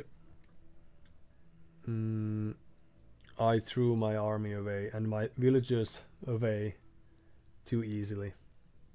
So we both have huge idle TZ time, but I'm just a few thousand, so over 10% behind in resources collected, even though I have the Vikings wheelbarrows, economy boost, worker efficiency. We won on that front, but that's also like without army it's very hard to win games. So once the villagers were idle to these town centers, I could have just retreated instead of pushing the issue. Just retreat and then later on attack again with the army that's still alive. Now I more often than not just throw a few knights, few pikemen, few skirmishers, whatnot away. Like I could have tried to keep the raiding unit berserks alive. Just hit and run, see if there's nothing, and if there is something, kill them. If there's nothing, go back home, heal for a while, and then attack again from a different angle, for example. Instead of doing that, I wasted 10-15 or so berserkers doing a raid that killed 5 villagers perhaps, but also cost them their life, and thus the kill death ratio. So I can recall from Doubt's advice video the road to 2k elo perhaps 10 years ago or so, when that was a or it was 1.6 or so, 1.8. I may be wrong, but perhaps someone on the chat can correct me. But still, the advice that he gave to beginners like me was to not to play and micro with the army, but just patrol in.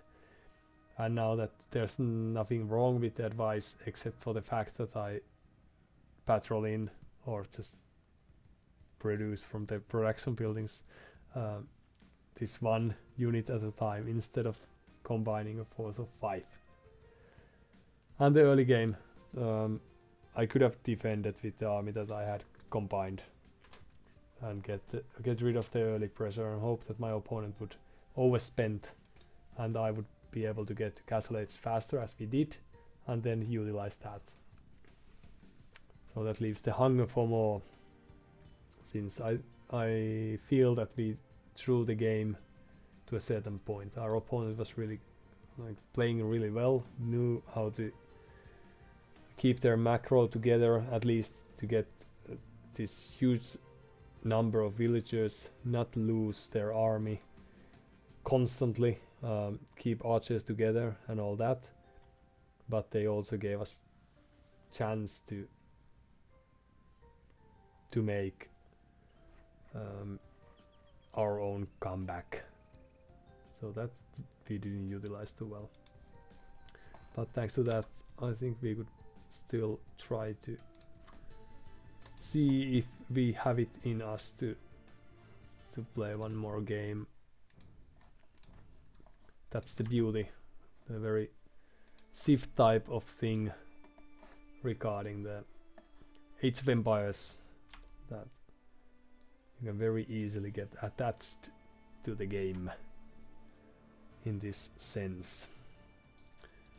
But GG again, and this was a better performance than, for example, any of the yesterday's games, I'd like to say.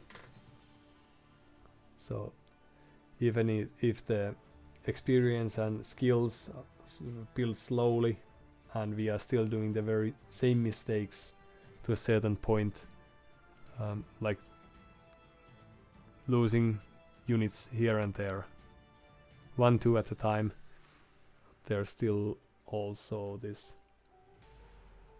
small glimmer of hope happening.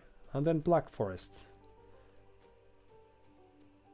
Now I'm not quite... Oh, well, I was about to say that I'm not quite sure about the current meta, but let's see if we get something else for the next game. Just a short jump. I'll fetch some water to drink. Be back soon.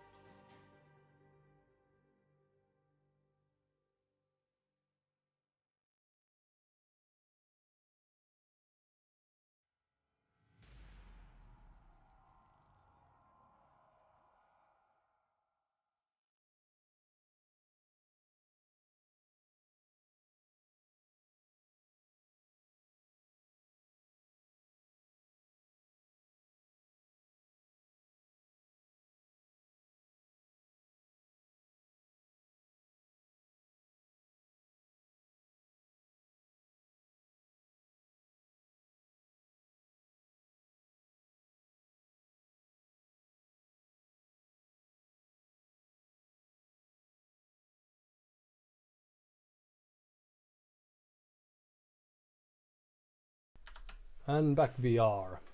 And instead of this Black Forest, we got a MegaRandom. We have played one of these in the first or second day perhaps.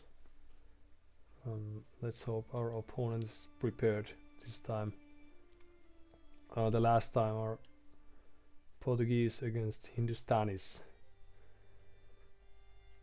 So the last time our opponent waited for the full 60 seconds, we ended up winning. No, this is what we want to do. Winning the game due to the fact that they dropped, or at least that's how it looked like. So some horses we have.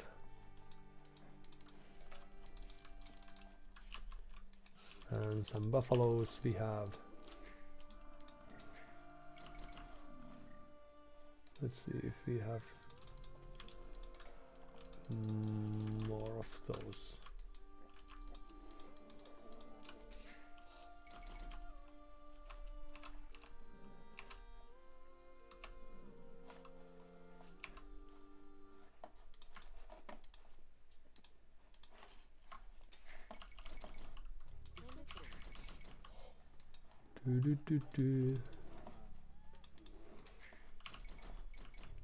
Hindustanis, so they do get these nice camels at least,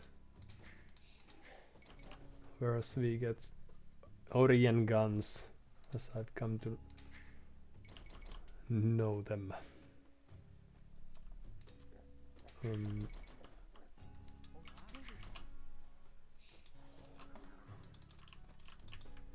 And Feitorias, of course, as well. Okay, so we have wood lines on the back, water that surrounds the map. There was something similar that I played in the last MegaRandom, so the first MegaRandom that I've played for ever, perhaps. In that it also had this water, but there was also a lake in the middle of the map with some fish. And now I'm not seeing that here. Now, someone like that I would probably think of demo ships here, but we don't think like that. Can we try to make that happen? No. Alright. And just like that we run out of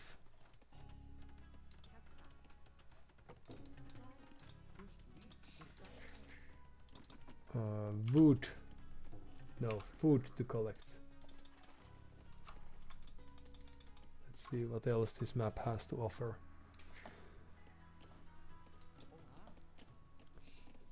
So what we are planning to do now is to create a mill here,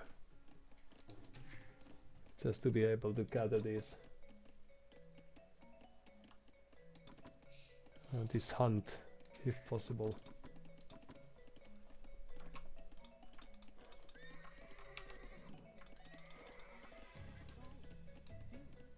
Even if we are a bit late to that.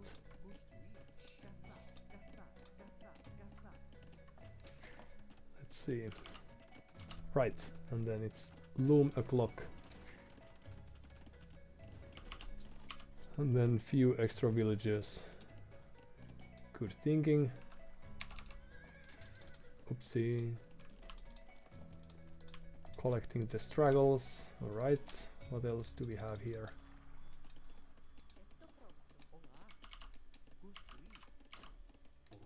So a house, and once we have done that we could try to get barracks up.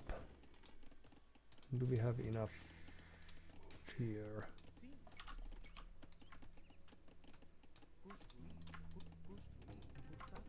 Let's see. Nice try. If a bit hostile perhaps. Let's see if they pay us back with the favor, or return the favor, as they say. Few extra villagers.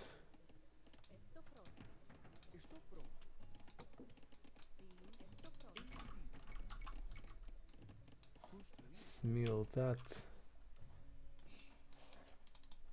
They are hunting here as well, with even more units than we are doing.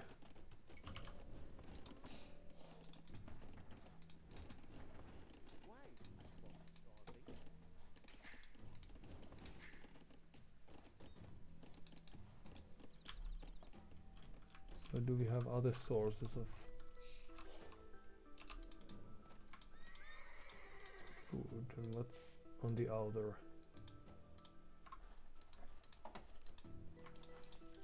edges of the map? Let's investigate.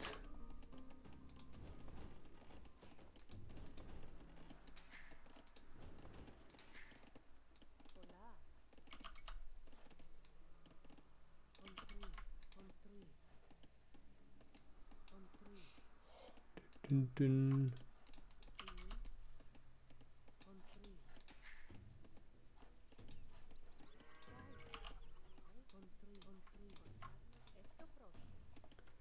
Right,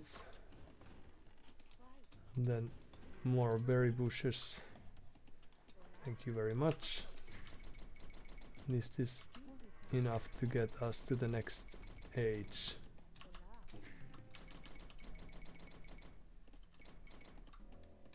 Not quite. Thank you. Alright. Let the game of death and aggressive builds and occasional small victories commence. Some more wood. Thank you very much.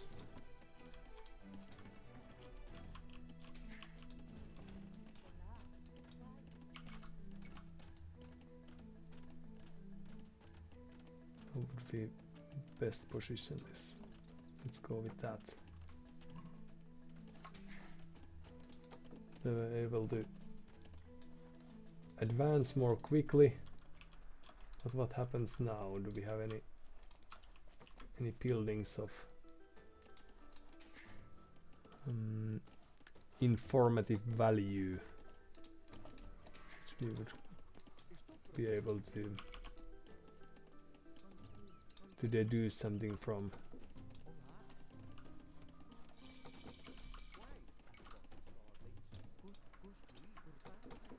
So let's try with the archery range yet again.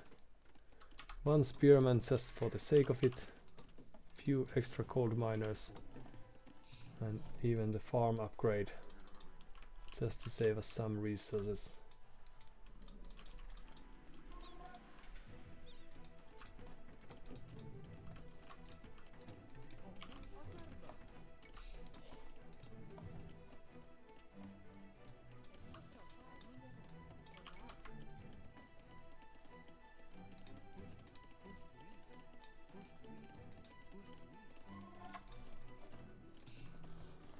Alright, we are lacking wood, so perhaps few of you could help us with that.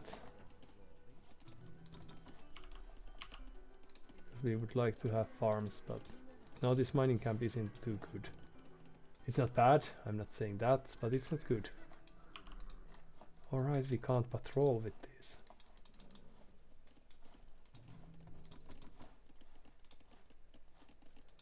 Right, so we still have a few units with which to... Let's do it like this.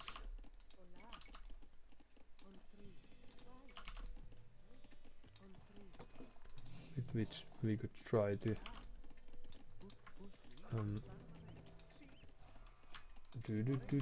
do some damage on the walls. Blacksmith is happening, okay. So this looks very fast casualish build. Okay, so that's where we wanna go.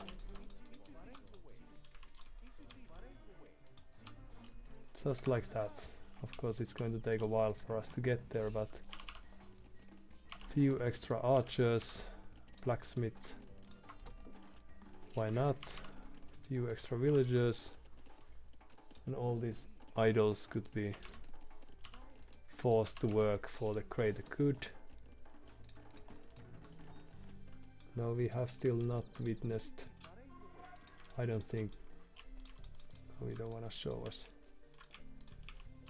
any units from our opponent, so they are probably about to click up even, or if they haven't clicked up yet.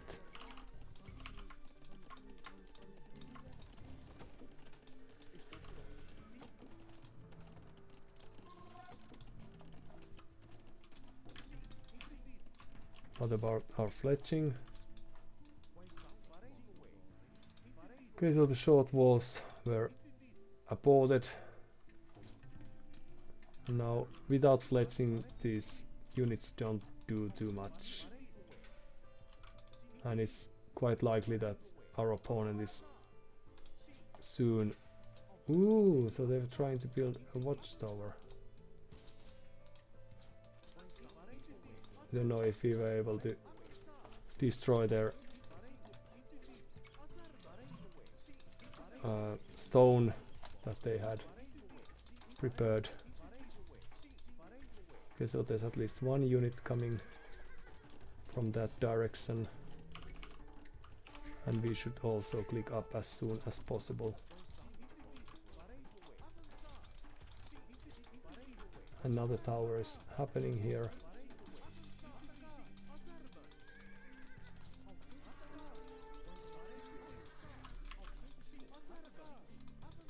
That is, they've lost a few villagers in the process. And then we could try to harass them here. Okay, so they were able to destroy the tower before it went down. Few spearmen just in case.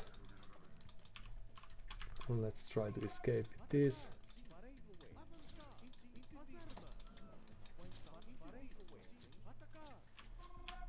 Let's see what's happening here. Okay, so scouts we can see, and camels make sense.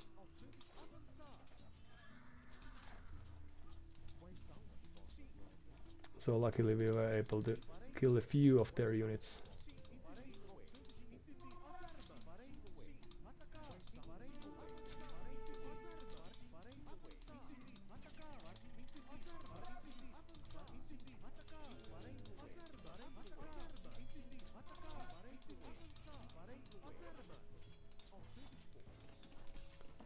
And then a few extra units would be good. Town center is dearly needed as soon as possible. Or another one here. Perhaps if we can just afford that. Do we still have units alive? We do. What are we lacking? Food.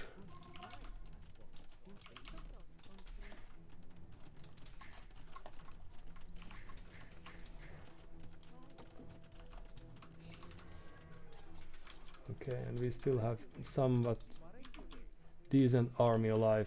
Now this is the moment where we could try to keep them together and behaving for our benefit or for our advantage. Let's see if we have enough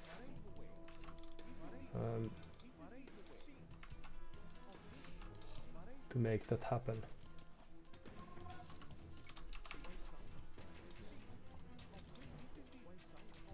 Enough of what it takes. There could be demos. Wouldn't be the first time. I've seen them in the past. So sneaky, sneaky.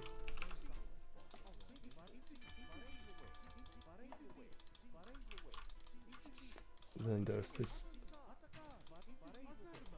town bell. Oops.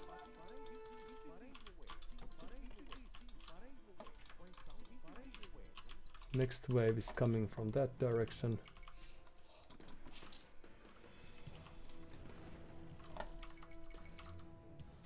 A few units could be coming from that way. Are they still following? A little bit, yes. So let's run again away if we just may.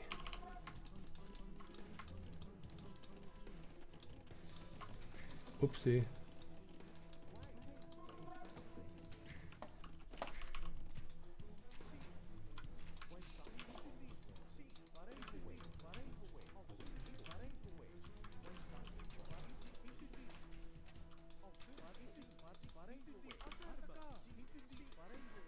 Our opponent isn't doing too much at the moment, so they're probably planning on doing a castle, for example.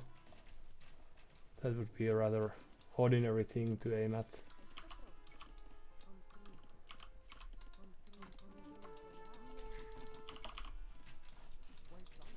Oopsie.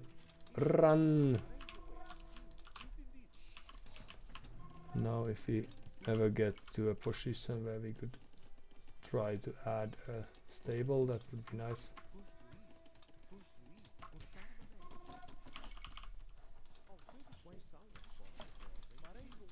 Now we're still alive here. Somewhat, yes. And what about here? Let's see if they are still following us.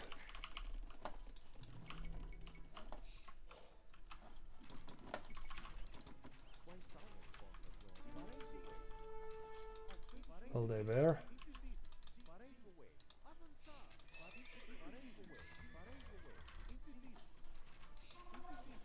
Ooh, let's go there, just in case.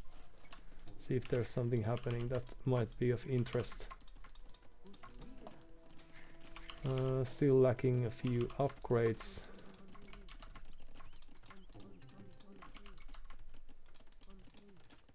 But so far this has been a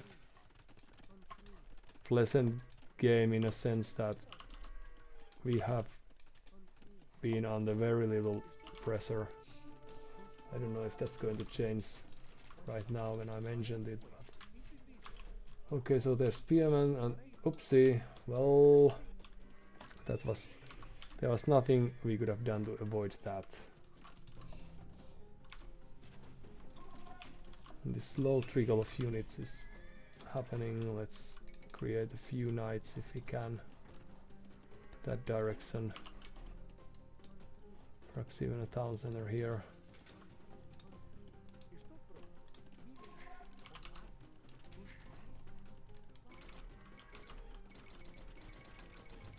And then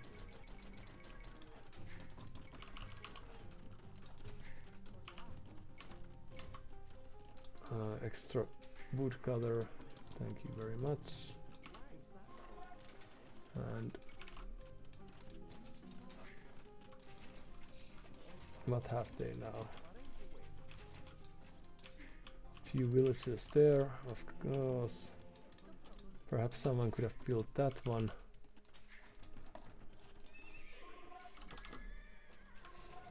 So our opponent, of course, is a camel civilization, but what we are trying to do here now is to harass them with the little what we have. And is this enough to build a castle? No, it isn't.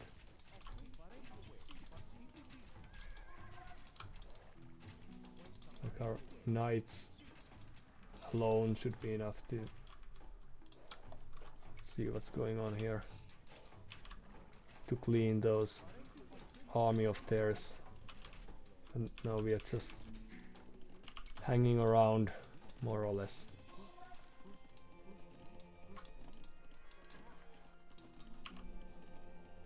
Well, let's see if there are any relics that we could try to utilize.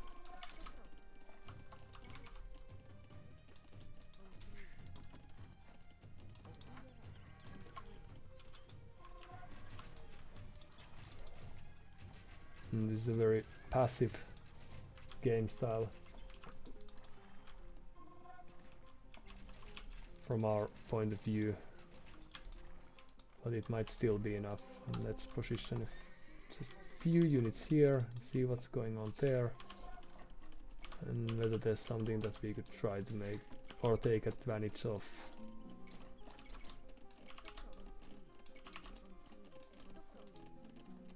Ballistics is still alright. There's relic right next to us.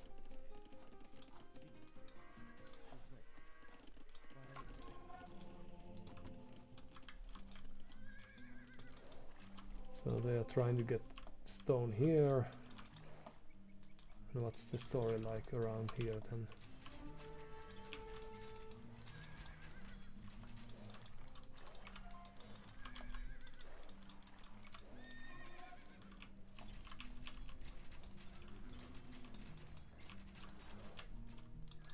Oops. Let's try to get rid of those then. Ooh, but they are pikemen. Not very good combination for us. Nice that we dropped by, but it was a waste. And now that we did, probably a prompt order would be to try to recover from that visit. So we still have a score lead, but not by much, and now all of a sudden we lost the little army that we had positioned here. A few pikemen there. Okay. Since we have quite a large army, we could probably try to make that show.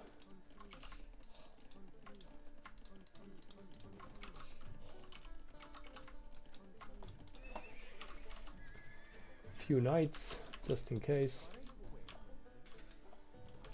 And our units are causing havoc here. Ballistics finally. That we can never get. But this we might just be able to,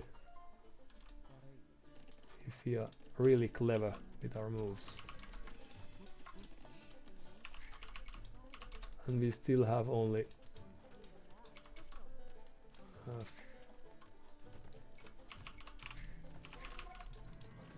for the 80 villagers, and we could be having a significantly greater mass, I think.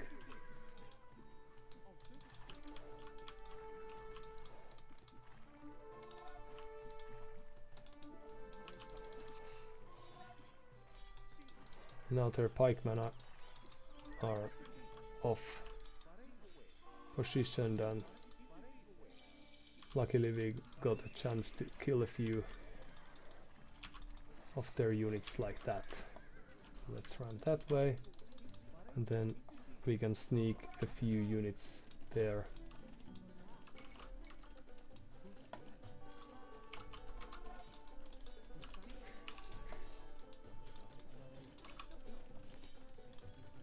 Can we please try to hop to the town center? Thank you. So it was a nice raid, of course, but they are going to lose those camels quite soon. But what's going on with this army? Okay, right, our gathering points are a bit off, perhaps.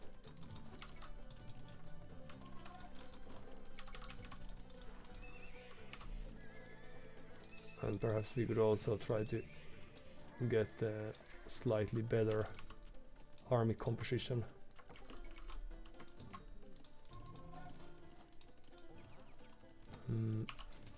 Some upgrades.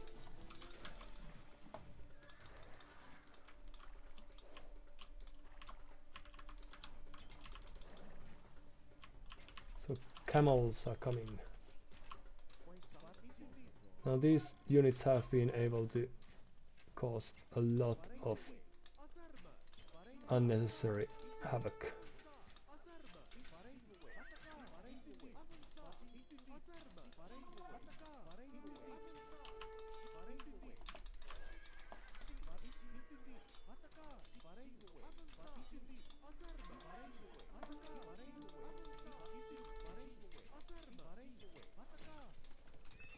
Just when they thought I was out,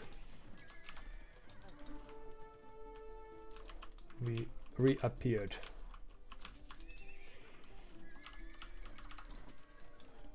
Okay, so what about these ballistics for elite units? I don't know if Orient guns would be the way to go, but all their units are approaching.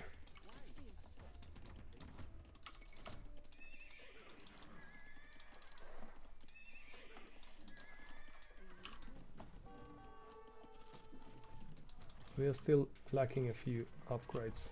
Oopsie.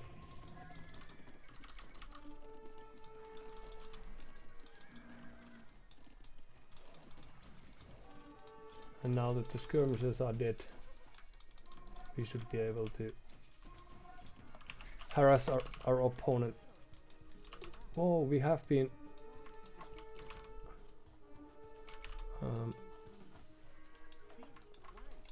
looking for wood for quite some time. Oopsie. Right, how long have you been here? For quite some time now.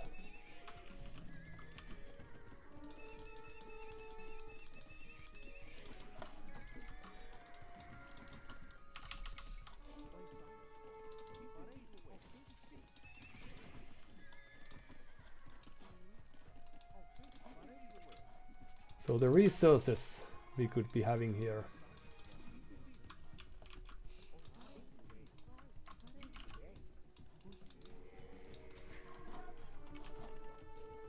Where's the monk?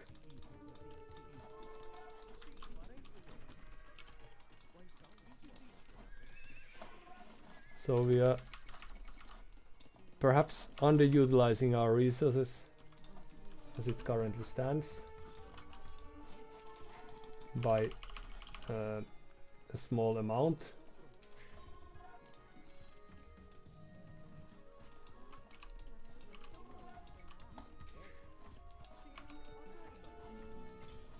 It makes sense to try to get rid of those, perhaps.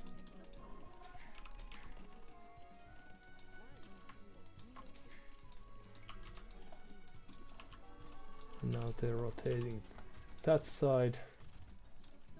That should still be quite a huge number of dead camels. So chemistry is what we need.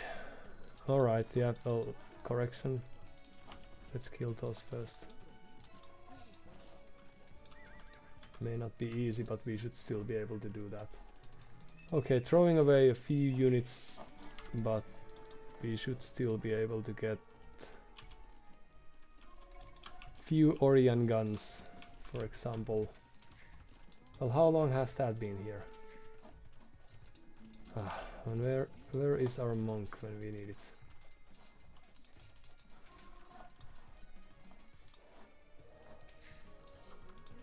Right, then carry on with your tasks, fellow citizens.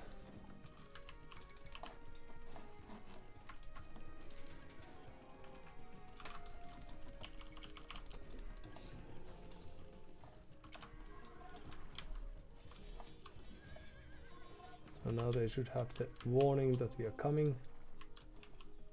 And then we can try to see if we have it in us to try to end the game for good. But our macro is slipping a bit, as you can probably tell from the view. There's the tower, there's this town bell. You can probably try to verify whether there are places where we could try to hit.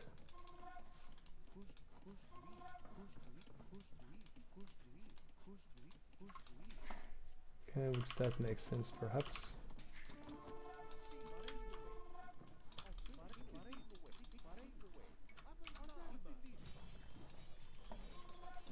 And here we have a few units. Okay, fighting against camels is not what we should probably prioritize, but still. Okay, well, that's market. We can allow them to build a market. Let's not fight against those. But rather kill the civilians if possible. Then run away and see what happens. So we didn't manage to get that relic. And then that is not going to happen, I'm afraid.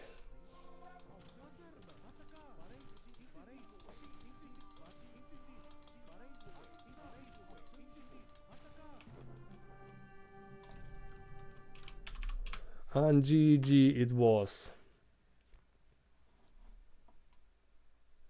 Well, this was yet again a nice MegaRandom map. But this shows how different the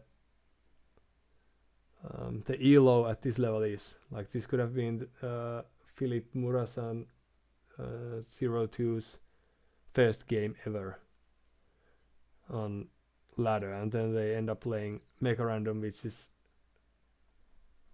well, you can expect that to be totally different from any of the maps that the game usually throws at your way.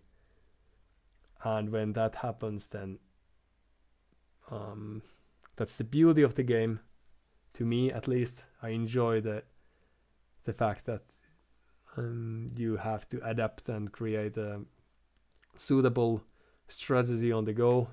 And while we can tell from the numbers that the game lasted 50 minutes, we still haven't built enough houses to reach 200 population, for example. We had 105 villagers, but 25 of those were idle, like most of the game, so the statistics aren't going to be nice. But still, that this can be a really rough spot to be thrown at playing MegaRandom. And I think that for me it works as an advantage because it's that much harder to practice MegaRandom as itself. And now that I'm a newcomer to this game, at least at this level, I can presume that the experience playing the game against the AI and playing Age of Empires #1 couple of years before this game was released could give some edge at certain points. But this is a really ruthless map, which is why I like it. Feel free to quote me when I blame the map after losing or winning later on. But GG, Philip Morrison put up a good effort, and I think that if they had utilized their army and pressured me, I wouldn't have had this good a game. Meaning that now the macro problems that I had with the economy were mostly my own fault or of my own doings. Not keeping track on how many villagers are working on forest that soon gone, for example, or gold mines, and tasking them to different jobs before the source of resource is over and done with, like those sort of things. But this is a really enjoyable map. Took me a while to realize that you can't build on this terrain, meaning that there are clear lines. How much did they scout? Well, I'm following the wrong player now.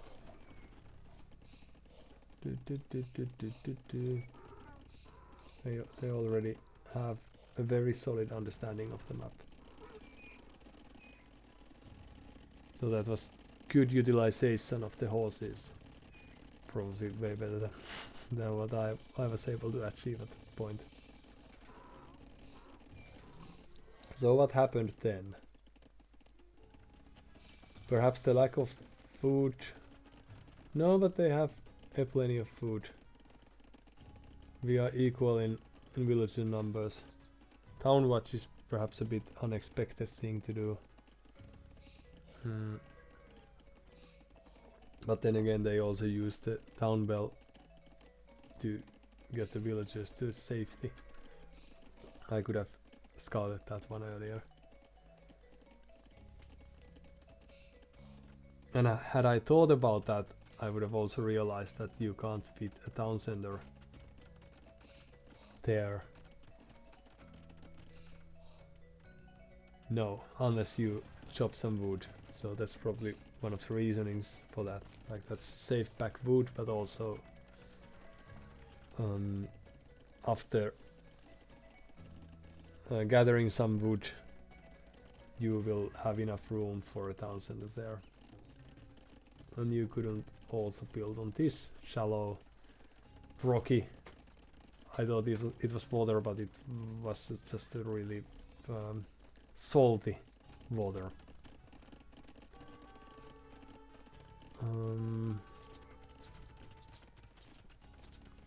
But now these early archers were able to harass my opponent from cold just when they were...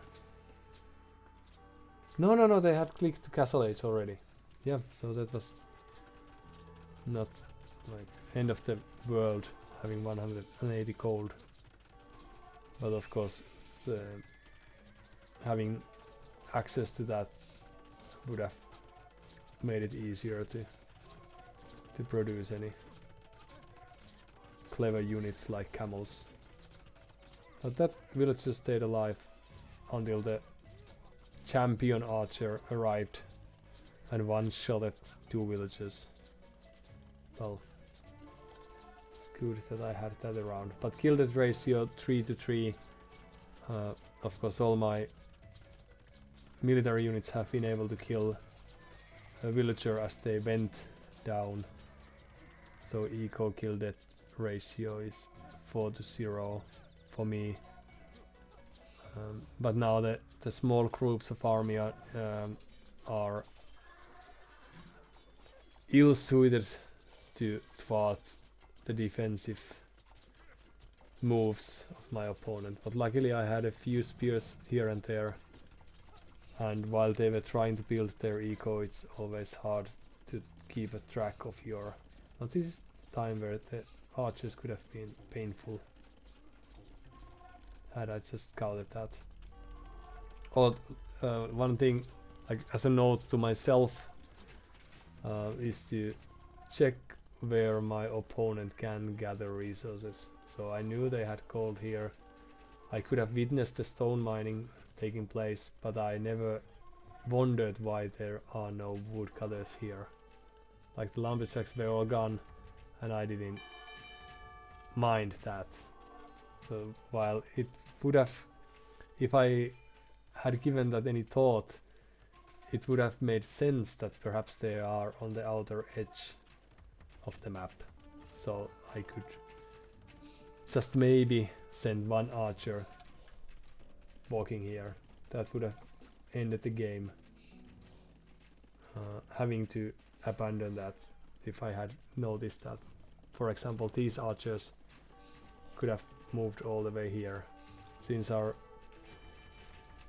army numbers are like they have enough to defend against that, but they are prioritizing the cold defense with the tower currently. Oh, and I didn't notice whether they lost the stone there earlier. Well, doesn't matter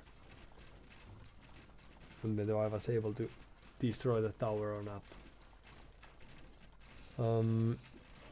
But they were collecting stones, so perhaps that the reason was to be able to build another one. Might have been the case.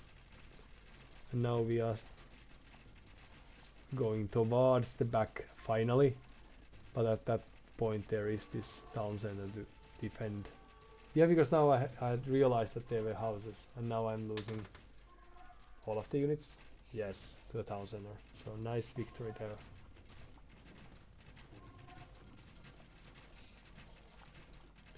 Now my opponent lost one of the mills, but there's still another one.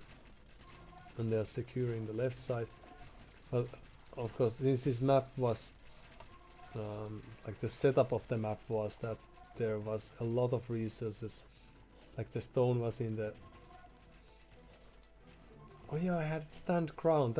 That's why that crossbowman didn't follow. Ah, well, next time. But luckily I noticed that happening, I just didn't take an action.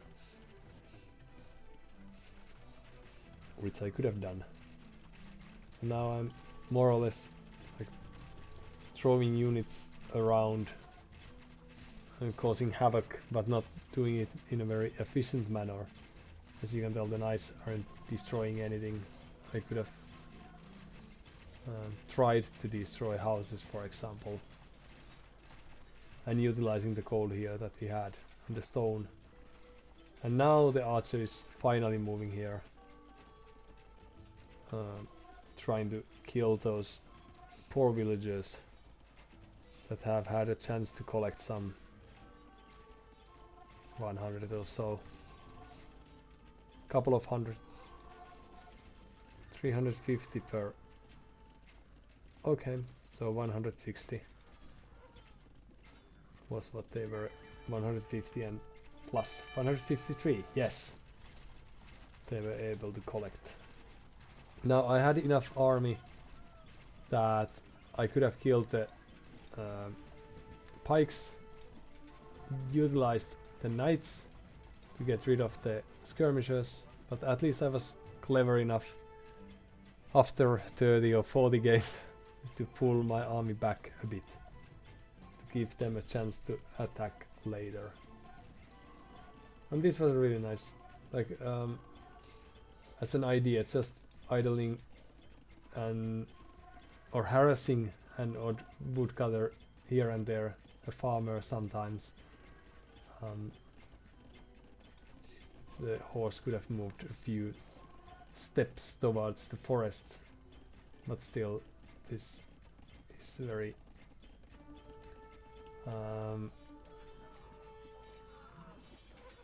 very troubling thing, because it gives you this alarm bell every now and then that someone is still destroying your houses, or someone managed to shoot an arrow to the villager even if everything's more or less fine. But here's finally the raid. So something like this could have taken place earlier, I reckon. Because just like that they were able to kill 6 villagers. Like there's like 4 camels, 6 or so. Not too many. But I was ill prepared to defend. And even now the castle here, like, it's of course very good, but it takes 15 minutes to get another castle here, and it could have been here as well. And only now I'm still defending with a monk and a camel. And the pressure here is almost gone. I was able to maneuver with the little army that I had to get an extra kill. But I'm still also losing a lot of my units here. Like this time, sorry, this time the army control wasn't really there.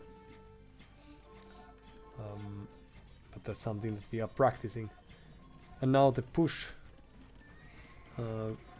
they still haven't been able to kill more than the 6 villagers that the earlier raid killed or achieved a few minutes ago, but I don't have too much to defend with.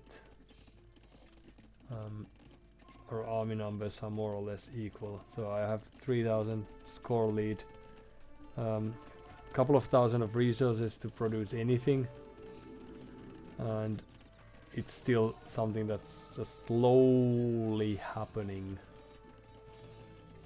Like now we have this brave cavalier slowly appearing from the stables, and we have lost 1 extra villager. Not more, no. This was a really brave elephant. Like the fun little play, I'd say. And took me a while to realize that it was happening. Luckily I had plenty of villagers, and that was the only army they had at our side of the map at that point. So they are floating wood, still 40 villagers.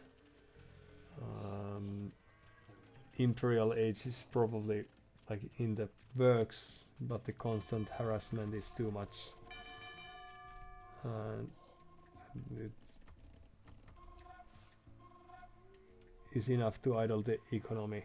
Just the vision of this army, even if we are losing a few of them without me noticing, but we still have Imperial Age upgrades. So some quality difference there. I don't know, can I click Spearman? Well, they have attack upgrade. So they are that much more potent against us. But still, like, finally my army number is reaching 50. And there's this difference in quality that we are able to finish the game. But it didn't happen easily. Even though I think we had the potential for that. We have twice or 3 times the population. At this point we have killed more villagers than they have alive. And we are floating a few dozen resources once we finally got to a position where we were able to gather enough wood. So we could have utilized that earlier. Would have made sense to do that.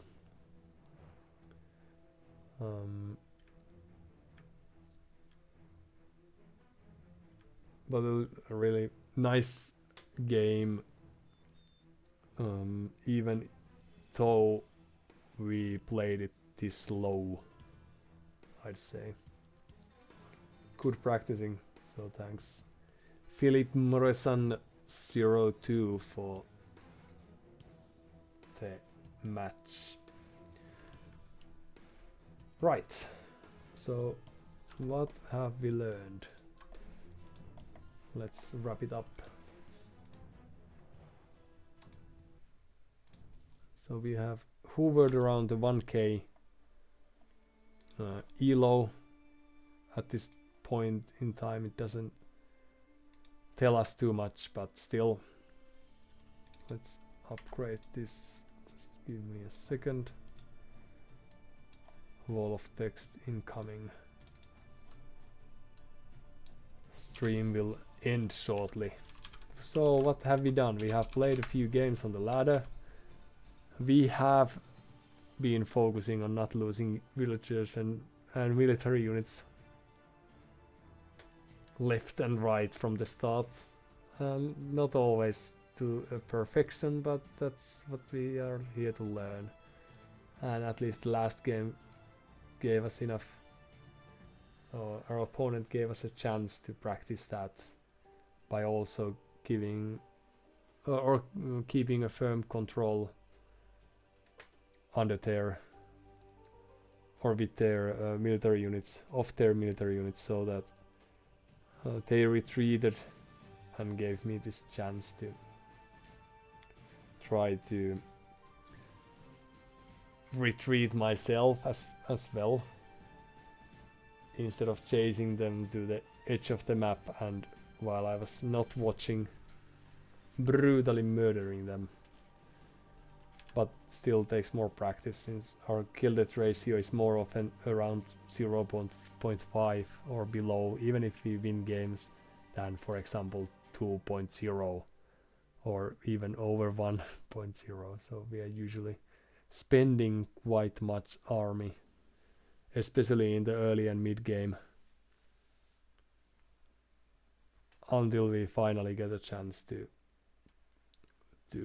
if we are winning the game, to overcome the opponent's defenses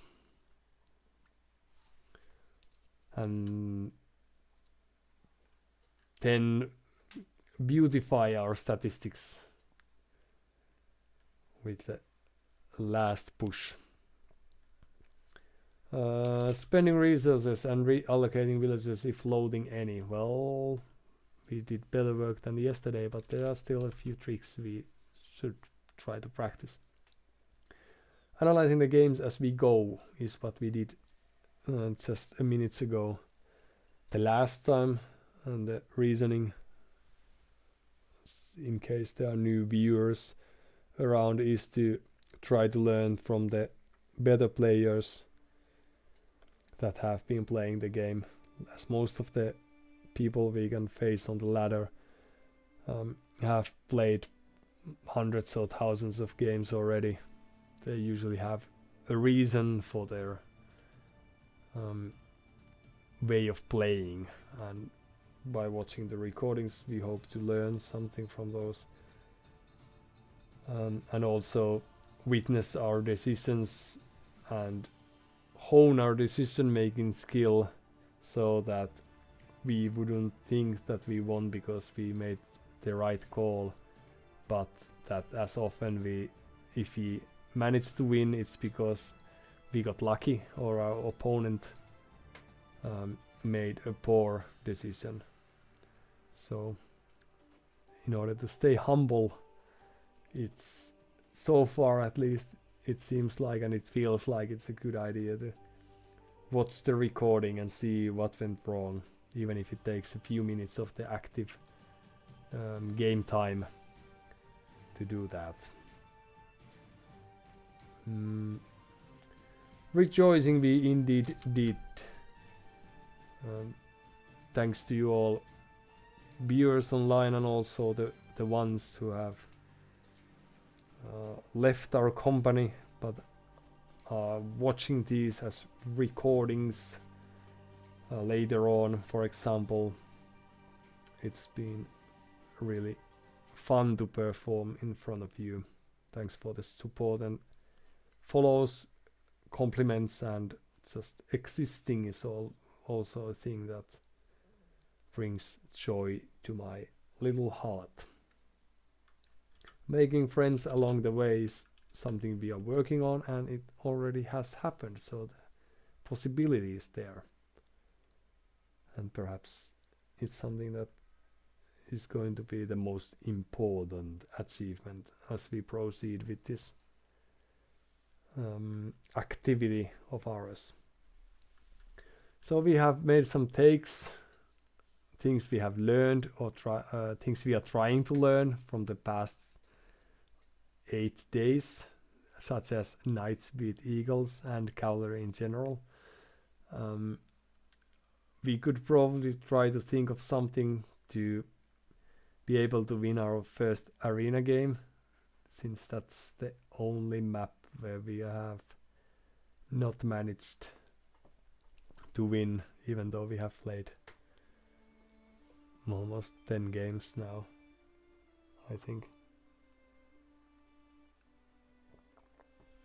Although now that I think of it, there might have been one game, because twice we have had the fate of our opponent dropping after the game or during the loading of the game in such a way that we have won and gained elo, and it might be that one of the games was on the arena. So if my statistics show that I've won an arena game, then that was that.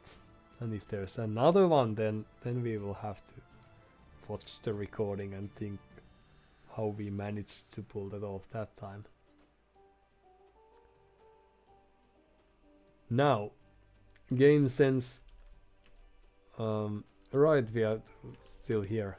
Investing into a group of paladin is better than doubling the number with scouts. So quality sometimes beats quantity, especially if the quantity is a handful of units. Then it might make sense to try to invest to this better quality unit instead of spending the resources on trash. There's a game that taught us that thing. Those were the times. And focus on army numbers instead of booming. Slowly trying to learn that as well. If there's water, it's probably reasonable to create fishing ships. Yes, indeed. And the most important thing when it comes to AOE, I think AOE is game sense. Practicing that and trying to learn when we are doing the right thing and when we are doing the wrong thing, or when we are focusing on wrong things and what our opponent is about to do. So that's something that we are trying to improve with the recordings as well. Chat messages are sometimes lost. Now I don't know if that happened today, but if there's a single message or even more than a single message then that I haven't read aloud, then that's not because I'm utterly evil person, but it could also be because I haven't seen that. So feel free to repeat your words if that is the case. I'm trying to follow the trend and see if that's a real thing or not. And also microphone issues have presented themselves in the past. Today, not necessarily, at least I haven't heard anything through my monitors. Of course, I don't keep watch all too often, so just for your information, in case there are future streams that you are participating on, if there are sound issues, my voice cracking or something like that, please do let me know. It's quick to fix, but it seems a difficult one to try to preemptively fix. At least we haven't necessarily managed to do that as of yet.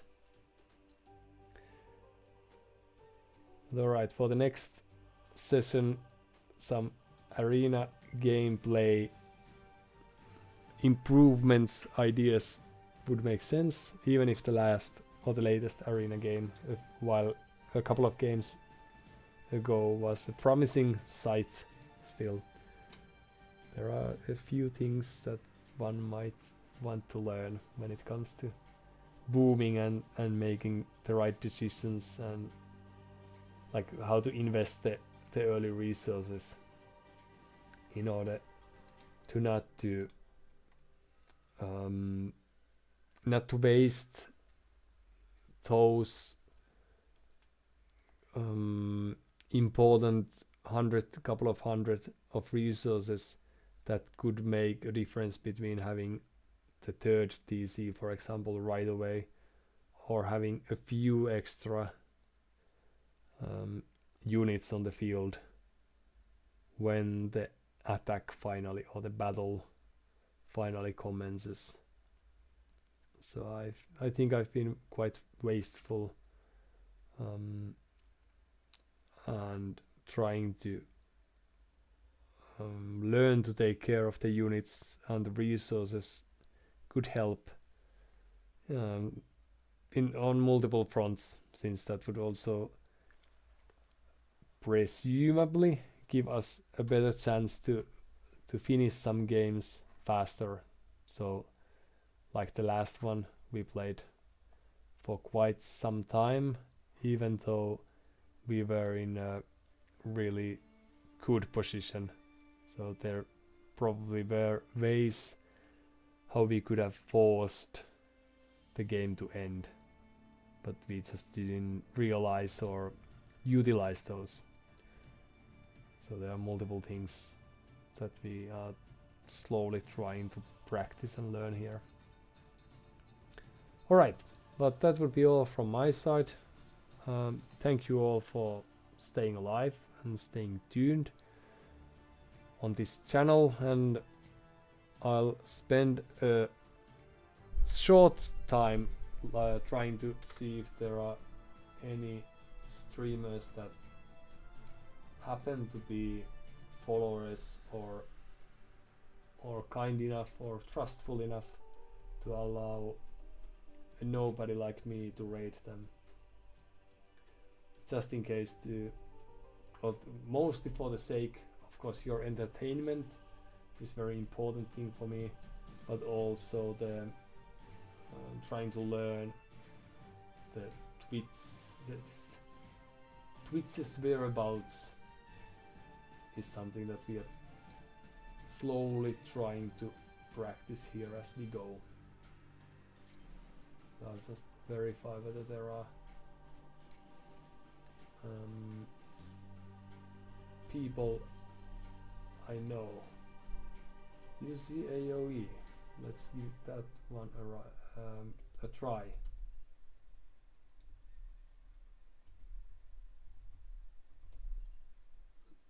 let's see how this works.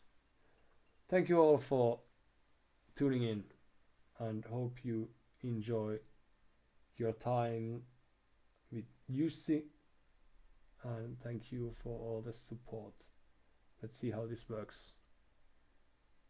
Goodbye. No.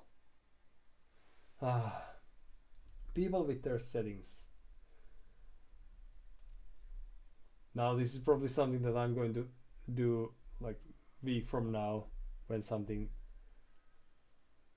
not nice happens, but I'll have to verify how the system works, in a sense that I can hopefully then share the love, as they say. But no raid is then commencing, but I can give, if I can give you a shout out.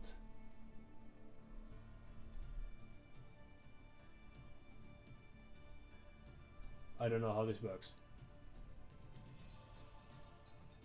Perhaps I could have written something to that, but there's a nice guy.